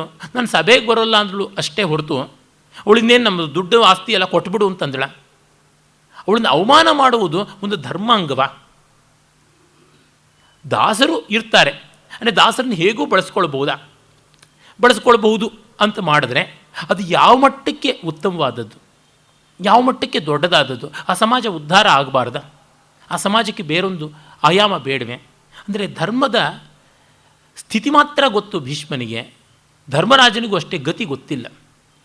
ತುಂಬ ಮಾರ್ಮಿಕವಾದಂಥದ್ದು ಈ ಪ್ರಶ್ನೆ. ಯಾಕೆಂದರೆ ಎಷ್ಟೋ ಜನ ಲಾ ಏನಿದೆ ಅದೇ ತರಹ ಹೇಳ್ತಾ ಇರ್ತಾರೆ. ಆದರೆ ಯಾವುದು ಲಾಗಿಂತ ಮಿಗಿಲಾಗಿರುತ್ತಲ್ಲ ಅದನ್ನೂ ನೋಡಬೇಕಾಗುತ್ತದೆ. ಹಾಗಾಗಿ ಕೆಲವು ಜಡ್ಜ್ಮೆಂಟ್ಗಳು ತುಂಬ ಮುಖ್ಯವಾಗುತ್ತೆ. To interpret law and to understand law ಅದು ಬಹಳ ಮುಖ್ಯವಾಗುತ್ತದೆ. ಉದಾಹರಣೆಗೆ ನೋಡಿ, ಹಿಂದುತ್ವ ಅನ್ನೋದು ಒಂದು ಟೆರರಿಸಮ್ನ ರೀತಿಯಾದ ಪದ, ಫ್ಯಾಸಿಸಮ್ನ ರೀತಿಯಾದ ಪದ. ಹಿಂದುತ್ವ ಅಂತನ್ನುವುದು ಒಂದು ಗರ್ಹಣೀಯವಾದ ಪದ ಅನ್ನುವಂತೆ, ಸೆಕ್ಯುಲರಿಸಮ್ಗೆ ವಿರುದ್ಧವಾದ ಶಬ್ದ ಅನ್ನುವಂತೆ ಸಾಮಾನ್ಯ ಬಳಸ್ತಾ ಇದ್ದಾರೆ, ಈ ಸೆಕ್ಯುಲರಿಸ್ಟ್ಗಳು ಬಳಸ್ತಾ ಇದ್ದಾರೆ. ಆದರೆ ಸುಪ್ರೀಂ ಕೋರ್ಟು ಫುಲ್ ಬೆಂಚ್ ಜಡ್ಜ್ಮೆಂಟೇ ಕೊಟ್ಟಿದೆ ಏನಂದರೆ, ಹಿಂದುತ್ವ ಅನ್ನೋದು ಯಾವ ರೀತಿಯಲ್ಲೂ ಅವಮಾನಕಾರಿಯಾದ ಶಬ್ದ ಅಲ್ಲ, ಅದನ್ನು ನೆಗೆಟಿವ್ ಅರ್ಥದಲ್ಲಿ ಬಳಸೋದು ಅಫೆನ್ಸ್ ಅಂತ ಹೇಳಿದೆ. ಅದನ್ನು ಸ್ಪಷ್ಟವಾಗಿ ಜಡ್ಜ್ಮೆಂಟ್ ಕೊಟ್ಟಿದೆ. ಆದರೆ ಹಿಂದುತ್ವ ಪರವಾದಿಗಳಿಗೂ ಗೊತ್ತಿಲ್ಲ, ವಿರೋಧಿಗಳು ಗೊತ್ತಿದ್ದು ಮುಚ್ಚಿಡ್ತಾರೋ ಏನೋ ಗೊತ್ತಿಲ್ಲ. ಅಂದರೆ ಆ ಜಡ್ಜ್ಮೆಂಟ್ ಬಹಳ ಉತ್ತಮವಾದಂಥದ್ದು. ಇದು ತುಂಬ ಭವ್ಯವಾದಂಥ ಪರಂಪರೆ, ಅದಕ್ಕೆ ಯುಕ್ತವಾದ ರೀತಿಯಲ್ಲಿ ಕೊಟ್ಟಿರ್ತಕ್ಕಂಥ ಹೆಸರು. ಇದು ಯಾವ ರೀತಿಯಾದ ಡೆರಿಗೇಟರಿ ಅರ್ಥದಲ್ಲಿ ಇದನ್ನು ತೆಗೆದುಕೊಳ್ಳಬಾರ್ದು, ಇದು ಲೋಕ ವಿರೋಧಿಯಾದ ಶಬ್ದ ಅಲ್ಲ ಅಂತನ್ನುವುದನ್ನು ಹೇಳಿದೆ ಆ ಜಡ್ಜ್ಮೆಂಟ್. ತೀರ್ಪು ಕೊಟ್ಟಿರುವುದು ಆ ತರಹ. ಹಾಗೆ ಒಂದು ಆಕ್ಷೇಪಾರ್ಹವಾದ ರೀತಿಯಲ್ಲಿ ವರ್ತನೆ ಮಾಡ್ತಾ ಇದ್ದಾಗ ಅದು ನ್ಯಾಯ ಏನು ಅಂತ ತೋರ್ಪಡಿಸುವ ರೀತಿಯಲ್ಲಿ ಒಂದೊಂದು ತೀರ್ಮಾನಗಳು ಮಾಡಬೇಕಾಗುತ್ತೆ. ಅಷ್ಟಲ್ಲದೆ ಜಡ್ಜ್ಗಳಿಗೆ ಅಷ್ಟು ಸವಲತ್ತುಗಳನ್ನು ಕೊಟ್ಟು, ಸಂರಕ್ಷಣೆ ಕೊಟ್ಟು, ಮೈಲಾರ್ಡ್ ಹೇಳ್ಕೊಂಡು ಯಾಕೆ ಕೂಡಿಸ್ಬೇಕು ಅಂತ. ಹಾಗೆ ಮಾಡುವುದರಿಂದಲೇ ಅದಕ್ಕೊಂದು ದೊಡ್ಡ ಬಾಧ್ಯತೆ ಇದೆ ಅಂತ ಗೊತ್ತಾಗುತ್ತದೆ. ಅಲ್ಲೆಲ್ಲ ಧರ್ಮವನ್ನು ಡಿ ವಿ ಜಿಯವರು ಬಳಸುವ ಶಬ್ದದಲ್ಲಿ ಅಧಿಧರ್ಮದ ಸ್ತರದಲ್ಲಿ ನೋಡಬೇಕಾಗುತ್ತದೆ. ಅಂದರೆ ಋತದ ಮಟ್ಟದಲ್ಲಿ ನೋಡಬೇಕಾಗುತ್ತದೆ, ಧರ್ಮದ ಗತಿಯನ್ನು ಕಾಣಬೇಕಾಗುತ್ತದೆ. ಸೂಕ್ಷ್ಮ ಪರಮದುರ್ಜ್ಞೇಯ ಸತಾಂ ಧರ್ಮ ಪ್ಲವಂಗಮ ಅಂತ ರಾಮ ವಾಲಿವಧೆ ಕಾಲದಲ್ಲಿ ಹೇಳ್ತಾನಲ್ಲ, ಅದನ್ನು ನಾವು ನೋಡಬೇಕಾಗುತ್ತದೆ. ಆಮೇಲೆ ಹೇಳ್ತಾನೆ, ಯತ್ ಕೃಚ್ಛ್ರಮಪಿ ಸಂಪ್ರಾಪ್ತ ಧರ್ಮಂ ಏವಾನ್ವ ವೀಕ್ಷಸೆ ಏತೆ ದ್ರೋಣಾದಯಶ್ಚೈವ ವೃದ್ಧ ಧರ್ಮವಿದೋ ಜನಾ ಶೂನ್ಯೈ ಶರೀರೈ ತಿಷ್ಠಂತಿ ಗತಾಸವ ಇವಾನತಾಃ. ಎಲ್ಲರೂ ತೆಪ್ಪಕ್ಕೆ ಕೂತುಬಿಟ್ಟಿದ್ದಾರಮ್ಮ, ಸತ್ಯಣಗಳಂತೆ ಕೂತಿದ್ದಾರೆ. ಯುಧಿಷ್ಠಿರಸ್ತು ಪ್ರಶ್ನೋಸ್ಮಿನ್ ಪ್ರಮಾಣಮಿತಿ ಮೇ ಮತಿ. ಆದರೆ ನನಗನ್ಸುತ್ತೆ ಯುಧಿಷ್ಠಿರನೇ ಇಲ್ಲಿ ಪ್ರಮಾಣ ಅಂತ. So the ball is shifted to the court of Yudhishthira. Yudhishthira ಹೇಳಬೇಕು, ಅವನು ಧರ್ಮಾತ್ಮ, ಇವನು ಕೊಟ್ಬಿಟ್ಟಿದ್ದಾನೆ ಸರ್ಟಿಫಿಕೇಟ್ ಆಗಲೇ ಧರ್ಮಾತ್ಮ ಅಂತ. ಇದು ಇನ್ನೊಂದು ಎಡವಟ್ಟು. ಅವನು ಮಾಡಿರುವ ಅವಿವೇಕ ಎಷ್ಟು ದೊಡ್ಡದು ಅಂತ ಅನ್ನೋದರ ಅನಾಲಿಸಿಸ್ ಮಾಡಬೇಕಲ್ಲ. ವಸ್ತುತಃ ವಿದುರ ಪಾಂಡವರನ್ನು ಕರೆಯೋದಿಕ್ಕೆ ಅಂತ ದುರ್ಯೋಧನನಿಂದ ನಿಯುಕ್ತನಾಗಿ ಹೋಗಿದ್ದ ದ್ಯೂತಕ್ಕೆ. ಹೋದಾಗಲೇ ಹೇಳಿದ್ದಾನೆ, ನೋಡಿಪ್ಪ ಇದು ಅವರ ಇನ್ವಿಟೇಷನ್ನು, ಅಫಿಷಿಯಲ್ ಕೆಲಸ ಮುಗೀತು. ಇನ್ನು ಪರ್ಸನಲ್ ಕೆಲಸ ಹೇಳಬೇಕು ಅಂದರೆ ನಿಮಗೆ ಈ ದ್ಯೂತ ಒಳ್ಳೆಯದಲ್ಲ, ಇದಕ್ಕೆ ನೀವು ಬರಬೇಡಿ, ಇದು ಮೋಸ, ಇದು ಕಪಟ, ಇದು ತಂತ್ರ ಅಂತ ಹೇಳಿದ್ದಾನೆ. ಅಷ್ಟು ಸ್ಪಷ್ಟವಾಗಿ ವಿದುರ ಹೇಳಿದ ಮೇಲೂ ತಲೆ ಇಲ್ಲದೆ ಬಂದಿದ್ದಾನಲ್ಲ ಧರ್ಮರಾಜ. ಕೃಷ್ಣ ಬಂದು ಚೀಮಾರಿ ಹಾಕ್ತಾನೆ. ಆಮೇಲೆ ಅವರು ವನಕ್ಕೆ ಬಂದಿದ್ದಾಗ ಯಾವ ಕೆಲಸ ಮಾಡಿದ್ರಿ, ಎಂಥ ಅನರ್ಥವಾದ ಕೆಲಸ ಮಾಡಿದ್ರಿ ಅಂತನ್ನೋದು. ಧರ್ಮೇ ಸ್ಥಿತೋ ಧರ್ಮರಾಜೋ ಮಹಾತ್ಮ ಸ್ವಯಂ ಚೇದಂ ಕಥಯಂತು ಇಂದ್ರಕಲ್ಪ ಈಶೋ ವಾ ತೇ ಯದಿ ಅನೀಶೋ ಅಥ ವೈಶ ವಾಕ್ಯಾದಸ್ಯ ಕ್ಷಿಪ್ರಮೇಕಂ ಭಜಸ್ವ. ಧರ್ಮರಾಜನೇ ಹೇಳಿದಿ, ಅವನು ಮಹಾತ್ಮ, ಅವನು ಇದರೊಳಗೆ ಇಂದ್ರನಂತೆ ಇರತಕ್ಕಂಥವನು, ನೀನು ಸ್ವಯಂ ಅಜಿತಳೋ ವಿಜಿತಳೋ ಅನ್ನುವುದನ್ನು ಅವನೇ ಹೇಳಲಿ ಅಂತನ್ನುವಂಥ ಮಾತನ್ನು ಇವನು ತಿಳಿಸ್ಬಿಡ್ತಾನೆ. ಈ ರೀತಿ ಭೀಷ್ಮನ ಕಡೆಗೆ ಬಂದು ಹೋಗೋದು ಬಹಳ ಬಹಳ ಕಷ್ಟ. ಮುಂದೆ ಇದು ನಾನು ಕ್ರಿಟಿಕಲ್ ಎಡಿಷನ್ ಅಂತ ಹೇಳಿದೆ. ಗೋರಖ್ಪುರ ಎಡಿಷನ್ನಲ್ಲಿ ಮತ್ತೊಂದು ಬರುತ್ತದೆ. ನ ಧರ್ಮ ಸೂಕ್ಷ್ಮಾತ್ ಸುಭಗೆ ವಿವೇಕ್ತುಂ ಶಕ್ನೋಮಿತೆ ಪ್ರಶ್ನಮಿದಂ ಮಿಮಂ ಯಥಾವತ್ ಅಸ್ವಾಮ್ಯ ಶಕ್ತಃ ಪಣಿತುಂ ಪರಸ್ವಂ ಸ್ತ್ರೀಯಶ್ಚ ಭರ್ತು ವಶತಾಂ ಸಮೀಕ್ಷ್ಯ. ಇದು ಇನ್ನೂ ಎಡವಟ್ಟಾಗಿದೆ. ಇದು ಧರ್ಮ ಸೂಕ್ಷ್ಮ ಅಮ್ಮ, ಅದಕ್ಕೆ ನನಗೆ ಹೇಳೋಕ್ಕಾಗೋದಿಲ್ಲ, ಸರಿಯಾಗಿ ಸ್ಪಷ್ಟ ಮಾಡೋಕ್ಕಾಗೋಲ್ಲ. ಆದರೆ ಧರ್ಮರಾಜ ಸರಿಯಾಗಿಲ್ಲದೆ ಇದ್ದರೆ ನಿನ್ನನ್ನು ಪಣ ಇಡ್ತಾ ಇದ್ನ.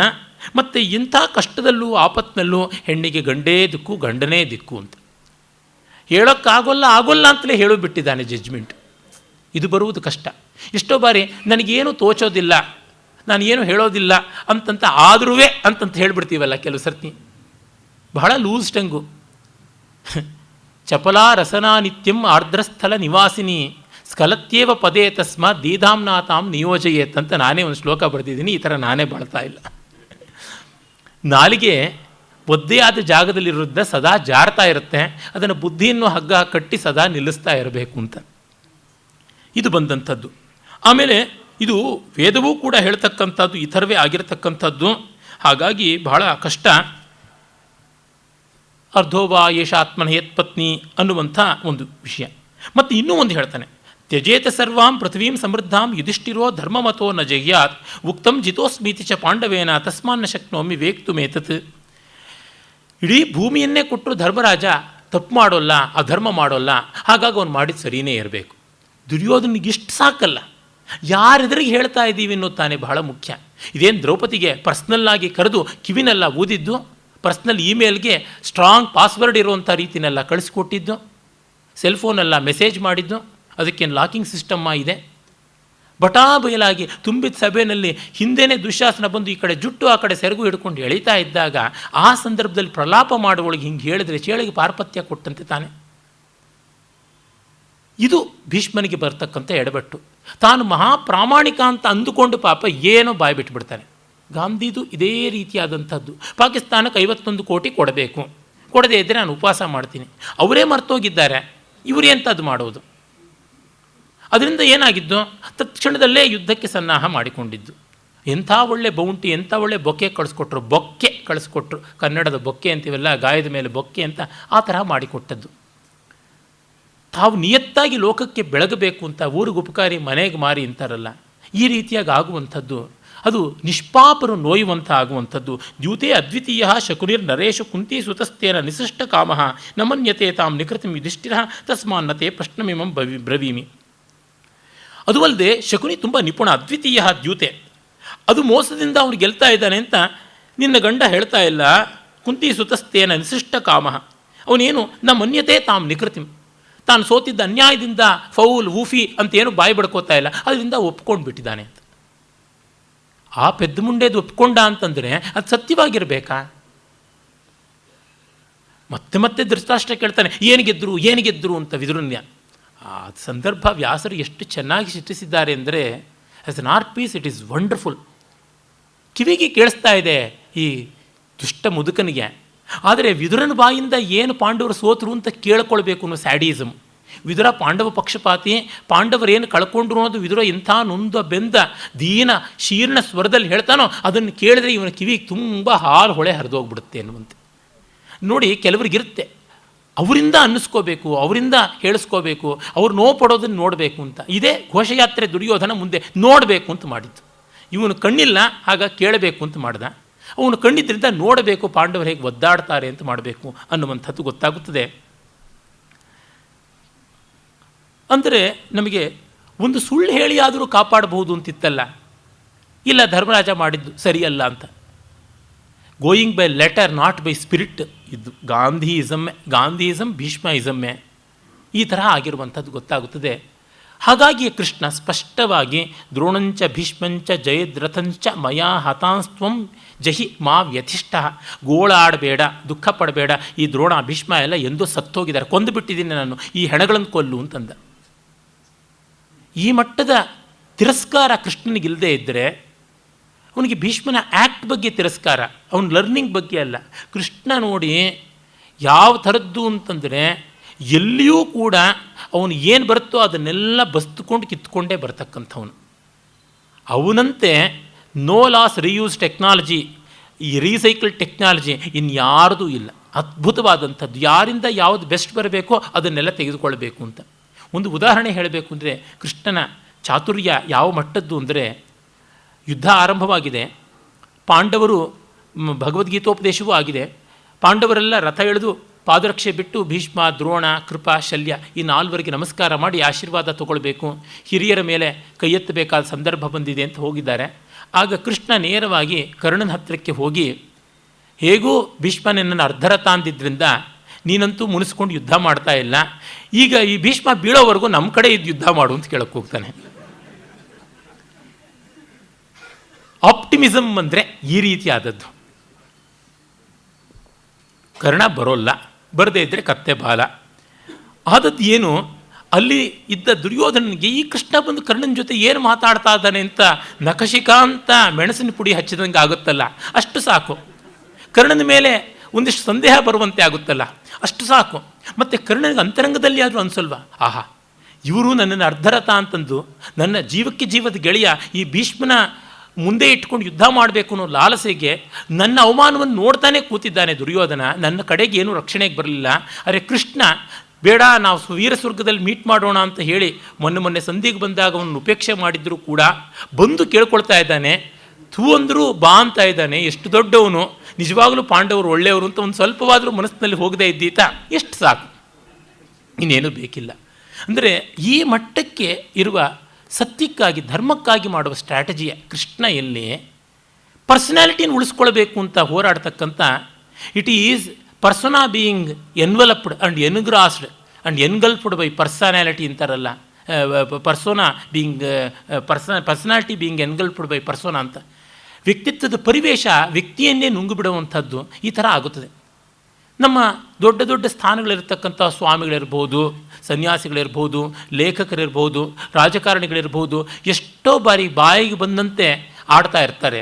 ಅದಕ್ಕೆ ಕಾರಣ ಇದೇ ಆಗಿರುವಂಥದ್ದು. ಏನನ್ನೋ ಹೇಳೋದಕ್ಕೆ ಹೋಗಿ ಇನ್ನೇನನ್ನೋ ಮಾಡ್ತಾ ಇರ್ತಾರೆ. ಅಲ್ಲೆಲ್ಲ ಭೀಷ್ಮ ಸಿಂಡ್ರೋಮ್ ಕಾಣ್ತಾ ಇರ್ತಕ್ಕಂಥದ್ದು ಅನಿಸುತ್ತದೆ. ವ್ಯಕ್ತಿಯಾಗಿ ವ್ಯಾಸ ಒಂದು ವಾರ್ನಿಂಗ್ ಕೊಟ್ಟಂತೆ ಕಾಣಿಸಿಬಿಡುತ್ತದೆ ಭೀಷ್ಮರನ್ನು.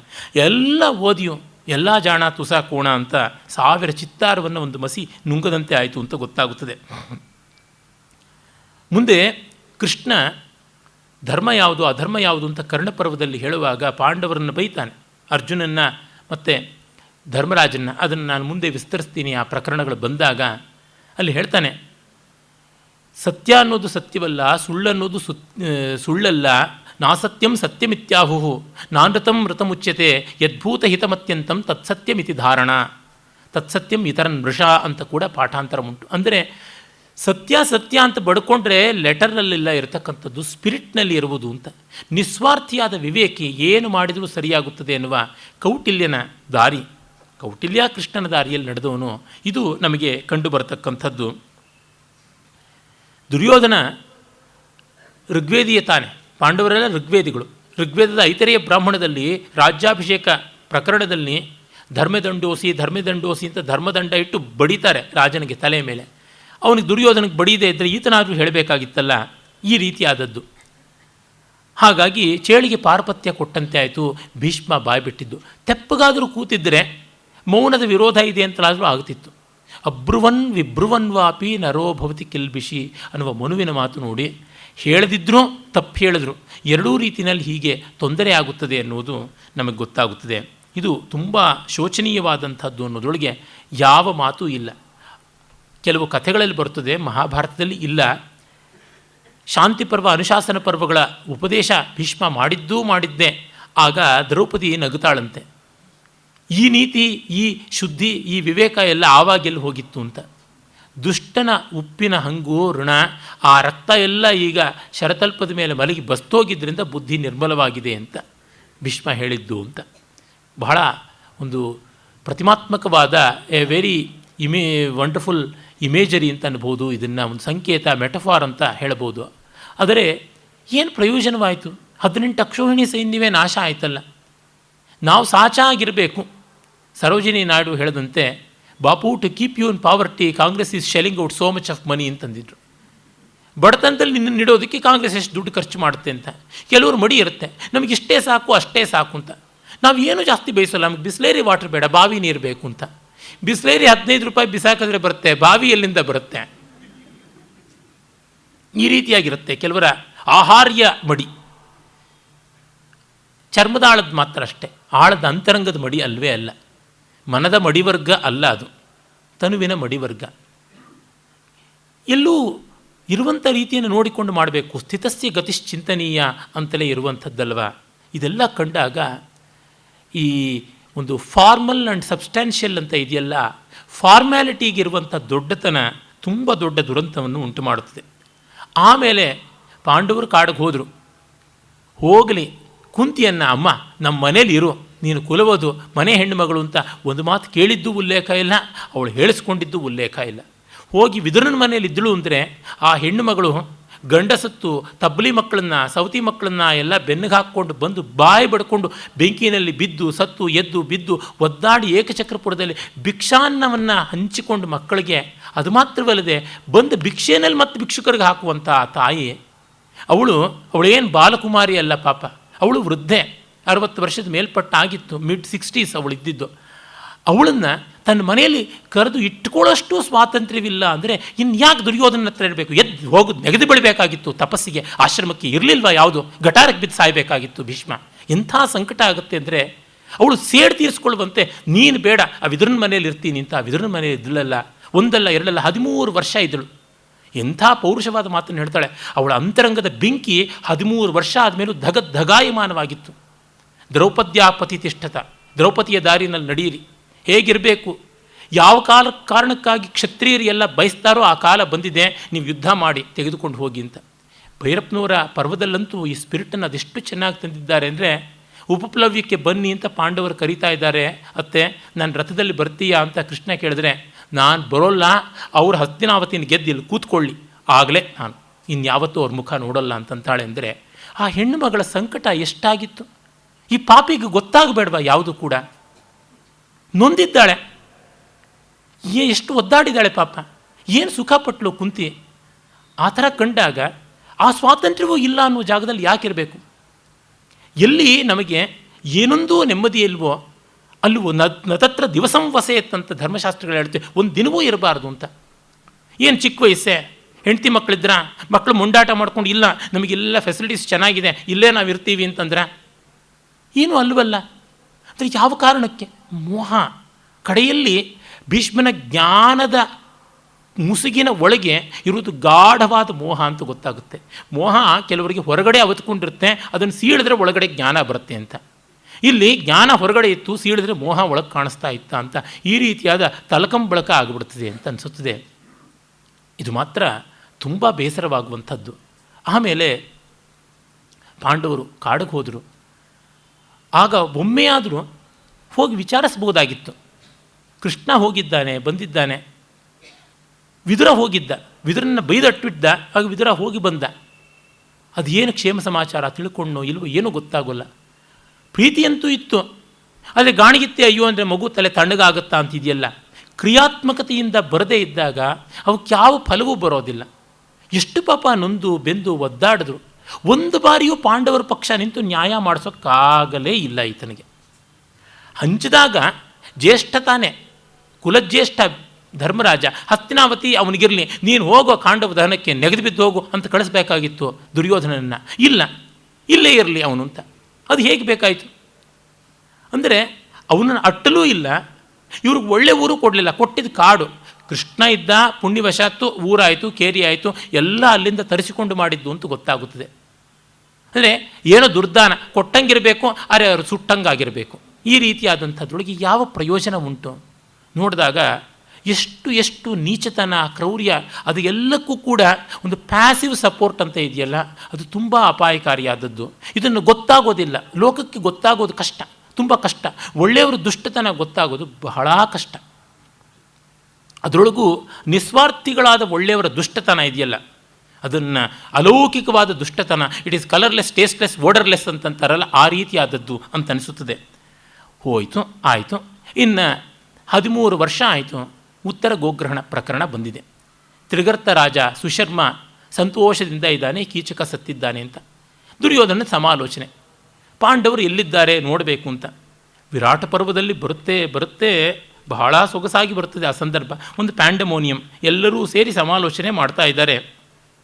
ಎಲ್ಲಿ ಪಾಂಡವರಿದ್ದಾರೆ, ಎಲ್ಲಿ ಅವರು ಸೊಗಸಾಗಿ ನೆಲೆಯಾಗಿದ್ದಾರೆ ಅನ್ನುವುದನ್ನೆಲ್ಲ ನಾವು ಗಮನಿಸಿಕೊಳ್ಳಬೇಕು ಅನ್ನುವಂಥ ಚಿಂತನೆಯನ್ನು ಮಾಡ್ತಾ ಇದ್ದಾನೆ ದುರ್ಯೋಧನ. ಆಗ ಮಾಮೂಲಾಗಿ ಎಲ್ಲರೂ ಗೃದ್ಧಗಳೆಲ್ಲರೂ ಬಂದಿದ್ದಾರೆ.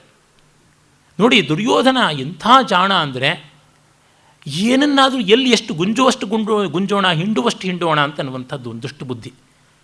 ಈ ಮುದಿಗೂಬೆಗಳು ಏನು ಸಲಹೆ ಕೊಟ್ಟರೆ ತೊಗೊಳ್ಳೋಣ, ಒಂದರೆ ಆಡೋಣ, ಬೇಕಾದರೆ ಇಟ್ಕೊಳ್ಳೋಣ, ಬೇಡವಾದರೆ ಬಿಡೋಣ ಅಂತ. ಹಿ used these people like tissue papers. ಇವ್ರಿಗೆ ಗೊತ್ತಾಗಬೇಡವಾ? ದ್ರೋಣನಿಗಂತೂ ಮಜಾ ಇತ್ತು, ಮಗ ಚೆನ್ನಾಗಿದ್ದಾನೆ ಅವನ ಜೊತೆ ಅಂತ. ಈತನಿಗೇನಿತ್ತು? ಏನೂ ಇರಲಿಲ್ಲ. ತಪ್ಪಿಕೊಂಡ್ರೆ ಸುಖವೂ ಇಲ್ಲ, ದೂರ ಇಟ್ಟರೆ ನೆಮ್ಮದಿಯೂ ಇಲ್ಲ.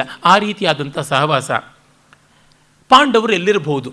ಶುರು ಮಾಡ್ತಾನೆ, ಪುರೇ ಜಾನಪದೇ ವಾಪಿ ಯತ್ರ ರಾಜ ಯುಧಿಷ್ಠಿರ ನಾಸೂಯಕೋ ನಚಾರ್ಷಿಯು ನೀತಿವಾದಿ ಅನೀತಿವಾದಿ ನಮತ್ಸರಿ ಭವಿಷ್ಯತಿ ಜನಸ್ತತ್ರ ಸ್ವಂ ಧರ್ಮ ಮನುವ್ರತಃ ಅಂತ 20 ಶ್ಲೋಕಗಳಲ್ಲಿ ಹೇಳ್ಕೊಂಡು ಬರ್ತಾನೆ. ಗಂಧವಂತಿ ಚ ಮಾಲ್ಯಾನಿ ಶುಭ ಶಬ್ದ ಚ ಭಾರತಿ ರಸವಂತಿ ಚ ಧಾನ್ಯಾನಿ ಗುಣವಂತಿ ಫಲಾನಿ ಚ ವಾಯುಶ್ಚ ಸುಖ ಸಂಸ್ಪರ್ಶೋ ನಿಷ್ಪ್ರತೀಪಂಚ ದರ್ಶನಂ ಭಯಂ ನಾಭ್ಯವಿಶೇಷತ್ರ ಯತ್ರ ರಾಜ ಯುಧಿಷ್ಠಿರ ಗಾವಶ್ಚ ಬಹುಲಾಸ್ತತ್ರ ನ ಕೃಶಾಃ ನ ಚ ದುರ್ದುಹಾಃ ಪಯಾಂಸಿ ದದಿ ಸರ್ಪೀಂಷಿ ರಸವಂತಿ ಹಿತಾನಿಚ.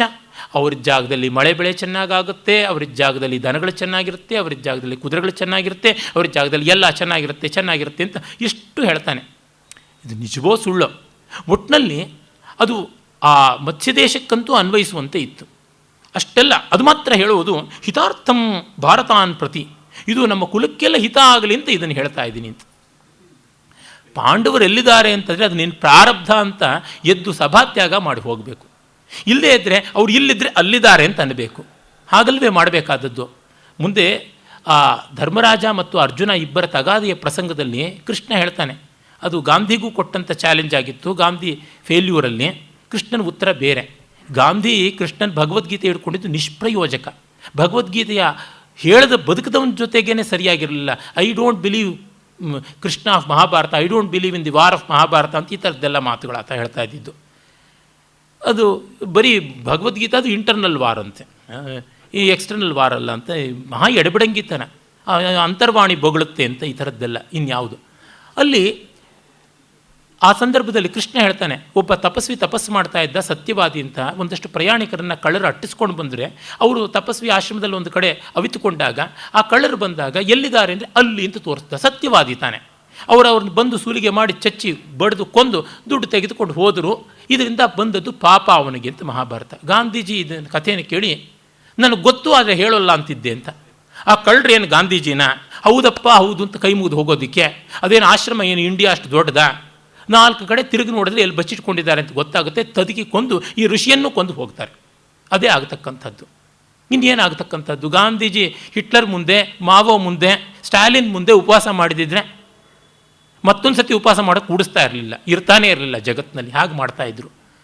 ಅಂದರೆ ಎಲ್ಲಿ ಯಾವ ಸ್ಟ್ರಾಟಜಿ ಅನ್ನೋದು ಗೊತ್ತಾಗುತ್ತಲ್ಲ. ಇವನು ದುಷ್ಟ ಅಂತ ಗೊತ್ತಾದ ಮೇಲೆ ಹೇಗಾದರೂ ಸರಿ. ಜಡ್ಜ್ಗೆ ಇವನು ಅಪರಾಧಿ ಅಂತ ಗೊತ್ತಾರೆ, shall be hanged till death, ಅಥವಾ ಬಂದುಬಿಟ್ಟಿದ್ರು ಗ್ಯಾಸ್ ಚೇಂಬರ್ಗೆ ಕಳಿಸ್ಬೋದು, ಅಥವಾ ಎಲೆಕ್ಟ್ರಿಕ್ ಚೇರಲ್ಲಿ ಬೇಕಾದ್ರೂ ಕೂಡಿಸ್ಬೋದು, ಏನು ಬೇಕಾದರೂ ಮಾಡ್ಬೋದು. ಮರಣದಂಡನೆ ಕೊಡಬೇಕು ಅಂದಮೇಲೆ ಮುಗೀತಲ್ವ, ಅಲ್ಲಿಗೆ ಮುಗೀತು. ಮತ್ತೆ ಮೀನ ಮೇಷ ಮಕರ ಎಣಿಸುವಂಥದ್ದು ಅಲ್ಲವೇ ಅಲ್ಲ.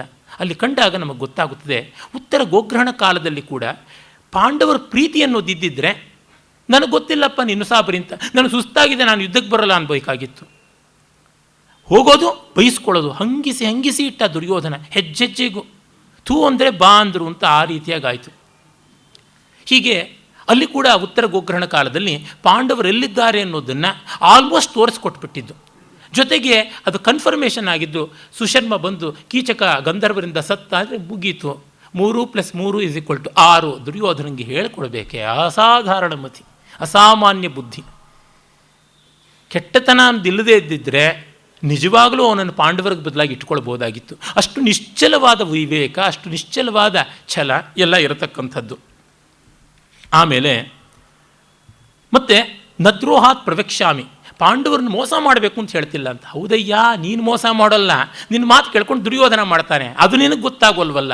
ಇದು ನಮಗೆ ಬರ್ತಕ್ಕಂಥ ಸಂಕಟ. ಗಾಂಧೀಜಿ ಖಂಡಿತವಾಗಿ ಭಾರತ ದೇಶಕ್ಕೆ ಮೋಸ ಮಾಡಲಿಲ್ಲ, ಆದರೆ ಅವ್ರು ಯಾರನ್ನೆಲ್ಲ ನೆಚ್ಚಿದ್ರು ಅವರೆಲ್ಲ ಮೋಸ ಮಾಡುವಂತೆ ಆಗಿದ್ರು. ಸುಭಾಷ್ ಚಂದ್ರ ಬೋಸ್ ಊರು ಬಿಟ್ಟು ಹೋಗುವಂತೆ ಮಾಡಿದ್ರು, ದೇಶ ಬಿಟ್ಟು ಹೋಗುವಂತೆ ಮಾಡಿದ್ರು, ಪಟೇಲ್ರಿಗೆ ಅವಕಾಶವೇ ಇಲ್ಲದಂತೆ ಮಾಡಿದ್ರು. ಫಾದರ್ ಸನ್ ಹೋಲಿ ಗೋಸ್ಟ್ ಅಂತ ಸುಭಾಷ್ ಚಂದ್ರ ಬೋಸರ ನೆವ್ಯೂ ಬರೀತಾರೆ. ಫಾದರ್ ಅಂದರೆ ಮೋತಿಲಾಲ್ ನೆಹರು, ಸನ್ ಅಂದರೆ ಜವಾಹರ್ಲಾಲ್ ನೆಹರು, ಹೋಲಿ ಗೋಸ್ಟ್ ಅಂದರೆ Gandhi. He's a ghost but holy. ಯಾವ ಮಟ್ಟದ ಸಂಕಟ ಆಗುತ್ತೆ ಅಂದರೆ, ಇಡೀ ಮಹಾಭಾರತ ಯುದ್ಧಕ್ಕೆ ಈ ಥರದ್ದಾಗಿದ್ದು, ಈ ರೀತಿಯಾದ ಒಂದು ಧರ್ಮಭ್ರಾಂತಿ, ಸತ್ಯಭ್ರಾಂತಿ, ಪ್ರೀತಿ ಭ್ರಾಂತಿ ಮಾಡಿದಂಥದ್ದಾಯಿತು. ಆಮೇಲೆ ಉತ್ತರ ಗೋಗ್ರಹಣಕ್ಕೆ ಹೋಗ್ತಾರೆ. ಹೋದಾಗ ನೋಡಿ, ಅವರಿಗೆ ನಿರೀಕ್ಷೆ ಇರಲಿಲ್ಲ ಅರ್ಜುನ ಬರ್ತಾನೆ ಅಂತ. ಪಾಂಡವರು ಹೊರಗೆ ಬರುವುದು ದಕ್ಷಿಣ ಗೋಗ್ರಹಣದಲ್ಲಾಗಿದೆ, ಉಳಿದ ಪಾಂಡವರು ಉತ್ತರ ಗೋಗ್ರಹಣದಲ್ಲಿ ಬೃಹನ್ನಡೆ ಮತ್ತು ನಮ್ಮ ಉತ್ತರ ಕುಮಾರ ಇಬ್ಬರೇ ಇದ್ದಿದ್ದು. ಆಮೇಲೆ ಆ ಶಮಿ ವೃಕ್ಷದ ಮೇಲೆ ಆಯುಧಗಳನ್ನು ಇಳಿಸಿಕೊಂಡು ತನ್ನ ಪ್ರಸಿದ್ಧವಾದ ದೇವದತ್ತ ಶಂಖವನ್ನು ಊದಿದಾಗ ಆ ಶಂಖಧ್ವಾನ ಕೇಳ್ತಾ ಇದ್ದಂತೆ ದ್ರೋಣಾಚಾರ್ಯಂಗೆ ಇದು ಅರ್ಜುನಂದು ಅಂತ ಅನಿಸ್ಬಿಡ್ತಿದೆ. ಆಗ ದುರ್ಯೋಧನ ಅರ್ಜುನಂದಾಗಿದ್ದರೆ ಅವರ ಅಜ್ಞಾತವಾಸ ಮುಗಿಸಿಯೇ ಇಲ್ಲ ಅಲ್ವಾ ಅಂತ ಅವನೊಂದು ಕಳ್ಳ ಪಂಚಾಂಗ ಇಟ್ಕೊಂಡಿದ್ದಾನೆ. ಈ ಕಾಲದ ಎಷ್ಟೋ ದುಷ್ಟ ಜ್ಯೋತಿಷಿಕರ ಥರ ಅಲ್ಲಿ ಇದ್ದರು. ಚಾರ್ವಾಕ ಅಂತ ಒಬ್ಬ ಇದ್ದನಲ್ಲ, ಧರ್ಮರಾಜ ಪಟ್ಟಾಭಿಷೇಕ ಮಾಡ್ಕೊಂಡ್ಮೇಲೆ 2 ಕೈ ಸಾಲದು ಬಾಯಿ ಬಡ್ಕೊಳ್ಳೋಕ್ಕೆ ಕೋಲಾಹಲ ಮಾಡ್ದ. ಅಲ್ಲಿದ್ದಂಥವರೆಲ್ಲ ಋಷಿಗಳು ಭೀಷ್ಮರ ತರಹ ಅಲ್ಲ, ಒಮ್ಮೆ ತಮ್ಮ ಹುಂಕಾರದಿಂದಲೇ ಸುಷ್ಟು ಬೂದಿ ಮಾಡಿದ್ರು ಅಂತ ಬರ್ತದೆ. ಅಂದರೆ ದುಷ್ಟ ಬ್ರಾಹ್ಮಣರು ಎಲ್ಲ ಕಾಲದಲ್ಲೂ ಇದ್ದರು, ಈಗಲೂ ನಮ್ಮಲ್ಲಿದ್ದಾರಲ್ಲ ದುಷ್ಟ ಬ್ರಾಹ್ಮಣರು. ಡಾಲಸ್ ಕಾಲೋನಿನಲ್ಲಿ ಮನೆ ತೆಗೆದುಕೊಳ್ತಾರೆ, ಮೈಸೂರಿನಲ್ಲಿ ಒಂದು ರೆಸಾರ್ಟ್ ಮಾಡ್ಕೋತಾರೆ, ಉಡುಪಿನಲ್ಲಿ ಒಂದು ಮನೆ ಮಾಡ್ಕೋತಾರೆ, ಎಲ್ಲಿ ಬೇಕಾದರೂ ಏನು ಮಾಡಿಕೊಡ್ತಾರೆ. ಕುಲಾಧಿಪತಿಗಳು, ನಿಷ್ಕುಲಾಧಿಪತಿಗಳು, ಕುಲಹೀನಾಧಿಪತಿಗಳು ಎಲ್ಲವೂ ಆಗ್ತಾರೆ. ಎಲ್ಲ ಸರ್ಕಾರದ ಸವಲತ್ತಿಂದ ಆಗ್ತಕ್ಕಂಥದ್ದು. ಹೀಗಾಗ್ತಾರೆ. ಆಮೇಲೆ ಅವ್ರಿಗೆ ಸಾಧುವಾದ ಮಾಡ್ತಾ ಕೂತ್ಕೋತಾರೆ. ಹಾಗಿದ್ದರೆ ಚೆನ್ನ, ಹೀಗಿದ್ದರೆ ಚೆನ್ನ ಅಂತ ಸಾವರ್ಕರ್ ಅಂತವ್ರು ಫ್ಯಾಸಿಸ್ಟ್ ಆಗಿಬಿಡ್ತಾರೆ ಅವರ ಕಣ್ಣಿಗೆ. ಇರಲಿ. ಹೀಗಾಗಿ ಪಂಚಾಂಗಗಳನ್ನು ದುರ್ಯೋಧನ ಕನ್ಕಾಕ್ಟ್ ಮಾಡ್ಕೊಂಡಿದ್ದ.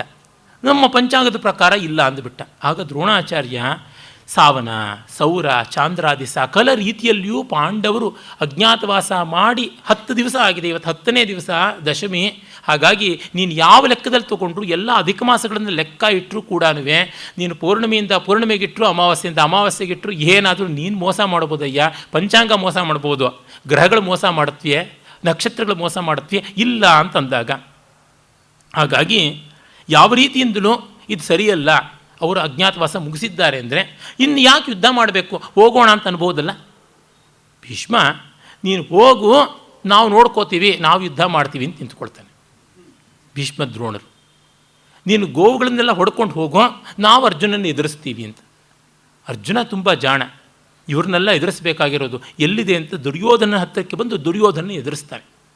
ಆ ಸಂದರ್ಭದಲ್ಲಿ ತಿಕ್ಕನ ಸೋಮಯಾಜಿಯ ಪದ್ಯ ಬರುತ್ತದೆ ಆಂಧ್ರ ಮಹಾಭಾರತದಲ್ಲಿ.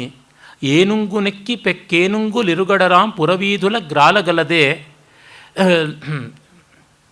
ಮಣಿಮಯಂ ಬೈನ ಭೂಷಣಮುಲ ದಾಲ್ಚಿ ಒಡ್ಡೋಲ ಗಂಬುನ ನುಂಡಗಲದೆ ಕಸ್ತೂರಿ ಚಂದನ ಕರ್ಪೂರಿಕಾದು ಕರ್ಪೂರ ಚಂದನ ಕಸ್ತೂರಿಕಾದುಲ ನಿಂಪು ಸಂಪಾರ ಭೋಗಿಂಪಗಲದೆ ಅತಿಮನೋಹರ ಲಘು ಚತುರಾಂಗನಲ ತೋಡಿ ಸಂಗತಿ ವೇಡ್ಕಲು ಪಲಕಗಲದೆ ಕಯ್ಯಮುನ ನೋಡಿ ಕೌರವೇಂದ್ರ ವಿನುಮು ನಾಬುದ್ಧಿ ಮರಲಿ ಸುಗತಿ ಒಡೆಯಮು ದೂತ ಮಿಚ್ಚಟ ನಾಡಂಗರಾದು ಸುಮಿ ಅಂತ ಹೇಳ್ಬಿಟ್ಟಂತಾನೆ. ನೀನು ಸೊಗಸಾಗಿ ಹಸ್ತಿನಾವತಿನಲ್ಲಿ ದೊಡ್ಡ ಪಟ್ಟದಾನದ ಮೇಲೆ ಕೂತ್ಕೊಂಡು ಎರಡೂ ಆನೆಗಳು ಈ ಕಡೆ ದಿಡ್ಡಿ ಆನೆಗಳು ಬರ್ತಾ ಮೆರವಣಿಗೆ ಮಾಡ್ಕೋಬಹುದು, ರತ್ನಮಯವಾದ ಅಲಂಕಾರಗಳು ಮಾಡಿಕೊಂಡು ಸೆಂಟು ಸೋಪುಗಳು ಹಾಕ್ಕೊಂಡು ಮೆರೀಬಹುದು, ಸುಂದರಿಯರ ಜೊತೆ ಲಲ್ಲೆ ಚಕ್ಕಂದ ಆಡ್ಬೋದು. ಆದರೆ ಯುದ್ಧದಲ್ಲಿ ಮಾತ್ರ ನಿಲ್ಲೋಕ್ಕಾಗೋಲ್ಲ ಅಂದರೆ ಏನರ್ಥ? ಈ ಯುದ್ಧ ಬಂದು ದ್ಯೂತರಂಗ ಅಲ್ಲ, ಇಲ್ಲಿ ಜೂಜಾಡ್ತಾರ ಅಲ್ಲ, ದಾಳ ಉರುಳಿಸ್ಬಿಟ್ಟು ಅವನು ಮಾಡಿದ್ದೇನು ಪ್ರಾಕ್ಸಿ, ನನ್ನ ಪರವಾಗಿ ಶಕುನಿ ಆಡ್ತಾನೆ ಅಂತ. ಈಗ ಇವನ ಪರವಾಗಿ ಭೀಷ್ಮ ಯುದ್ಧ ಮಾಡೋದು ಈ ರೀತಿಯಾದದ್ದು. ಅಂದರೆ ದ್ಯೂತಕ್ಕೂ ಯುದ್ಧಕ್ಕೂ ವ್ಯತ್ಯಾಸವೇ ಇಲ್ಲ, ಶಕುನಿಗೂ ಭೀಷ್ಮನಿಗೂ ವ್ಯತ್ಯಾಸವೇ ಇಲ್ಲ ಅನ್ನುವಂಥ ಸ್ಥಿತಿ ಬಂದುಬಿಡುತ್ತಲ್ಲ. ಹೀಗೆ ಇಬ್ಬರನ್ನು ತನ್ನ ಅನುಕೂಲಕ್ಕೆ ತಕ್ಕಂತೆ ಬಳಸ್ಕೊಳ್ತಾ ಇದ್ದ. ಹಾಗಂದು ಅವನನ್ನು ಚೀಮಾರಿ ಹಾಕಿ ನಿಲ್ಲಿಸಿ ಯುದ್ಧ ಮಾಡಿ ಕಡೆಗೆ ಎಲ್ಲರನ್ನು ಸಂಮೋಹನಾಸ್ತ್ರದಲ್ಲಿ ಮೂರ್ಛಿಸ್ತಾನೆ ಅನ್ನೋದು ಮುಂದೆ ಬರುವಂಥದ್ದು. ಅಂದರೆ ಆ ಮಟ್ಟಕ್ಕೆ ಭೀಷ್ಮ ಯಾಕೆ ಇಳಿಬೇಕಾಗಿತ್ತು ಅಂತ, ತುಂಬ ನ್ಯಾಯವಾಗಿರಬೇಕು ಅಂತ ಹೋಗಿ ಅನ್ಯಾಯಕ್ಕೆ ವಶವಾಗುವುದು ಅಂದರೆ ಏನಾದರೂ ಉಂಟೆ. ಆಗಲೇ ಗೊತ್ತಾಯಿತು ಮಧ್ಯಮ ಪಾಂಡವನ ಪರಾಕ್ರಮ ಏನು ಅಂತ. ತಾನು ಶಸ್ತ್ರ ಸನ್ಯಾಸ, ರಾಜ್ಯ ಸನ್ಯಾಸ, ರಾಜಕೀಯ ಸನ್ಯಾಸ ಮಾಡೋದಕ್ಕೆ 1000 ಸಂದರ್ಭ ಇತ್ತು ಗಾಂಧೀಜಿಗಿದ್ದಂತೆ. ಮತ್ತೂ ಮುಂದುವರೆದಿದ್ದು. ಹೀ ಸ್ಪೆಂಟ್ ಫೋರ್ಸ್ ಲಾಂಗ್ ಎಗೋ, ಮತ್ತೆ ಇರಬೇಕು ಅಂತ. ಎಲ್ಲ ಆಯಿತು. ಆತ ಚಲೇ ಜಾವ್ ಅಂತ ಕ್ವಿಟ್ ಇಂಡಿಯಾ ಕೊಟ್ಟಂಥ ಕರೆ ಎಲ್ಲ ಆಯಿತು. Quit India, he should have had quit, ಆಗಲಿಲ್ಲ. ಹೋಗಲಿ, ಇದೆಲ್ಲ ಆಯಿತು. ಮತ್ತೆ ನಾವು ನೋಡುವಂಥದ್ದು ದೃಪದನ ಪುರೋಹಿತ ರಾಯಭಾರಕ್ಕೆ ಬರ್ತಾನೆ. ಅವನು ಏಕ್ ಮಾರೋ ದೋ ತುಕಡ ಸ್ಪಷ್ಟವಾಗಿ ಹೇಳ್ತಾನೆ, ನೀವು ದುಷ್ಟರು, ಅನ್ಯಾಯ ಮಾಡಿದ್ದೀರಾ, ಅವರ ರಾಜ್ಯನ ಅವ್ರಿಗೆ ಕೊಡಿ ಅಂತ. ದುರ್ಯೋಧನಿಗೆ ನಖಶಿಕಾಂತ ಕೋಪ ಬರುತ್ತೆ. ಏನು ಮಾಡೋದು? ಭೀಷ್ಮ ಹೌದು ಅವ್ರು ಹೇಳಿದ್ದು ಸರಿ, ಕೊಡು ಅಂತ ಹೇಳ್ಬಿಟ್ಟು ಅವರು ಸಮಾಧಾನ ಹೇಳುವ ಮಾತನ್ನು ಹೇಳ್ತಾನೆ. ಆದರೆ ಕೊಡಿಸೋಕ್ಕೆ ಮಾತ್ರ ಆಗೋಲ್ಲ. ನನ್ನ ಮಾತು ನಡೆಯಲಿಲ್ಲ ಅಂದರೆ ಯಾಕಲ್ಲಿರಬೇಕು? ಅಸಹಾಯಕತೆ. ಏನು ಅಸಹಾಯಕತೆ ಅದು ಮಾತ್ರ ಗೊತ್ತಾಗೋಲ್ಲ. ಟಿ ವಿ ಮಹಾಭಾರತದಲ್ಲಂತೂ ಮತ್ತೆ ಮತ್ತೆ ಮೇ ವಿವಶ್ವು ಅಂತ ಮುಖೇಶ್ ಖನ್ನಾ ಅರ್ಚಿದ್ದೇ ಬರ್ತಾ ಇರುತ್ತೆ ಅಷ್ಟೆ. ಕ್ಯೋ ವಿವಶ್ವು ಮೇ ನಹಿ ಜಾನ್ತಾ ಹೂಂ. ಆಗಲೇ ಅರ್ಥಸ್ಯ ಪುರುಷೋ ದಾಸಃ ಅಂತ ಹೇಳುವ ಮಾತು ಬರುತ್ತೆ. ಏನು ಜಹಗೀರಿ ಕೊಟ್ಟಿದ್ದ ದುರ್ಯೋಧನ ಅಂತ ನನಗರ್ಥ ಆಗೋದಿಲ್ಲಪ್ಪ. ಭೀಷ್ಮನಿಗೆ ಏನು ಹೆಣ್ಣು ಬೇಕಿಲ್ಲ, ಹೊನ್ನು ಬೇಕಿಲ್ಲ, ಮಣ್ಣು ಬೇಕಿಲ್ಲ, ಏನು ಬೇಕಿತ್ತೋ ನನಗೆ ಗೊತ್ತಿಲ್ಲ. ಏನು ಮಾಡಿದ್ನೋ ಮಾಟ, ಏನು ಮದ್ದು ಮಾಡಿದ್ನೋ, ಯಾವ ಮಲಯಾಳಿ ಮಾಂತ್ರಿಕರ ಹತ್ರ ಹೋಗಿ ಏನು ಮಾಡಿಸಿದ್ನೋ ದುರ್ಯೋಧನ, ಈ ಮಟ್ಟಕ್ಕೆ ಮುಂಕುಪೂದಿ ಎರಚಿಬಿಟ್ಟಿದ್ದ ಅಂತ ನನಗಂತೂ ಅರ್ಥವಾಗೋದಿಲ್ಲ. ಏಕೆಂದರೆ ಏನೂ ಬೇಕಾಗಿರಲಿಲ್ಲ, ಯಾವ ಕಳ್ಳ ವ್ಯವಹಾರವೂ ಇರಲಿಲ್ಲ. Open book Bhishma. ಪಾಪ ಅವನಿಗೆ ಇಂಥದ್ದು ಇರಲಿಲ್ಲ. ಅಂಥ ಹೆಣ್ಣು ಮಕ್ಕಳು ಸತ್ಯವತಿ, ಅಂಬಿಕೆ, ಅಂಬಾಲಿಕೆರೆ ಕಾಡಿಗೆ ಹೋದ್ಮೇಲೆ ಇವನಿಗೇನು ಬಂದಿತ್ತು ರೋಗ ಅಂತ ಅನಿಸುತ್ತದೆ. ನನಗಂತೂ ಅರ್ಥವೇ ಆಗೋದಿಲ್ಲ. ಆಮೇಲೆ ಈ ಸಂದರ್ಭದಲ್ಲಿ ಮತ್ತೆ ನನಗೆ ರಾಮಾಯಣದ ಒಂದು ಮಾತೆ ಜ್ಞಾಪಕ ಬರ್ತದೆ. ಅದು ಮಂಥರೆ ಹೇಳುವಂಥ ಮಾತು. ಸನ್ನಿಕರ್ಷಾಚ್ಚ ಸೌಹಾರ್ದಂ ಜಾಯತೆ ಸ್ಥಾವರೇಶ್ವಪಿ. ಕೈಗೆ ಅವಳು ಹೇಳ್ತಾಳೆ, ಏನು ಮಾತು! ದುಷ್ಟನಿಗೆ ಸಿಕ್ಕಾಪಟ್ಟೆ ಬುದ್ಧಿ. ಅದು ರಾಮಾಯಣವಿರಲಿ, ಮಹಾಭಾರತವಿರಲಿ, ಈ ಹೊತ್ತಿರಲಿ ಅಸಾಧಾರಣವಾದ ಬುದ್ಧಿ. ನೋಡಮ್ಮ, ನಿನ್ನ ಮಗ ಹೆಜ್ಜೆಜ್ಜೆಗೂ ಮಿಸುಕಿದ್ರೆ ಸಾಕು ಸೋದರ ಮಾವನ ಮನೆಗೆ ಹೋಗ್ತಾನೆ, ನಿನಗೋ ಸಂತೋಷ. ತವ್ರ ಮನೆಗೆ ಹೋಗಿ ಬರಲಿ ಮಗ ಅಂತ ಭರತ ಅಲ್ಲೇ ಇರ್ತಾನೆ. Out off site is out of mind ಅಂತ ಇಲ್ಲಿ ರಾಮ ಮಜಾ ಓಡಾಯಿಸ್ತಾ ಇರ್ತಾನೆ.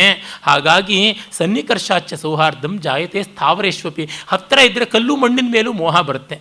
ಏನೂ ಬೇಕಿಲ್ಲ, ನಮ್ಮ ಮನೆ ಮುಂದೆ ಒಂದು ಎಡವಕ್ಕೆ ಒಂದು ಕಲ್ಲಿದ್ದರೆ 10 ವರ್ಷ ಆ ಕಲ್ಲಿದ್ದರೆ ಆ ಕಲ್ಲಿನ ಮೇಲೆ ಏನೋ ಮೋಹ ಬಂದುಬಿಟ್ಟು ಅಲ್ಲಿ ಯಾವುದೋ ಉದ್ಭವ ಮೂರ್ತಿ ಬಂದುಬಿಡುತ್ತೆ, ಏನೋಷ್ಟು ಆಗ್ಬಿಡುತ್ತೆ. ಎಷ್ಟು ಎಡವಿದ್ರೂ ಪರವಾಗಿಲ್ಲ, ಯಾರೋ ಎತ್ಕೊಂಡ್ರೆ ಏನೋ ಭಣಬಣ ಅನಿಸುತ್ತೆ ಅನ್ನುವುದಿದ್ದೇ ಇರ್ತದೆ. ಅಷ್ಟ್ಯಾಕೆ ಹಲ್ಲುಗಳಿಗೆ ಸಿಮೆಂಟಿಂಗ್ ಅಂತ ಆಗಿಬಿಡ್ತವೆ. ಆಗ ಅದನ್ನು ಕೆತ್ತಿಸ್ಕೊಳ್ಳೋಕ್ಕೆ ಡೆಂಟಿಸ್ಟ್ ಹತ್ರಕ್ಕೆ ಹೋಗಬೇಕು. ಕೆತ್ತಿಸ್ಕೊಂಡ್ರೆ ಬಾಯೆಲ್ಲ ಇಲ್ಲದಂತೆ, ಹಲ್ಲೇ ಇಲ್ಲದಂತೆ, ಏನೋ ಆದಂತೆ ಆಗಿಬಿಡ್ತದೆ. ಗಲೀಜಾಗಿರುವಂಥ ಮನೆ ಚೊಕ್ಕಟ ಮಾಡಿಬಿಟ್ರೆ ಏನೋ ಒಂದು ಖಾಲಿತನ ಕಾಡ್ತಾ ಇರ್ತದೆ. ಆ ಮಟ್ಟಕ್ಕೆ ಸನ್ನಿಕರ್ಷದಿಂದ ಕಸ ಕುಪ್ಪೆಗಳಿಗೂ ಒಂದು ಯೋಗ್ಯತೆ ಬಂದುಬಿಡುತ್ತೆ. ಅಂದರೆ ದುರ್ಯೋಧನಂಥ vital personality with all metabolism ಇರುವಾಗ ಯಾವ ರೀತಿ ಮೋಹ ಬಂದಿರಬಹುದು ಅನ್ನೋದನ್ನು ಮಾತ್ರ ಊಹೆ ಮಾಡಿಕೊಳ್ಳೋಕ್ಕೂ ಆಗೋದಿಲ್ಲ. ಮಂಥರೆ ಅಲ್ಲಿ ಹೇಳಿದ್ದು, ಇಲ್ಲಿ ಭೀಷ್ಮ ಮಾಡಿದ್ದು. ಸನ್ನಿಕರ್ಷಾತ್ತು ಸೌಹಾರ್ದಂ ಜಾಯತೆ ಸ್ಥಾವರೇಶ್ವಪಿ ಅಲ್ಲ, ಜಾಯತೆ ದುರ್ಗುಣೇಶ್ವಪಿ, ಜಾಯತೆ ತು ಶಠೇಶ್ವಪಿ ಎಲ್ಲ. ಎಲ್ಲ ಆಗಿಬಿಟ್ಟಿದೆ. ಆದರೆ ನೋಡಿ, ದೂರದಲ್ಲಿದ್ದಾಗಲೂ ಆ ಸಾನ್ನಿಹಿತ್ಯ ಇಲ್ಲದೇ ಇದ್ದಾಗಲೂ ಕಾಪಾಡಿಕೊಂಡಿದ್ದು ಒಬ್ಬ ಊರ್ಮಿಳೆ ಇರಬಹುದು, ಅಥವಾ ಗ್ರೀಸ್ನ ಆ ಮಹಾಕಾವ್ಯ ಯಾವುದುಂಟು ಒದಿಸಿಯಾದಲ್ಲಿ ಒದಿಸ್ಯೂಸ್ನ ಹೆಂಡತಿ ಪೆನೆಲಿಪಿ 20 ವರ್ಷ ಗಂಡನಿಂದ ದೂರ ಆಗಿದ್ದರೂ ಕೂಡ ಪ್ರತಿನಿತ್ಯವೂ ಮನೆಯಲ್ಲಿ ಅವಳನ್ನು ಮದುವೆ ಆಗೋಕ್ಕೆ ಅಂತ ಬರ್ತಾ ಇದ್ದಂಥ ಪುಂಡು ಪೋಖರಿ ರಾಜಕುಮಾರರು ಇದ್ದಾಗಲೂ ಕೂಡ ವ್ಯಸ್ತಳಾಗದೆ ಗಂಡನಿಗೇ ಬದ್ಧಳಾಗಿ ಬದುಕಿದ್ದಳು. ಅಂಥ ವಿರಳಾತಿ ವಿರಳ ನಿದರ್ಶನಗಳನ್ನು ನಾವು ನೋಡ್ತೀವಿ.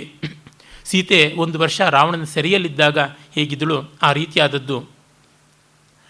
ಇನ್ನು ಕೃಷ್ಣ ಸಂಧಾನಕ್ಕೆ ಬಂದಾಗ ಆಗಲೂ ಅಷ್ಟೇ, ದುರ್ಯೋಧನ ಬೈತಾನೆ, ಸಂಜಯ್ ದೌತ್ಯ ಇದ್ದಾಗಲೂ ಬೈತಾನೆ, ಬೈಯೋದು ಅವನ ಜೊತೆನೇ ಇರೋದು. ಗೊತ್ತಾಗ್ಬಿಟ್ಟಿದೆ ಇವನು ಸುಮ್ಮನೆ ಬೈತಾನೆ ಬಾಯಿ ಪಟಾಕಿ ಅಷ್ಟೇನೆ ಅಂತ, ಇನ್ನೇನೂ ಅಲ್ಲ ಅಂತ ಗೊತ್ತಾಗುತ್ತೆ. 4 ಬೈಗಳು ಬೈಸ್ಕೊಳ್ಳೋಣ, ಆಮೇಲೆ ಇವನನ್ನೇ ಮುಂದೆ ಶೀಲ್ಡಾಗಿ ಇಟ್ಕೊಂಡು ಹಾಯಾಗಿ ಇವನು ಹೆಣದ ಮೇಲೆ ನಾವು ಮಜಾ ಉಡಾಯಿಸೋಣ ಅಂತ ದುರ್ಯೋಧನದ್ದು.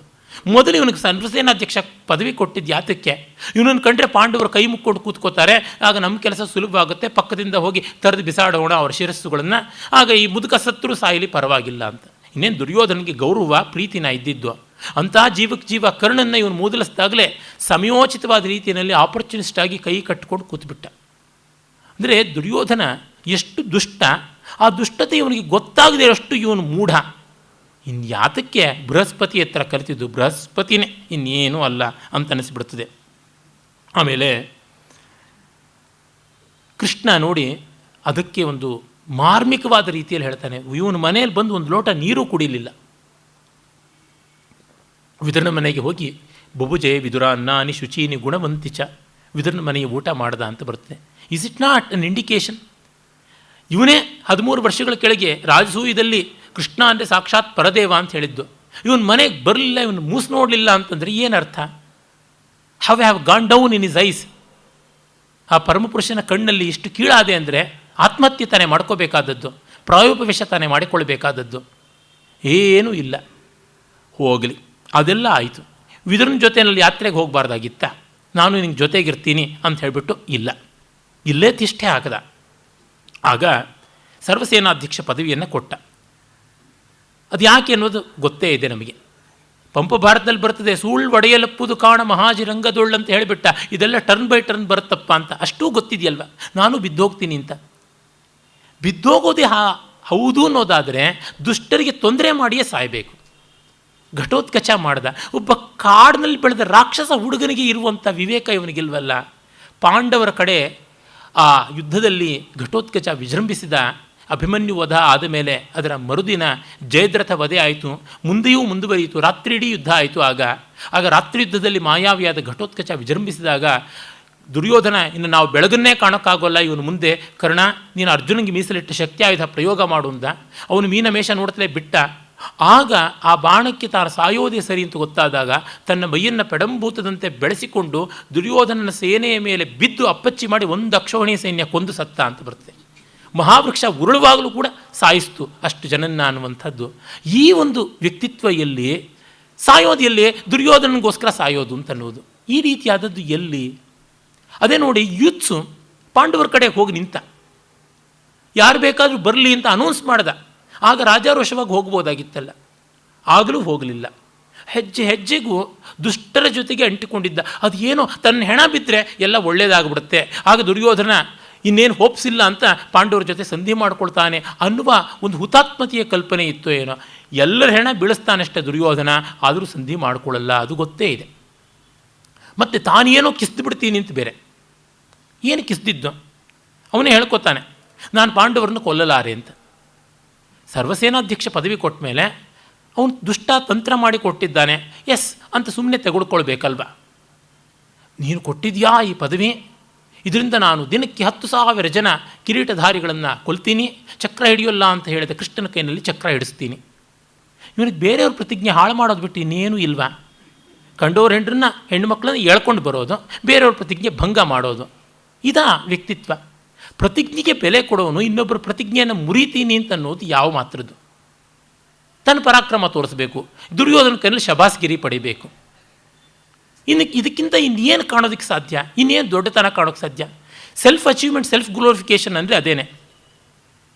ನಾವು ಪ್ರಶ್ನಾತೀತರಾಗಿ ಉಳಿಬೇಕು. ಅದೇ ನೋಡಿ, ಕೃಷ್ಣ ಈ ಮುದುಕ ಹಾಳಾದು ನೆಗೆದು ಬೀಳ್ತಾನಲ್ಲ ಒದ್ದಾಡಿಕೊಂಡು ಅಂತ ಚಕ್ರ ಹಿಡ್ದ. ಕೃಷ್ಣ ಚಕ್ರ ಹಿಡಿದು ಇವನೇನೇನು ಕೊಲ್ಲಿಲ್ಲ, ಕಡಿಲಿಲ್ಲ, ಏನೂ ಮಾಡಲಿಲ್ಲ. ಇವನು ಪ್ರತಿಜ್ಞೆ ನೆರವೇರಿಸ್ದ, ನನ್ನ ಪ್ರತಿಜ್ಞೆ ನೆಗೆದು ಬೀಳಲಿ ಪರವಾಗಿಲ್ಲ, ಈ ಮುದುಕ ನೆಮ್ಮದಿಯಿಂದ ಸಾಯಲಿ ಅಂತ. ಇನ್ನು ಅದಕ್ಕಿಂತ ಇನ್ನೇನು ದೊಡ್ಡದಿರುತ್ತೆ ಕೃಷ್ಣನ ದೃಷ್ಟಿಯಲ್ಲಿ. ಅರ್ಜುನನ್ನು ಇನ್ಸ್ಟಿಗೇಟ್ ಮಾಡಬೇಕು ಅಂತ 2 ಸರ್ತಿ ಅಂತ ಬರುತ್ತೆ ಮಹಾಭಾರತದಲ್ಲಿ. 2 ಸರ್ತಿ ಮಾಡುವ ಪ್ರಮೇಯ ಏನಿತ್ತು? ಇವನು ತೆವಲ ತೀರಲಿ ಅಂತ. ಇಲ್ಲ, ಇವನು ಮಹಾಭಕ್ತ ಭಾಗವತೋತ್ತಮ, ಇವನಿಗೆ ಮಾಡ್ತೀನಿ ಅಂತಂದರೆ ದ್ರೋಣಂಚ ಭೀಷ್ಮಂಚ ಜಯತ್ರತಂಚ ಮಯ ಹತಾಂಸ್ತ ಅಂತ ಕೃಷ್ಣನಿಗೇನು ಬುದ್ಧಿ ಇಲ್ವಾ? ಕೃಷ್ಣನಿಗೇನು ತಲೆ ತಿಕ್ಕಲಾಗಿತ್ತ ಈ ಮಾತು ಹೇಳೋದಕ್ಕೆ? ಯಾವ ರೀತಿಯಿಂದ ನೋಡಿದ್ರು ಜಸ್ಟಿಫೈ ಮಾಡ್ಕೊಳ್ಳೋಕ್ಕೆ ಆಗದೇ ಇರತಕ್ಕಂಥ ಪರ್ಸನ್ಯಾಲಿಟಿ, ಕಲಾತ್ಮಕವಾಗಿ ಮೆಚ್ಚಬಲ್ಲಂಥ ಕ್ಯಾರೆಕ್ಟರು. ಏನು ಹಾಯಾಗಿ ಊಟ ಮಾಡಿ ಕೈಯಲ್ಲಿ ಚಿಪ್ಸ್ ಇಟ್ಕೊಂಡು ಒಳ್ಳೆ ಫಸ್ಟ್ ಕ್ಲಾಸ್ ಕಾಫಿ ಇಟ್ಕೊಂಡು ಬಿಗ್ ಟಿ ವಿ ಸ್ಕ್ರೀನ್ ನೋಡಿಕೊಂಡು ಹೋಮ್ ಥಿಯೇಟ್ರ್ ಮಾಡ್ಕೊಂಡು ಸಿನಿಮಾ ನೋಡ್ದಂಗೆ ಭೀಷ್ಮನ್ ನೋಡ್ಬೋದೇ ಹೊರತು ಬದುಕಿನಲ್ಲಿ ಮಾತ್ರ ತಂದಿಟ್ಕೊಳ್ಳೋಕ್ಕಾಗೋಲ್ಲ. He cannot be invited to drawing room, it can only be seen on monitor screen. ಈ ರೀತಿಯಾದದ್ದಾಗುತ್ತದೆ. ಆಗ ಬೈತಾ ಇರ್ತಾನೆ, ನೀವು ಯುದ್ಧ ಮಾಡ್ತಿಲ್ಲ, ನೀವು ಪ್ರಾಮಾಣಿಕವಾಗಿ ಯುದ್ಧ ಮಾಡ್ತಾ ಇಲ್ಲ ಅಂತ. ವಿರಾಟ್ ವಂಶವನ್ನೇ ತೊಡೆದಾಕ್ಬಿಟ್ಟ, ಆದರೂ ಇವನಿಗೆ ತೃಪ್ತಿ ಇಲ್ಲ, ಮಾಡೋಷ್ಟು ಮಾಡಲಿ ಕೆಲಸ, ಇನ್ನಷ್ಟು ಮಾಡಲಿ ಅಂತ. ಆ ರೀತಿ ಜೀತದ ಆಳುಗಳಂತೆ ದುರ್ಯೋಧನ ನಡೆಸ್ಕೊಳ್ತಾ ಇರ್ತಾನೆ. ಅದ್ಯತೆ ಪುರುಷವ್ಯಾಘ್ರ ಪ್ರತರಿಷ್ಯೆ ಋಣಂತವ ಭರ್ತೃಪಿಂಡ ಕೃತಂ ರಾಜನ್ ನಿಹತಃ ಪ್ರತನಾಮುಖೆ. ಅಯ್ಯ ಪುರುಷವ್ಯಾಘ್ರ, ಭರ್ತೃಪಿಂಡ, ನೀನು ಹಾಕಿರೋ ಪಿಂಡ ಇದೆಯಲ್ಲ, ಅದು ಋಣ ಇವತ್ತು ತೀರಿಸ್ತೀನಿ, ನಾನು ಸಾಯಿಸ್ತೀನಿ ಇವ್ರನ್ನ ಅಂತ ಗೋಗರಿತಾ ಇದ್ದ ಅಂತ. ಈ ಭರ್ತೃಪಿಂಡ ಅಂತಂದರೆ ಉಪ್ಪಿನ ಋಣ, ಜೋಳವಾಳಿ ಅಂತ ಕುಮಾರವ್ಯಾಸಾದಿಗಳು ಹೇಳ್ತಾರಲ್ಲ, ಆ ಥರ. ಇವನಿಗೆ ಯಾವ ಪಿಂಡ ಹಾಕಿದ್ದ ಭೀಷ್ಮನಿಗೆ ದುರ್ಯೋಧನನೇ ಇವನ ಪಿಂಡದ ಮೇಲೆ ಬದುಕಿದ್ದವನಲ್ವಾ? ನಾನು ಬಿಡ್ಕೊಡದೆ ಇದ್ದರೆ ಆಗ್ತಾ ಇದ್ಲೇನಯ್ಯ, ನಿಮ್ಮಪ್ಪ ಆಗ್ತಾ ಇದ್ನ, ನಿಮ್ಮಪ್ಪ ನಿಮ್ಮ ತಾತ ಎಲ್ಲರೂ ರಾಜರು ಅಂತ ಒಮ್ಮೆ ಅನ್ನಬಹುದಾಗಿತ್ತಲ್ಲ. ಹಾಗಿದ್ಮೇಲೆ ಅವ್ರ ಹಂಗೆ ಯಾಕೆ ಅಂತ ಬಿಟ್ಟು ಹೋಗ್ಬೋದಾಗಿತ್ತಲ್ಲ.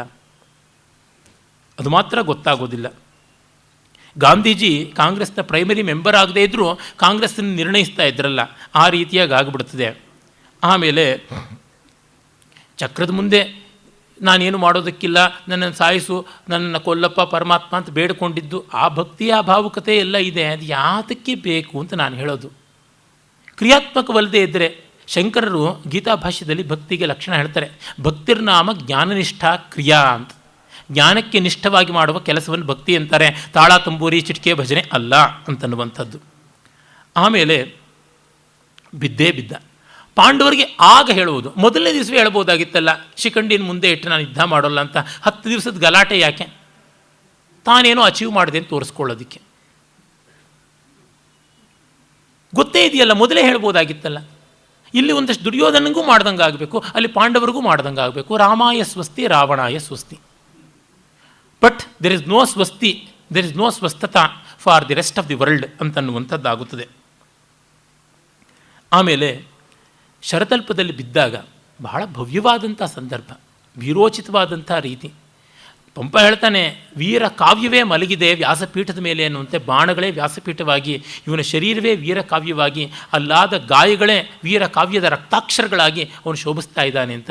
ಕುಮಾರವ್ಯಾಸ ಪಡಮಣ ಶೈಲ ವಿಪುಲ ಸ್ತಂಭದೀಪಿಕೆ ಅಂತ ರವಿಮೇರದ ಅಂತ ಪೂರ್ವ ದಿಕ್ಕಿಂದ ಪಶ್ಚಿಮಕ್ಕೆ ಬಂದ ಸೂರ್ಯ ಆ ಅಸ್ತಾಚಲದ ಮೇಲೆ ನಿಂತಾಗ ಒಂದು ದೀಪವನ್ನೇ ಇವನ ಪಕ್ಕದಲ್ಲಿ ಇಟ್ಟಂತೆ ಆಯಿತು. ಪಶ್ಚಿಮ ಶೈಲವೇ ದೀಪದ ಕಂಬ, ಅದರ ಮೇಲಿಟ್ಟ ಸೂರ್ಯ ಬಿಂಬವೇ ದೀಪದ ಸೊಡರು ಅಂತ ಆಗಿ, ಹಾಗೆ ಪ್ರಕೃತಿಯೇ ಗೌರವ ಸಲ್ಲಿಸಿದಂತೆ ಆಯಿತು ಅಂತೆಲ್ಲ. ಇದೆಲ್ಲ ಕಾವ್ಯ. Poetry is not reality. I know, I write poetry, I sell dreams ಅಷ್ಟೇ. ಕಾವ್ಯ ಕನಸನ್ನು ಕಟ್ಟಿಕೊಡುತ್ತೆ. ನನಸನ್ನು ಮೌಲ್ಯದ ಮೂಲಕ ನಾವು ಮಾಡಿಕೊಳ್ಬೇಕಾಗುತ್ತದೆ. ನಾವು ಸ್ಪಷ್ಟವಾಗಿ ಹೇಳ್ಬಿಟ್ಟಿದ್ವಿ, ಕಾವ್ಯ ಪರಮಸತ್ಯ ಅಲ್ಲ, ಆಹಾರ್ಯ ಸತ್ತ, let the unknown be X ಅನ್ನುವಂಥದ್ದೇ ಕಾವ್ಯ ಅಂತ. ಹೀಗಾಗಿ ಅಲ್ಲಿ ಭೀಷ್ಮನನ್ನು ಇದನ್ನೆಲ್ಲ ಕಂಡು ಮರಳಾಗೋದು ಬಹಳ ಕಷ್ಟ. ಕರ್ಣ ಅಲ್ಲಿಗೆ ಬರ್ತಾನೆ. ಆ ಸಂದರ್ಭದಲ್ಲಿ ಬಹಳ ಒಳ್ಳೆ ಮಾತನ್ನು ಆಡ್ತಾನೆ. ಅದೇ ಒಳ್ಳೆ ಮಾತುಗಳಿಗೆ ಕೊರತೆಯೇ ಇಲ್ಲ. ನಿರ್ಮನ್ಯುರ್ಗತ ಸಂಭ್ರಂಭ ಕೃತಕರ್ಮಾರಣೇ ಸ್ಮಃ ಯಥಾಶಃ ಯಥೋತ್ಸಾಹಂ ಸತಾಂ ವೃತ್ತೇಶು ವೃತ್ತವಾನ್ ಯುದ್ಧಸ್ವ ನಿರಹಂಕಾರ ಬಲವೀರ್ಯ ವ್ಯಪಾಶ್ರಯ ಪ್ರಶಮೇಹಿ ಕೃತೋ ಯತ್ನಃ ಸುಮಹಾನ್ ಶುಚಿರೋಮಯ ನಚೈವ ಶಕ್ತಃ ಕರ್ತುಂ ತತ್ ಯಥೋ ಧರ್ಮಸ್ತಥೋ ಜಯ ಅಂತಾನೆ. ಈ ಮಾತು ಅನೇಕರು ಹೇಳ್ತಾರೆ. ಕರ್ಣ, ನಿನ್ನನ್ನು ನಾನು ಅರ್ಧರಥ ಅಂತ ಸುಮ್ಮನೆ ಹೇಳಿದೆ, ನೀನು ಆಗ ಹಿಂದೆಗೆದಾಗ ದುರ್ಯೋಧನನು ಹಿಂದೆಗೀತಾನೆ ಅಂತ. ಇಷ್ಟೆಲ್ಲ ತಂತ್ರ ಮಾಡೋಕ್ಕೆ ಬರೋವನಿಗೆ ಪಾಂಡವರು ನಿನ್ನ ಗೆಲ್ಲಕ್ಕಾಗಲ್ಲೋ ಮುಂಡೆ ಮಗ ಅಂತ ಅನ್ಬೋದಾಗಿತ್ತಲ್ಲ. ಸುಳ್ಳು ಆಡೋದೇ ಉಂಟು ಅಂದರೆ ನೊಣ ತಿಂದು ಯಾಕೆ ಸ್ವಾಮಿ ನಾನ್ ವೆಜಿಟೇರಿಯನ್ಸ್ ಆಗಬೇಕು, ದನ ತಿಂದಾಗೋಣ. ಎಲ್ಲಿಲ್ಲದ ಹೇತಲಾಂಟಿ ಸಮರ್ಥನೆ, ಏನೂ ಕೊಡೋಕ್ಕಾಗೋದಿಲ್ಲ. ಆಮೇಲೆ ನೀನು ನಿರಹಂಕಾರನಾಗಿ ನಿರ್ಮನ್ಯವಾಗಿ ಯುದ್ಧ ಮಾಡು ಅಂತ ಕೇಳ್ತಾನೆ ಕರ್ಣ. ಕೋಣನ ಮುಂದೆ ಕಿಂದರಿ ಬಾರಿಸ್ತಂತೆ. ಆದರೆ ಆ ಭಾವಗಳು ತುಂಬ ಚೆನ್ನಾಗಿವೆ. ಕರ್ಣನೂ ಆಗ ಹತ್ಕೊಂಡು ಬರ್ತಾನೆ. ಆ ಮಾನವೀಯ ಭಾವಗಳು ಬಹಳ ಚೆನ್ನ. ಕರ್ಣ ದುಷ್ಟ, ಇವನು ಅವಿವೇಕೆ, ಆದರೂ ಬರ್ತಾರೆ. ಈ ನಮ್ಮ ರಾಜಕಾರಣಿಗಳು ಒಬ್ಬರು ಸತ್ತಾಗಿ ಇನ್ನೊಬ್ರು ಹೋಗ್ತಾರಲ್ಲ, ಆ ಕ್ಷಣಕ್ಕಂತೂ ಕಣ್ಣೀರೇ ಇಟ್ಟಿರ್ತಾರೆ. ತುಂಬಲಾಗದ ನಷ್ಟ ಅಂತ ಪೇಪರ್ಗೆ ಕೊಡ್ತಾರೆ ಸ್ಟೇಟ್ಮೆಂಟು. ಬಂದಿರ್ತಾನೆ ಕರ್ಣ. ಆ ಕ್ಷಣಕ್ಕೆ ದೊಡ್ಡವನಲ್ವಾ, ನನ್ನ ಮೂದರಿಸಿರ್ಬೋದು, ಬಿದ್ದ, ಏನೋ ಆ ಕ್ಷಣದಲ್ಲಿ ಹೌದು ಅಂತ ಅನಿಸುತ್ತದೆ. ಯಾರಿಗೂ ಅನಿಸುತ್ತೆ. ನನಗೂ ಎಷ್ಟೋ ಜನ ಸಾಹಿತಿಗಳನ್ನು ಕಂಡ್ರೆ ಆಗೋಲ್ಲ, ಎಷ್ಟೋ ಜನ ರಾಜಕಾರಣಿಗಳನ್ನು ಕಂಡ್ರೆ ಆಗೋಲ್ಲ. ಅಯ್ಯೋ ಪಾಪ ಅಂತ ಒಂದು ಕ್ಷಣಕ್ಕೆ ಒಂದು ವ್ಯಭಿಚಾರಿ ಭಾವ ಹಿಂಗೆ ಬಂದು ಹೋಗಿರುತ್ತೆ. ಅದೇನು ಸ್ಥಾಯಿ ಭಾವವೇ, ಹಿಂಗೆ ಬಂದು ಹಂಗೆ ಹೋಗಿರುತ್ತೆ ಅಷ್ಟೇ, ಇನ್ನೇನೂ ಅಲ್ಲ. ಆ ಥರ ಕರ್ಣನಿಗೂ ಆಗಿದೆ. ವ್ಯಾಸರು ರೆಕಾರ್ಡ್ ಮಾಡ್ತಾರಲ್ಲ, ಅದು ದೊಡ್ಡ ಕಲೆ. ವ್ಯಾಸರ ಕಲೆಯ ನೆಲೆಯಲ್ಲಿ ಇವ್ರುಗಳನ್ನು ನಾವು ದೊಡ್ಡವರು ಅಂದ್ಕೊಂಡ್ರೆ ಎಡವಟ್ಟಾಯಿತು, ಮೋಸ ಹೋದ್ವಿ. All times Vyasa seems to be great. It is poet who is greater than his characters ಅನ್ನುವಂಥದ್ದು ಗೊತ್ತಾಗುತ್ತದೆ. ಆಮೇಲೆ 59 ದಿವಸ ಯುದ್ಧ ಆರಂಭ ಆದಾಗಲಿಂದ, ಅಂದರೆ 49 ದಿವಸ ಶರತಲ್ಪದಲ್ಲಿದ್ದು ಒದ್ದಾಡಿದ್ದು ಅಂತ ಗೊತ್ತಾಗುತ್ತದೆ. ಅದಾದ ಮೇಲೆ ಶಾಂತಿ ಅನುಶಾಸನ ಪರ್ವಗಳ ಮಹೋನ್ನತವಾದಂಥ ಉಪದೇಶ ಬರ್ತದೆ. ಶಾಂತಿ ಪರ್ವದಲ್ಲಿ ವಿಸ್ತೃತವಾದ ರಾಜಧರ್ಮ, ಮೋಕ್ಷಧರ್ಮ, ಆಪದ್ಧರ್ಮ, ಸಾಮಾನ್ಯ ಧರ್ಮಗಳನ್ನು, ಅನುಶಾಸನ ಪರ್ವದಲ್ಲಿ ಯಜ್ಞ, ದಾನ, ತಪಸ್ಸು, ಶ್ರಾದ್ದ, ವ್ರತ ಇತ್ಯಾದಿಗಳ ಬಗೆಗೆ ಹೇಳುವುದಾಗುತ್ತದೆ. ಮಹಾಭಾರತಕ್ಕೆ ವಿಶ್ವಕೋಶತ್ವ ಅನ್ನುವಂಥದ್ದು ಬಂದದ್ದು ಇಲ್ಲಿಂದ ಅಂತ ಗೊತ್ತಾಗುತ್ತದೆ. ಅದು ಗೊತ್ತು ಕೃಷ್ಣನಿಗೆ. He's a library. ಅದನ್ನು ನಾವು ಬೆಂಕಿಗೆ ಹಾಕಬಾರ್ದು, ಅದನ್ನು ರಿಟ್ರೀವ್ ಮಾಡಬೇಕು, ಅದನ್ನು ಚೆನ್ನಾಗಿ ಕಾಪಾಡಿಕೊಳ್ಳಬೇಕು. ಅದಕ್ಕೆ ಅಷ್ಟನ್ನು ಹೇಳಿ ಕೇಳಿ ಧರ್ಮರಾಜ ಉಪದೇಶ ಅಂದರೆ ಸಾಕು, ಮೈಯೆಲ್ಲ ಕಿವಿ ಆಗಿಬಿಡುತ್ತೆ. ಹೋಗ್ತಾನೆ. 12 ವರ್ಷ ಒಂದು ಕತ್ತಿ ಎತ್ತಲಿಲ್ಲ, ಒಂದು ಕುಂತ ಮಸೀಲಿಲ್ಲ, ಒಂದು ಬಿಲ್ಲು ಬಾಣದ ಹೆದೆ ಸರಿ ಮಾಡಿಕೊಳ್ಳಿಲ್ಲ. ಕೇಳಿದ್ದೆಲ್ಲ ಉಪದೇಶ. ಆಮೇಲೆ ಇನ್ನೂ ಒಂದು ಮಾಡಿಕೊಂಡ, ಚೂಜಾಟ ಕಲಿತ. ತುಂಬ ಜನಕ್ಕೆ ಗೊತ್ತಿಲ್ಲ. ಧರ್ಮರಾಜನಿಗೆ ನಲೋಪಾಖ್ಯಾನವನ್ನು ಹೇಳಿದಂಥ ಮಹರ್ಷಿ ಆಗ ಅಕ್ಷವಿದ್ಯೆಯನ್ನು ಕೊಡ್ತಾನೆ. ಆ ಅಕ್ಷವಿದ್ಯೆಯಿಂದ 1 ವರ್ಷ ಕಾಲ ಹಾಯಾಗಿ ತಳ್ಕೊಂಡ. ಆ ಒಂದು ವಿರಾಟ ನಗರಿಯಲ್ಲಿ ಎಲ್ಲರೂ ತಿಂಡಾಡ್ತಾ ಇದ್ದರೆ ಇವನು ಮಾತ್ರ ವಿರಾಟನ ಜೊತೆ ಮಜಾ ಇದ್ದುಕೊಂಡು ಪಗಡೆ ದಾಳ ಉರುಳಿಸ್ತಾನೇ ಇದ್ದ, ಕಲ್ತ್ಕೊಂಡಿದ್ದ. ಆದರೆ ಶಕುನಿ ಜೊತೆಗೆ ಏನೂ ಯುದ್ಧ ಮಾಡುವಂಥ, ಶಕುನಿ ಜೊತೆಗೆ ದ್ಯೂತ ಯುದ್ಧ ಮಾಡುವ ಪ್ರಸಕ್ತಿನೇ ಬರಲಿಲ್ಲ. ಕೋಟೆ ಸೂರ್ಯ ಹೋದ ಮೇಲೆ ಬಾಗಿಲು ಹಾಕಿದ್ರು ಅಂತಾರಲ್ಲ, ಆ ರೀತಿ ಅಷ್ಟೂ ಸೋತ ಮೇಲೆ ಹೆಂಡತಿ ಬಟ್ಟೆ ಬಿಚ್ಚಾಕ್ಸೋ ಸ್ಥಿತಿ ಬಂದ ಮೇಲೆ ಇವನು ಕೌಶಲ ಮಾಡಿಕೊಳ್ತಕ್ಕಂಥದ್ದು ಧರ್ಮರಾಜ. ಎಂಥ ವಿಡಂಬನೆ!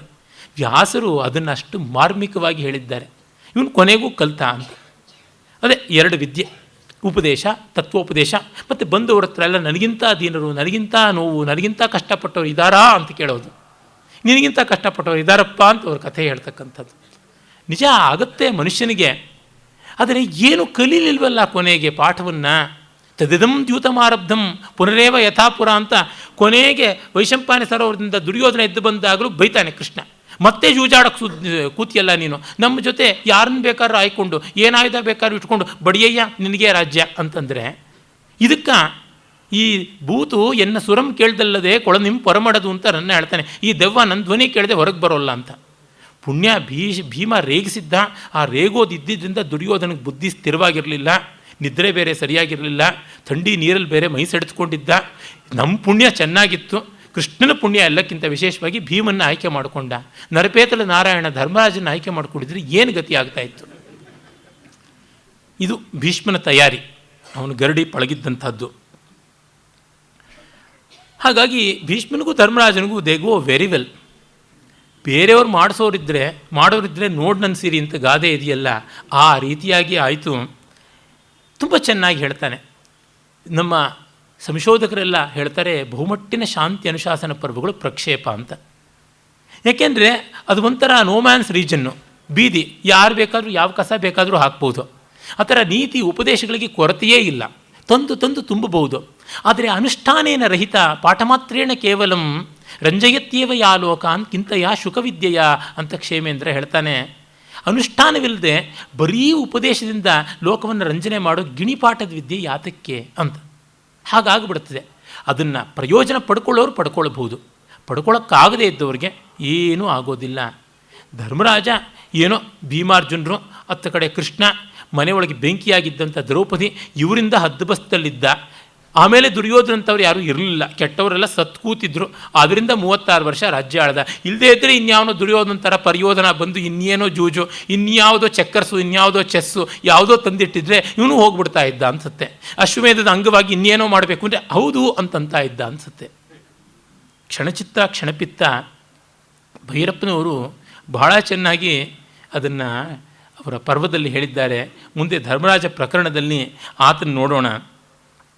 ಭೀಷ್ಮ ಕೃತಿಯುಗ, ದ್ವಾಪರ, ತ್ರೇತ ಇತ್ಯಾದಿ ಯುಗಗಳಲ್ಲಿ ಹೇಗೆ ಯುಗಸಂಧಿಯಿಂದ ಯುಗಧರ್ಮದಿಂದ ವ್ಯತ್ಯಾಸಗಳಾಯಿತು ಇತ್ಯಾದಿಗಳನ್ನೆಲ್ಲವನ್ನು ತುಂಬ ಚೆನ್ನಾಗಿ ಹೃದಯಂಗಮವಾಗಿ ತಿಳಿಸ್ತಾನೆ. ಆಪದ್ಧರ್ಮದ ಬಗ್ಗೆ ಅಂತೂ ಅತ್ಯಂತ ರಮಣೀಯವಾದ ಕಥೆಗಳನ್ನೇ ಹೇಳ್ತಾನೆ. ಆ ಒಂದು ಕಥೆಯನ್ನಂತೂ ಸ್ಮರಿಸಲೇಬೇಕಾದದ್ದು ಏನೆಂದರೆ, ಕಾಡೊಂದರೊಳಗೆ ಬೆಕ್ಕಿತ್ತು, ಕಾಡಬೇಕು, ಇಲಿಯೊಂದಿತ್ತು. ಆ ಒಂದು ಮರದ ಪಕ್ಕದಲ್ಲಿ ಇವುಗಳು ವಾಸವಾಗಿದ್ವು. ಮರದ ಕೆಳಗೆ ಬಿಲ, ಬುಡದಲ್ಲಿ ಬಿಲದಲ್ಲಿ ಇಲಿ, ಮರದ ಆಸುಪಾಸಿನಲ್ಲಿ ಬೆಕ್ಕು ಓಡಾಡ್ತಿತ್ತು. ಹತ್ತಿರದಲ್ಲೇ ಒಂದು ಮುಂಗುಸಿ ಇತ್ತು, ಮರದ ಮೇಲೊಂದು ಗೂಬೆ ವಾಸವಾಗಿತ್ತು. ಹೀಗೆ ಒಟ್ಟು ಬೆಕ್ಕು, ಇಲಿ, ಮುಂಗುಸಿ, ಗೂಬೆ 4 ಪ್ರಾಣಿಗಳಿದ್ವು. ಇವು 3ಕ್ಕೆ ಇಲಿ ಭಕ್ಷ್ಯವಾಗುವಂಥದ್ದು. ಇಲಿ ಹೇಗೋ ಜತನದಿಂದ ತನ್ನನ್ನು ಕಾಪಾಡಿಕೊಳ್ತಿತ್ತು. ಒಂದು ರಾತ್ರಿ ಒಬ್ಬ ಬೇಡ ಹಾಕಿದ ಬಲೆಗೆ ಬೆಕ್ಕು ಸಿಕ್ಕಿಬಿತ್ತು. ಆಗ ಇಲಿ ಹೊರಗೆ ಬಂದು ನನ್ನ ಶತ್ರು ಒಬ್ಬ ನಾಶವಾದ ಅಂತ ಕುಣಿಯೋಕ್ಕೆ ಶುರು ಮಾಡಿತು. ಆಗ ಒಂದು ಕಡೆಯಿಂದ ಮುಂಗುಸಿ, ಇನ್ನೊಂದು ಕಡೆಯಿಂದ ಗೂಬೆ ಎರಡೂ ಬಂದವು. ಗೂಬೆಗೆ ರಾತ್ರಿ ಕಣ್ಣು ಕಾಣಿಸುತ್ತಲ್ಲ, ಮುಂಗುಸಿ ಬಿಲದ ಬಾಯಲ್ಲೇ ನಿಂತುಬಿಡ್ತು. ಅಲ್ಲಿಂದ ಓಡೋಣ ಅಂತಂದರೆ ಅಲ್ಲಿ ಹಾರಾಡ್ತಾ ಇರ್ತಕ್ಕಂಥ ಗೂಬೆ ಇದನ್ನು ಏನು ಮಾಡೋಕ್ಕಾಗದೆ ಬಲೆಯೊಳಗೆ ಬಿದ್ದಿದ್ದ ಬೆಕ್ಕಿನ ಮಡಲಿಗೆ ಇಲಿ ಹೋಗಿ ಬಿತ್ತು. ಬೆಕ್ಕು ತಕ್ಷಣ ಬಾಯಿ ತೆರೆಯಿತು. ನೋಡು, ನನ್ನನ್ನು ತಿಂದರೆ ನಿನಗೇನು ಬಿಡುಗಡೆ ಇಲ್ಲ, ಹಾಗಾಗಿ ನೀನು ನನ್ನನ್ನು ತಿಂದು ಸಾಯೋದಕ್ಕಿಂತ ನನ್ನನ್ನು ಉಳಿಸಿ ಬದುಕು. ನೀ ಬಲೆಯನ್ನು ನಾನು ಕತ್ತರಿಸ್ತೀನಿ ಹಲ್ಲುಗಳಿಂದ ಕಡಿದು, ಹಾಗಾಗಿ ಉಳಿಸು ಅಂತ. ಆಯಿತು ಅಂತಂತು. ಇದು ನೋಡಿ, ಆಪದ್ಧರ್ಮದಲ್ಲಿ ಭಕ್ಷಕರ ನಡುವೆ ಆಗತಕ್ಕಂಥ ಒಂದು ಸಂಧಿ. What A wonderful treaty. ಈ ಕತೆ ಭೀಷ್ಮಂಗೆ ಗೊತ್ತು, ಮಾಡಲಿಲ್ಲ ಆಚರಣೆಯಲ್ಲಿ. ಆಮೇಲೆ ಆ ಬೆಕ್ಕು ಬೇಗ ಕತ್ತರಿಸು ಅಂತ, ಇದು ನಿಧಾನವಾಗಿ ಕತ್ತರಿಸ್ತಿದೆ. ಬೆಕ್ಕಿಗೆ ಬೆಳಗ್ಗೆಯಿಂದ ಬಲೆಯಲ್ಲಿ ಬಿದ್ದು ಅದಕ್ಕೆ ಹಸಿವಾಗಿದೆ. ಅದು ಪ್ರಾಣವನ್ನು ಮತ್ತು ಆಹಾರವನ್ನು ಎರಡನ್ನೂ ಬಯಸ್ತಾ ಇದೆ. ಯೋಗಕ್ಷೇಮ ಎರಡೂ ಬೇಕು ಅಂತ. ಹೀಗೆ ಅದರದ್ದು ಬಲೆಯಿಂದ ತಪ್ಪಿಸಿಕೊಳ್ಳೋದು ಯೋಗವಾದರೆ ಇಲಿಯನ್ನು ತಿನ್ನುವುದು ಕ್ಷೇಮ ಅಂತ. ಅದು ಏನು ಮಾಡುತ್ತೆ ಅಂತ ಇಲಿಗೆ ಗೊತ್ತಿಲ್ವಾ? ಇಂಥ ಟ್ರೀಟಿನೇ ಮಾಡ್ಕೊಂಡಿದ್ದಕ್ಕೆ ಅದರ ಮನಸ್ಸು ಏನು ಅಂತ ಗೊತ್ತಿಲ್ವೇ, ನಿಧಾನಕ್ಕೆ ಕತ್ತರಿಸ್ತಾ ಇದೆ ಬೇಗ ಬೇಗ ಅಂತ. ಈ 2 ಪ್ರಾಣಿಗಳು ಇವುಗಳ ಮಧ್ಯೆ ಎಲ್ಲಾದರೂ ಸಂಧಿ ನಿಂತೀತಾ, ಯಾವ ಕ್ಷಣದಲ್ಲಿ ಉರುಳಬಹುದು, ಆ ಕಚ್ಚಾಟ ಆಗ್ತಿದ್ದಂತೆಯೇ ನಾವು ಹೊರಗಡೆ ತಿನ್ನೋಣ ಅಂತ ಅವು ಕಾಯ್ತಾ ಇವೆ. ಹೀಗಾಗಿ ಅವು ಏನು ಹೋಗಲಿಲ್ಲ, ನಿರಾಶರಾಗಿ ಹೋಗಲಿಲ್ಲ. ನೋಡಿ, ನನ್ ಹ್ಯಾವ್ ಲಾಸ್ಟ್ ಹೋಪ್. ಬೆಕ್ಕಿಗೆ ಹೋಪ್ ಹೋಗಿಲ್ಲ, ಇಲಿಗೆ ಹೋಪ್ ಹೋಗಿಲ್ಲ, ಮುಂಗುಸಿಗೆ ಹೋಗಿಲ್ಲ, ಗೂಬೆಗೆ ಹೋಗಿಲ್ಲ. ಆಗ ಬೆಳಗಿನ ಜಾವ ಬೇಟೆ ನಾಯಿಗಳ ಜೊತೆಗೆ ಬೇಡ ಬಂದ. ಅಲ್ಲಿ ಬರ್ತಾ ಇದ್ದಂತೆ ಕಟ್ಟ ಕಡೆಯ ತಂತುವನ್ನು ಕಡಿಯಿತು. ಅಂದರೆ ಅವನು ಬರೋ ಹೊತ್ತಿಗೆ ತನ್ನನ್ನು ತಿನ್ನೋದಕ್ಕೆ ಸಮಯ ಬೆಕ್ಕಿಗಿರಬಾರ್ದು, ಪ್ರಾಣ ಉಳಿಸ್ಕೊಳ್ಳೋಕ್ಕಾಗೋ ಥರ ಓಡಬೇಕು. ಬೇಟೆಗಾರ ಬಂದ ಅಂತ ಇದು ಓಡಬೇಕು ಮುಂಗುಸಿ, ಇಲ್ಲದೇ ಇದ್ದರೆ ನನ್ನ ಮೇಲೆ ಬರುತ್ತದೆ ಅವನು ಕೋಪ ಅಂತ. ಇನ್ನು ಬೆಳಗಾಯಿತು, ಕಣ್ಣು ಕಾಣಿಸೋಲ್ಲ ಅಂತ ಅದು ಪೊಟ್ರೆ ಒಳಗೆ ಹೋಗಬೇಕು, ಇಲ್ಲದೇ ಬೇಡನಿಗೆ ಅದು ಆಹುತಿ ಆಗುತ್ತೆ. ಹೀಗೆ ಎಲ್ಲಕ್ಕೂ ಕೂಡ ಆಹಾರಕ್ಕಿಂತ ಮುಖ್ಯವಾಗಿ ಜೀವ ಇದ್ದರೆ ಜೀವನ ಅಂತ ಗಾದೆ ಇದೆಯಲ್ಲ, ಹಾಗೆ ಅವುಗಳು ಹೋಗೋ ಸಂದರ್ಭ ಬರಬೇಕು ಅಂತ ಆ ಟೈಮಿಂಗ್ ಮಾತ್ರ ಅಸಾಮಾನ್ಯವಾದ ಟೈಮಿಂಗು. ಹಾಗೆ ಮಾಡಿಕೊಂಡು ಕಡಿದು ಠಕ್ಕಂತ ಇಲಿ ತನ್ನ ಬಿಲಕ್ಕೆ ಹೋಯಿತು. ಎಲ್ಲ ಪ್ರಾಣಿಗಳು ಬಚಾವಾದವು. ಬೆಕ್ಕು ಓಡಿ ಹೋಯಿತು, ಬೇಡ ನಿರಾಶನಾಗಿ ಹೋದ. ಆಮೇಲೆ ಬೆಕ್ಕು ಸ್ವಲ್ಪ ಹೊತ್ತಾದ ಮೇಲೆ ಬಿಲದ ಬಾಯಿಗೆ ಬಂದು, ಮಿತ್ರ ಹೊರಗೆ ಬಾ, ನಮ್ಮ ಬಿಡುಗಡೆಯನ್ನು ನಾವು ಆ ಉತ್ಸವವನ್ನು ಸೆಲೆಬ್ರೇಟ್ ಮಾಡೋಣ, over a cup of wine ಅಂತ. ಅಂದರೆ ಇಲ್ಲ, ಅದು ರಾತ್ರಿ ಹೊತ್ತಿಗೆ ಮಾತ್ರ. ನೀನು ಬಲಿಯಲ್ಲಿದ್ದಾಗ, ನನಗೆ ಅಪಾಯ ಇದ್ದಾಗ ಭಕ್ಷಕರ ಮಧ್ಯೆ ಸಂಧಿ ಇಲ್ಲ, ಅದು ಆಪದ್ಧರ್ಮ ಅಂತ. ಇದು ಒಂದು ಕತೆ ಸಾಕು, ಎಷ್ಟು ಬದುಕಿನ ಪಾಠಗಳನ್ನು ಹೇಳಿಕೊಡುತ್ತೆ. ನಮ್ಮ ದೇಶ ಇದನ್ನು ಕಲೀಲಿಲ್ವಲ್ಲ ಅಂತ ಬೇಸರವಾಗುತ್ತದೆ. ಭೀಷ್ಮನೇ ಕಲಿದೆ ಇದ್ಮೇಲೆ ನಮ್ಮ ದೇಶ ಎಲ್ಲಿ ಕಲಿಯುತ್ತೆ? ನಮ್ಮ ದೇಶ ಭೀಷ್ಮನಿಗಿಂತ ದೊಡ್ಡದೆ? ಖಂಡಿತ ಅಲ್ಲ ಅಂತ ಅನಿಸ್ಬಿಡ್ತದೆ. ಮತ್ತು ಎಷ್ಟೋ ಕೆಲವು ವಿವರಗಳನ್ನು ಹೇಳ್ತಾನೆ, ತುಂಬ ಸೊಗಸಾದದ್ದು. ಮಂತ್ರಿಮಂಡಲದಲ್ಲಿ 4 ಜನ ಬ್ರಾಹ್ಮಣರು, 4 ಜನ ಶೂದ್ರರು ಮತ್ತು ಕ್ಷತ್ರಿಯರು, ವೈಶ್ಯರು ಇರಬೇಕು ಅಂತ. 21 ಜನ ವೈಶ್ಯರು, ಯಾಕೆಂದರೆ ಮಂತ್ರಿಮಂಡಲ ಎಕಾನಮಿನ ಜನರೇಟ್ ಮಾಡಬೇಕು.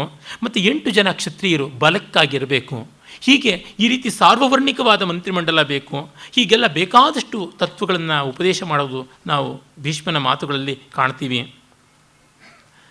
ಆಮೇಲೆ ಒಮ್ಮೆ ವಾಯುವಿನ ಜೊತೆ ಒಂದು ಶಾಲ್ಮಲಿ ವೃಕ್ಷ ತಗಾದೆ ಇಟ್ಕೊಂಡ್ಬಿಡುತ್ತೆ. ನಾಳೆ ಬಂದು ನಿನ್ನನ್ನು ವಿಚಾರಿಸ್ಕೊಳ್ತೀನಿ ಅಂತ ವಾಯು ಹೇಳಿ ಹೋಗುತ್ತೆ. ಹಾಗೆ ಶಾಲ್ಮಲಿ ವೃಕ್ಷ ನಾಳೆ ನನಗೆ ಬಂದು ಏನು ಮಾಡೀತು, ಅದಕ್ಕೆ ನಾನು ತುಂಬ ಫಲಪುಷ್ಪ ಸಮೃದ್ಧವಾಗಿದ್ದರೆ ಅವು ನನ್ನ ಭಾರ ಮಾಡಿ ಉರುಳಿಸುತ್ತವೆ ಅಂತ ಎಲೆ ಫಲ ಪುಷ್ಪ ಎಲ್ಲ ಉದುರಿಸ್ಕೊಂಡು ಕೂತ್ಕೊಳ್ತಂತೆ. ಮರುದಿವಸ ವಾಯು ಬಂದು ನಾನು ಏನು ಮಾಡಬೇಕು ಅಂತಿದ್ನೋ ಅದು ನೀನೇ ಮಾಡಿಕೊಂಡೆ, ಸರಿಯಾಗಿದೆ ಬಿಡು ಅಂತ. ಹಾಗಾಗಿ ನಾವು ಹುಚ್ಚಾಪಟ್ಟೆ ಆಡಬಾರ್ದು, ಯಾರ್ಯಾರ ಜೊತೆ ಏನೇನೋ ಚಾಲೆಂಜ್ ಮಾಡಬಾರ್ದು ಅನ್ನುವಂಥ ಮಾತುಗಳನ್ನೆಲ್ಲ ಹೇಳುವುದಾಗುತ್ತದೆ.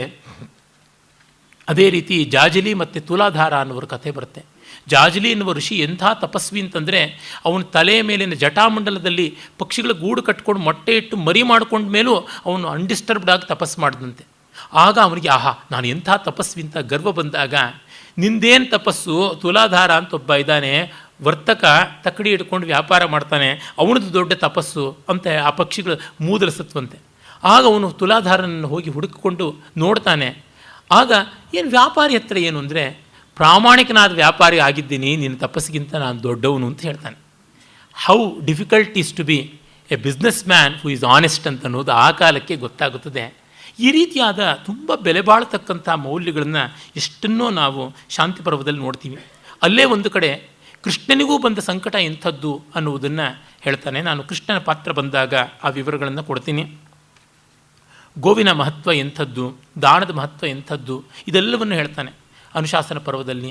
ಮತ್ತು ಶಿವಕೇಶವರ ಅಭೇದವನ್ನು ತೋರ್ಪಡಿಸುವಂತೆ ಉಪಮನ್ಯುಕೃತವಾದಂಥ ಶಿವಸಹಸ್ರನಾಮ ಕೃಷ್ಣನಿಗೆ ಉಪದಿಷ್ಟವಾಗಿ ಕೃಷ್ಣ ಹೇಗೆ ತಾನು ಸಂತಾನವನ್ನು ಪಡೆದ, ಅದರಿಂದ ಶಿವಾನುಗ್ರಹವನ್ನು ಪಡೆದ ಅಂತ ಹೇಳುವಂಥದ್ದು ಹೀಗೆಲ್ಲ ಬರುತ್ತದೆ. ಮತ್ತು ಶಾಂತಿ ಪರ್ವದಲ್ಲೇ ಒಂದು ಕಡೆ ಬರುತ್ತೆ, ಒಂದು ಋಷಿಯ ಆಶ್ರಮದಲ್ಲಿದ್ದ ನಾಯಿ ಚಿರತೆಯಿಂದ ಭಯ ಬಂದು ಋಷಿಯ ಕರುಣೆಯಿಂದ ಚಿರತೆ ಆಯಿತು, ಹುಲಿಯಿಂದ ಭಯ ಬಂದು ಹುಲಿ ಆಯಿತು, ಸಿಂಹದಿಂದ ಭಯ ಬಂದು ಸಿಂಹವಾಯಿತು, ಶರಭದಿಂದ ಭಯ ಬಂದು ಶರಭ ಆಯಿತು. ಕಡೆಗೆ ನನಗಿನ್ಯಾರು ಎದುರಿಲ್ಲ ಅಂತ ಋಷಿಯನ್ನೇ ಕೊಂದು ಬಿಡೋಣ, ಯಾಕೆಂದರೆ ಋಷಿಗೆ ನಾನು ನಾಯಿಂದ ಶರಭದವರೆಗೆ ಬಂದಿದ್ದೀನಿ, ನನ್ನ ಬಯೋಡೇಟಾ ಇದಕ್ಕೆ ಗೊತ್ತಿದೆ, ಹಾಗಾಗಿ ಋಷಿಯನ್ನು ಕೊಂದು ಬಿಟ್ಟರೆ ನಾನು ಹುಟ್ಟಿನಿಂದಾನೇ ಶರಭ ಅಂತ ಲೋಕ ಅಂದುಕೊಳ್ಳುತ್ತೆ ಅಂತ ಧೂರ್ತತೆಯಿಂದ ನಾಯಿ ಶರಭ ಎಗರಕ್ಕೆ ಹೋಗುತ್ತೆ. ಆಗ ನೀನು ನಾಯೇ ಆಗೋ, ನಾಯಿ ಬುದ್ಧಿ ಬಿಟ್ಟಿಲ್ಲ ಅಂತ ಶಾಪ ಕೊಟ್ಟ ಋಷಿ. ಮತ್ತೆ ಅದು ಬಾಲ ಮುದುರ್ಕೊಂಡು ಕಾಡಿಗೆ ಹೋಯಿತು ಅಂತ ಬರ್ತದೆ. ಅಂದರೆ ಎಷ್ಟೋ ಜನಕ್ಕೆ ಪ್ರಸಿದ್ಧರಾಗಿರ್ತಾರೆ, they will be having a humiliating past or a humble past.